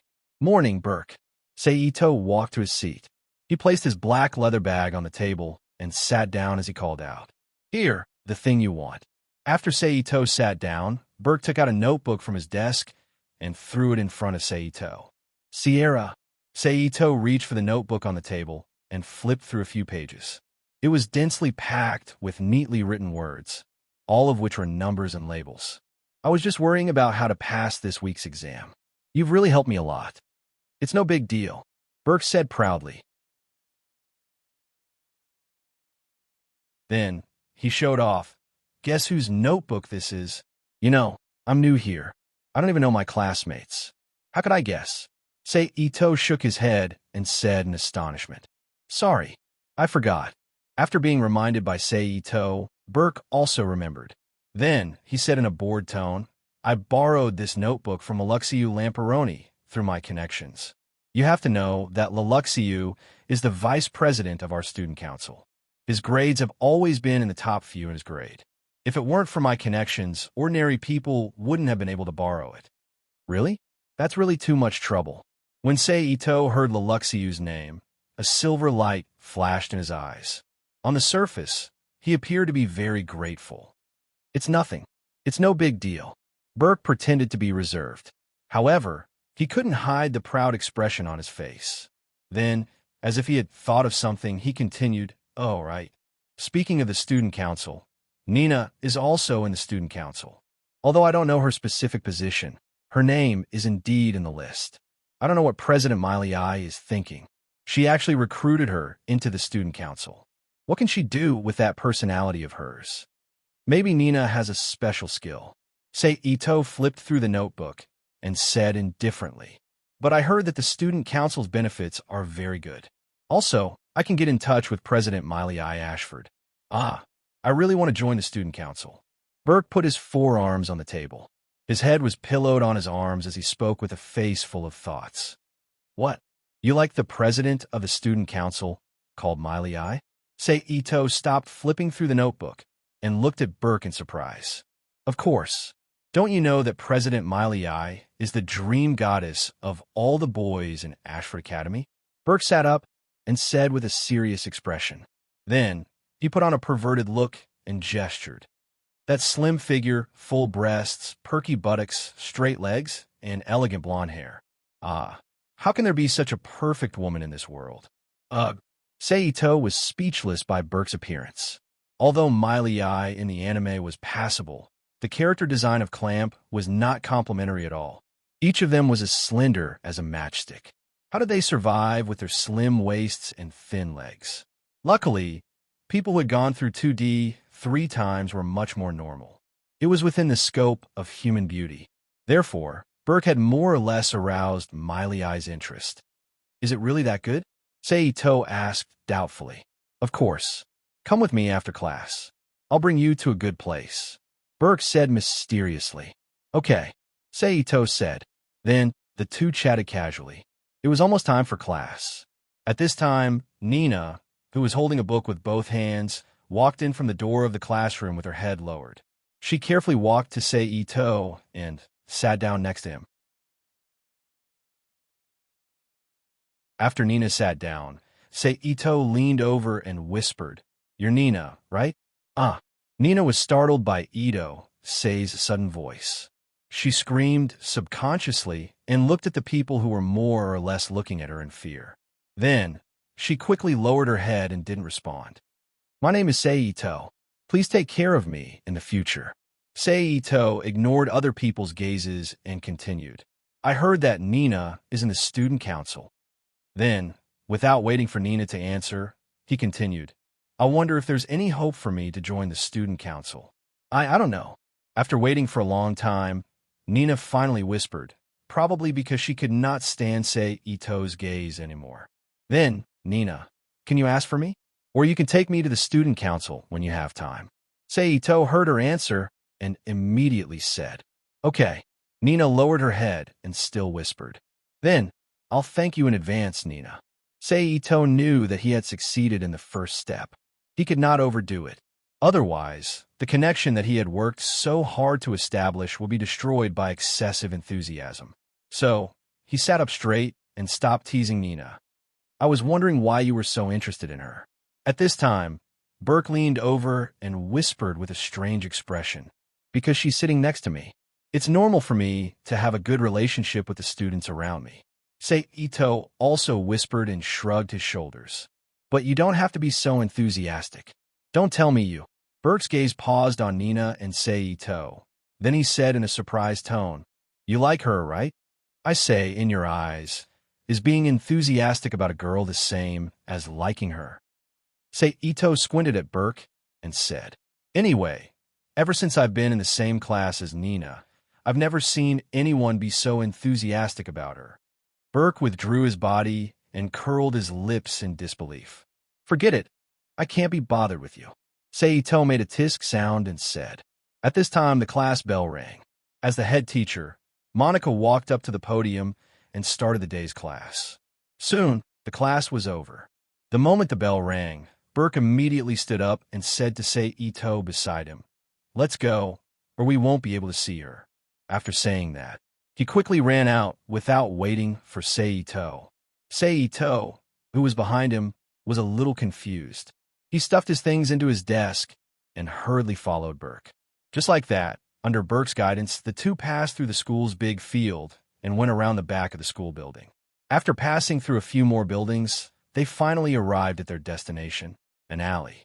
"Come here." Burke, who was putting down the box in his hand and getting ready to step on it, called out to Seito. "Oh." Seito responded. He copied Burke and put a box next to him, then stepped on it. Then, a transparent glass window appeared in front of Seito's eyes. "Not bad. This is a good time," Burke whispered excitedly as he pulled Seito's arm. Looking in through the window, they saw a group of female students taking off their clothes and changing their clothes. Many female bodies were revealed in front of them. Some were wearing underwear, some were wearing underwear, some were wearing underwear, some were wearing nothing at all, and some were putting on clothes. "Look at that. The blonde one is President Millet," Burke said as he pointed at a slender girl with curly blonde hair who was taking off her jacket in the changing room. "She's not bad looking," Seito said after taking a closer look. "She's a goddess, okay?" Upon hearing Seito's comment, Burke said in a loud voice, dissatisfied. However, he forgot that he was peeping and talking loudly was taboo. Therefore, all the girls in the changing room turned to look at the window when they heard his voice. In an instant, Burke's face was clearly exposed to all the girls. As for Seito, he had already jumped off the box the moment Burke shouted. He chuckled in a low voice. "Run!" Burke, who knew he was done for, quickly jumped off the box and shouted. Then, the two of them used their own methods to quickly leave this place.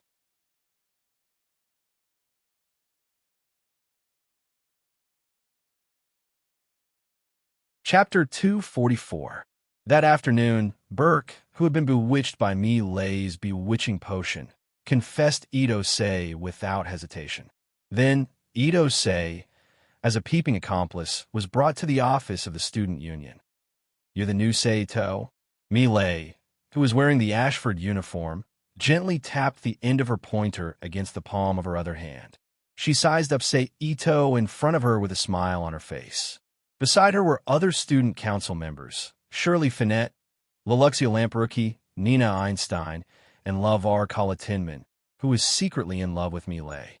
"Yes," Sei-to replied without any change in his expression. Lavar, who was already in a bad mood, immediately roared when he heard Sei-to's reply. He raised his fist and was about to punch Sei-to. "You bastard!" Leluxia reacted quickly and grabbed the enraged Laval's body. However, he was no match for the enraged Laval as he was dragged forward. At this moment, Shirley also reacted and cooperated with Leluxia to stop Laval.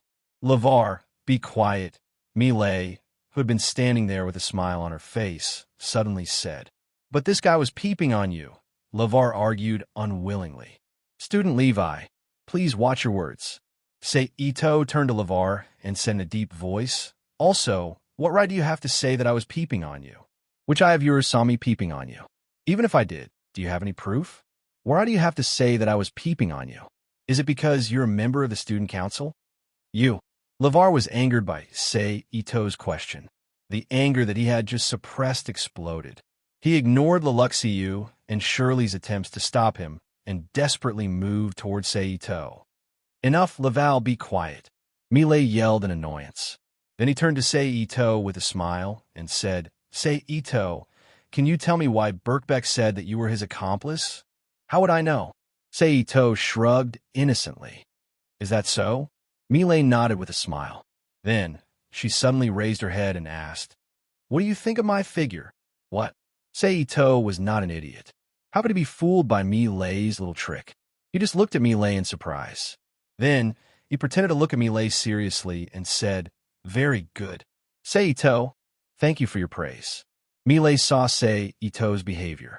He gritted his teeth and said, "No, I'm just telling the truth." Sei-to smiled modestly. "All right, you can go now." Mi Lei waved her hand and said unhappily, "Then I'll take my leave." Sei-to nodded to everyone. He turned around and left the student union office. "Are we letting him go just like that?" Laval said unhappily. "What can we do if we don't let him go?" Mi Lei glanced at Laval and said, "It's not like you didn't see that guy's face. He's obviously stubborn. If we want to take him down, we have to do it from another angle." "I don't believe that I can't take you down." Mi Lei walked to the window and muttered to herself as she watched Sei-to disappear into the distance. "The connection that I worked so hard to establish has been ruined because of what happened today. Looks like I have to bring forward my plan," Sei-to pondered as he walked out of the campus. After a while, Sei-to walked out of the campus and sat in the driver's seat of a luxury car. He started the engine and drove home. For the next few days, Sei-to still took the initiative to talk to Nina and Einstein on campus every day. In between, he would wander around the campus and meet new students. At night, he would enter the Rubik's Cube world to hypnotize and brainwash the remaining workers. On this day, all the afternoon classes had ended. Nina stood up and walked toward the student union building with her books. When she passed by a corridor, she was suddenly stopped by 3 boys in Ashford's uniform. They walked toward Nina with a smirk on their faces. "I've been unhappy with this girl for a long time. She always looks like she's being persecuted. Today, I'll let her suffer for real," said one of the tall and skinny students with black hair. "Yeah, she looks so gloomy every day." "I don't like it," said another student who was shorter and slightly chubbier. "How do you plan to play?" asked the last brown-haired boy. "Drag her to the equipment room over there and strip her naked. Take a picture and upload it to the internet," said the tall and skinny boy with black hair. "Sure," said the brown-haired boy. "It's too boring to just take pictures. Do you want to play?" said the short and chubby student with a wretched smile. "You want to play with this kind of girl?" "You're really desperate," said the black-haired boy with disdain. You know, girls with my size are a rare species in Ashford Academy. The girls all look down on me. I don't want to miss this rare opportunity, said the short and chubby boy. Whatever. You're from a rich family. If you want to play, just go to XX and have some fun. Do you have to take a fancy to this kind of girl? Said the brown-haired boy. You don't understand. This is called fun, said the short and chubby boy. Listening to the increasingly unbearable words of the three people, Nina's pale face was full of fear. She didn't even care that her books had fallen to the ground. She subconsciously stepped back. However, in a moment of carelessness, her feet tripped and she fell to the ground. The three boys chuckled. The black-haired boy was the closest to Nina. He reached out and grabbed Nina's arm, pulled her up, and walked toward the equipment room. At this time, Nina was almost scared out of her wits. She didn't even have the courage to resist or shout. Just as Nina was getting more and more desperate, a man's voice suddenly rang out. Stop! Then, Nina saw a black shadow flash in front of her. Then, there were three muffled sounds of heavy objects falling to the ground. After that, Nina felt that she had entered a warm embrace. She heard the person hugging her say softly, Nina, are you okay? Hearing this, Nina raised her head in a daze. She looked at the face of the person hugging her and said unconsciously, Say Ito. Nina, are you okay? Say Ito asked again. Nina glanced at Say Ito and then lowered her head, tears flowing silently. Seeing Nina's shoulders shaking, Say Ito knew that she was crying. However, he still asked, Nina, what's wrong? I'm fine. Nina woke up with a start and wiped her face with both hands. Then, she broke free from Say Ito's embrace and quickly ran to the Student Union building.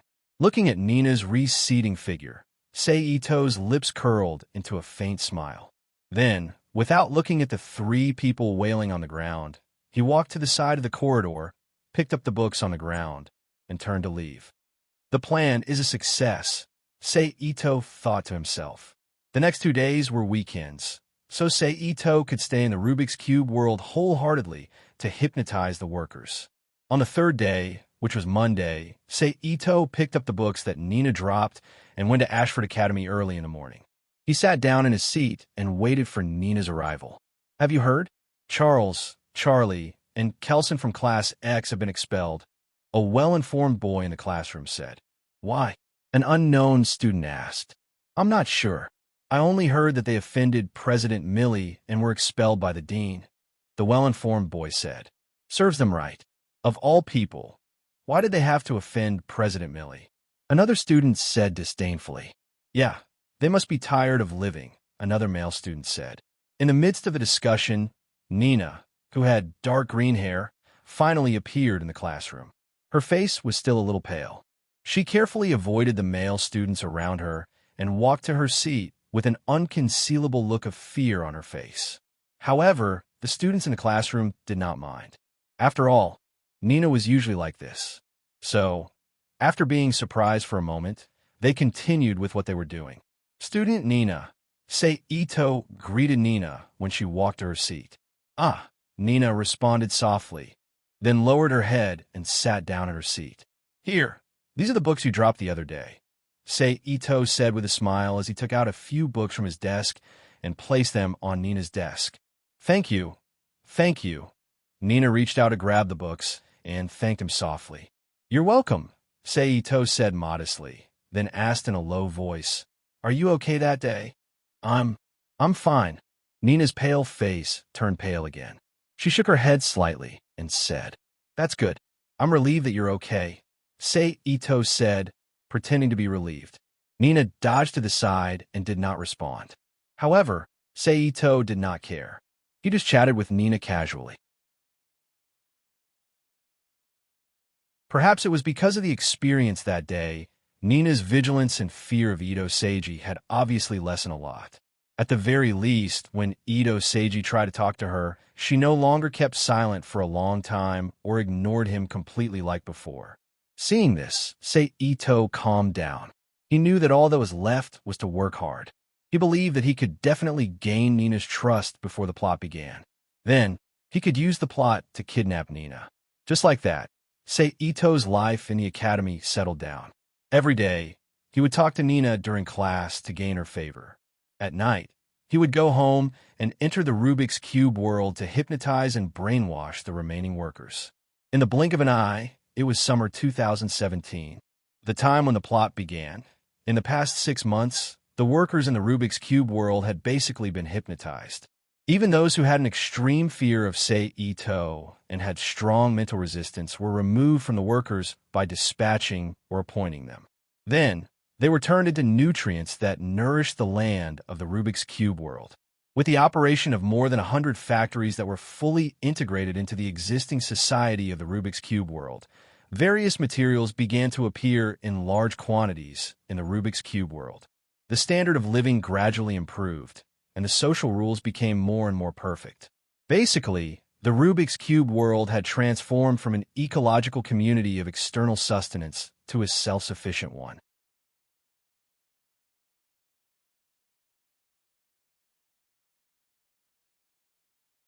Chapter 245.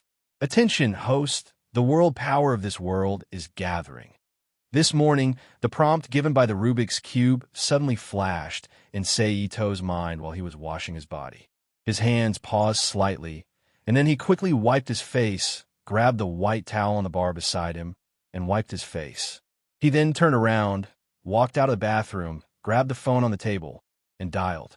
Gee, Teacher Monica?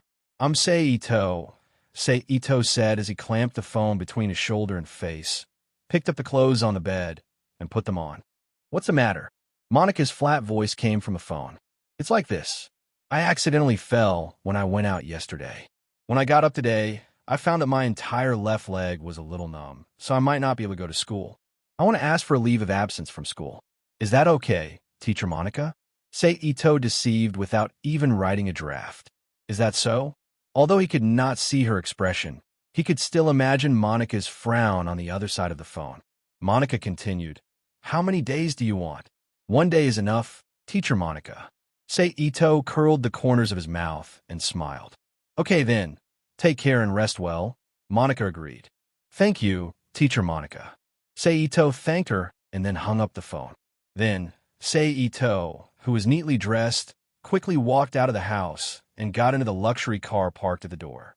Just as he was about to start the engine, he saw Karen, who was wearing the Ashford Academy uniform, walking out of the house in the rearview mirror, step by step with a delicate look. Good morning, student Karen. Seeing this, Sei Ito curled the corners of his mouth slightly. He started the car, came to Karen's side, and rolled down the window to greet her. In the past 6 months in Ashford, Sei Ito had come into contact with all the main storyline characters, except for Nina's favorability. And as an important character, Karen had come into contact with them many times. It's you. Karen's expression changed, and she quickly turned her head to look around. After finding that no one was paying attention, she said impatiently in a low voice, What's the matter? Karen, who was about to do something big, instinctively felt vigilant toward the only classmate and neighbor in Ashford Academy who knew her true colors. Her emotions were also affected by this sense of vigilance, and became a little irritable. Karen, are you going to school? I'm going there too, Sei Ito said with a chuckle. Thank you, but I want to go on my own. Karen still looked as weak as ever. Karen's fine. All right then, be careful on the road. Ito-sei nodded.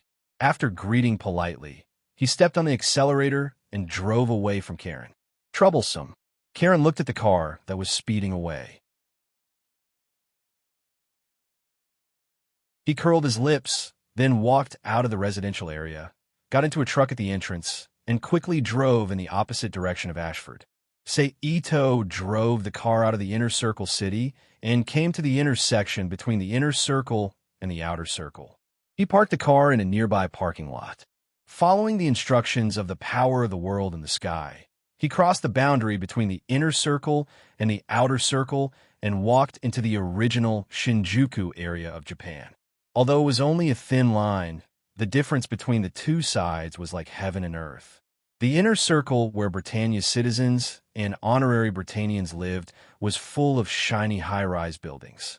The city environment was clean and beautiful, and the transportation was convenient and fast. However, the outer circle where the number maker lived was not built at all. It was the same as it was after the war. There was no tidying up at all. Dilapidated buildings with dirty surfaces and unpleasant smells could be seen everywhere. Everyone was dressed shabbily. Japanese people with sallow faces and emaciated bodies could be seen everywhere. As expected, the number maker is not human. Showing the shame in front of the number maker, the upper nobles of Britannia really have a bad taste, say Ito muttered to himself as he walked in and looked at the surrounding environment. Pack! Pack! It was the sound of stones falling from a high place and colliding with objects. Say Ito looked in the direction of the sound. Several young men in ragged clothes with a look of hatred walked out from behind the surrounding broken walls with wooden sticks in their hands. Step by step, he approached the well-dressed Ito Sei. Go! One of the short-haired men with sunken cheeks and sinister eyes waved his hand and shouted. Ah! The rest of the men heard the order. They immediately raised the sticks in their hands and rushed towards Sei Ito. Huh! Sei Ito sneered. He stood still and waited for the arrival of the few people. In a flash, Sei Ito came into contact with the other party. When the other party's eyes flashed with excitement, Sei Ito instantly moved. His body was like a clone, suddenly turning into several blurry figures that were connected together. In an instant, he appeared in front of several numbered individuals. With lightning speed, he threw a punch at the person in front of him. When all the blurry figures merged back into one, the attackers were immediately sent flying back like cannonballs. They fell on the ground not far from the leader, stirring up a cloud of dust. The leader of the sinister men looked at his companions on the ground with flickering eyes. He trembled and raised the dagger in his hand. He shouted for courage and rushed towards Sei Ito with closed eyes. Oomph! Sei Ito coldly snorted and raised his foot to kick the man's flat stomach. The man immediately spat out a mouthful of blood, and his body quickly flew backward and fell on the ground 5 or 6 meters away. He rolled a few times before he stopped breathing. Ito Sei, who didn't care about the robbery at all, slowly glanced around. Then his body suddenly rushed to a broken wall and then jumped to the tallest building nearby with a few ups and downs, looking at the surrounding situation condescendingly. Standing on the roof, Sei Ito looked up at the changing world force in the sky from time to time and said in his heart, looking at the changes in the world force, it's probably about to start. The subjects of the Empire, of course, and the residents of the 11th District who cooperated with us. Do you understand?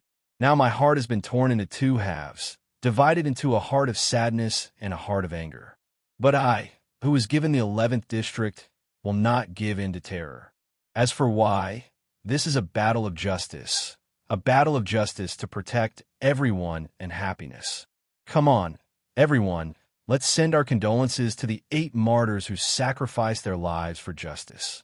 On the electronic screens, broadcasts, and audio amplifiers all over Japan, the hypocritical speech of Clovis, the 3rd prince of the Britannia Empire, came out. It's finally about to start.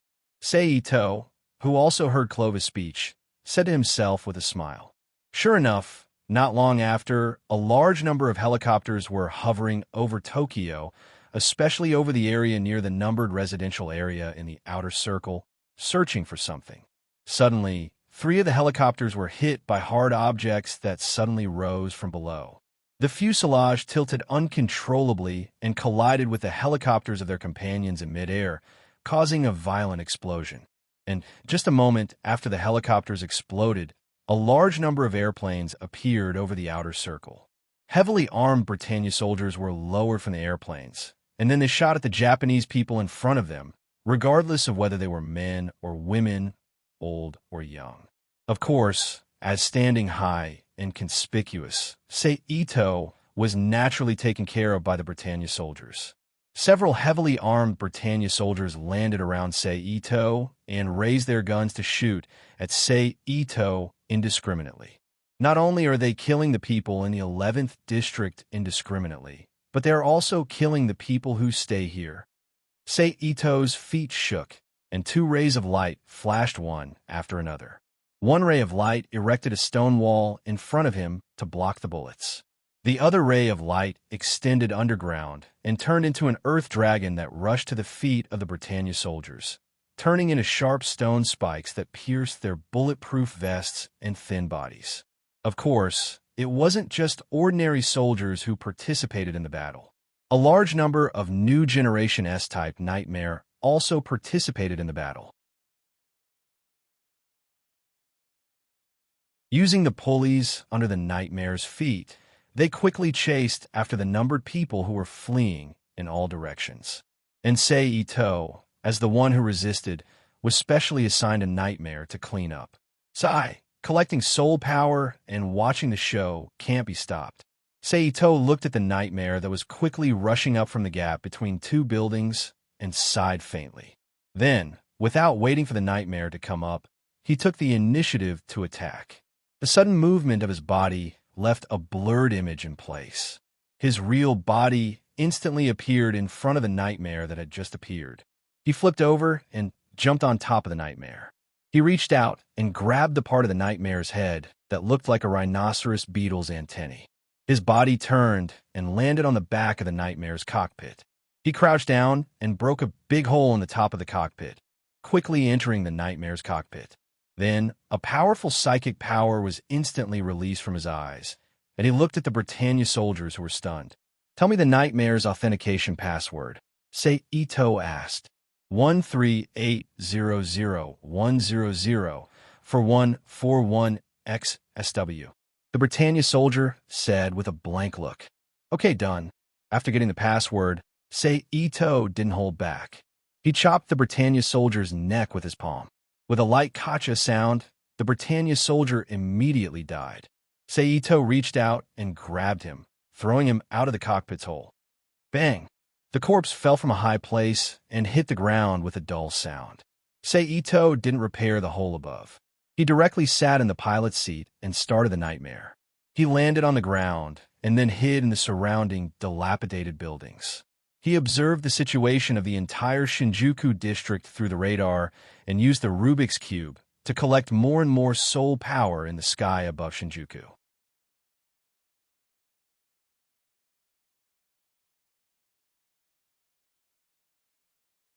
Chapter 246. Through the observation of the radar, the Britannian army, which originally had the absolute advantage, was suddenly in chaos.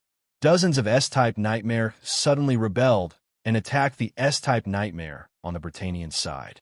In this short period of time, more than 20 airframes had already lost their response. Then, the target of the rebel army's G-type Nightmare stopped somewhere for some unknown reason. The surrounding S-type Nightmare, belonging to the Britannian army, quickly surrounded it. About a minute later, they came into contact with the red-marked G-type on the radar. Beep, beep, a long buzzing sound came from the radar, but the word death that should have appeared did not appear on the red mark. Instead, it flashed twice and abruptly disappeared from the screen. The next moment, the signals of the 50 to 60 S-type Nightmare that surrounded it jumped slightly. Then, a large number of lost words appeared on the radar one after another. The signals representing the Nightmare quickly disappeared, indicating their final fate. However, before the rebel army could celebrate, a special airframe without any signal recognition suddenly appeared on the battlefield on the radar. With performance that far exceeded the S-type Nightmares, it quickly rushed in front of one of the airframes. Then, without waiting for the rebel army to react, it sank the Nightmare with one blow and quickly rushed to the next one. "That's Lancelot, right?" Sei Ito leaned his body, his left elbow on the driver's seat's armrest, his left hand on his cheek, and his right index finger tapped on the driver's seat's armrest out of boredom. He looked at the situation on the radar and muttered to himself. The following situation was basically a one-sided crush. In the rebel army, except for the pilot of the G-type Nightmare, who might be comparable to Lancelot, the others were all cannon fodder that only knew how to move and shoot. So, after more than 10 minutes, all the S-type Nightmare without any signal on the radar showed the word lost, representing their fate. One more minute.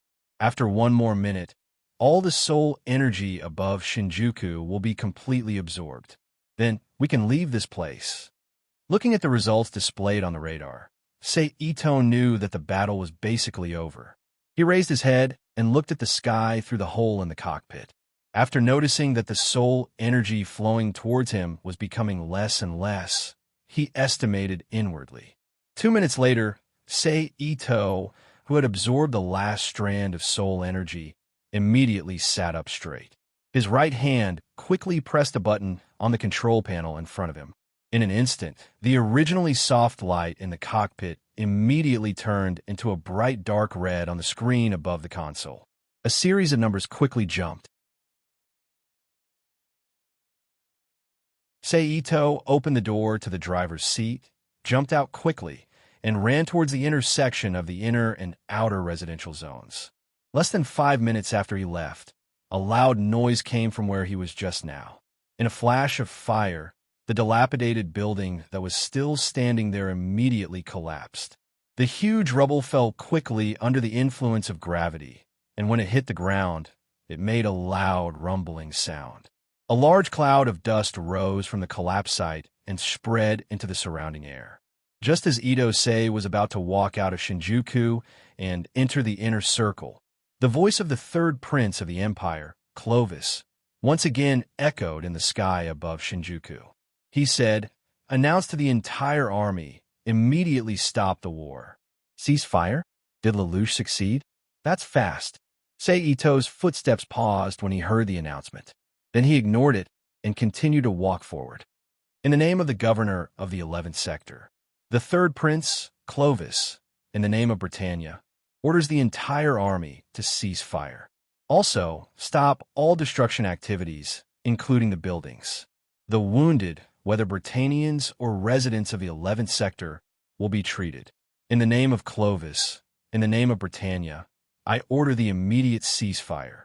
I don't allow the battle to continue. Clovis's voice was full of justice. At this time, Ito had already arrived at the parking lot near the junction. He sat in his limousine, started the engine, and drove to his new home. But halfway there, he seemed to have thought of something. With one hand on the steering wheel, he took out his phone and connected it to his ear through Bluetooth. Beep, beep, beep, beep. Finally remembered us? Big boss. Lakshada's lazy voice came from the phone. She teased. How's the research going?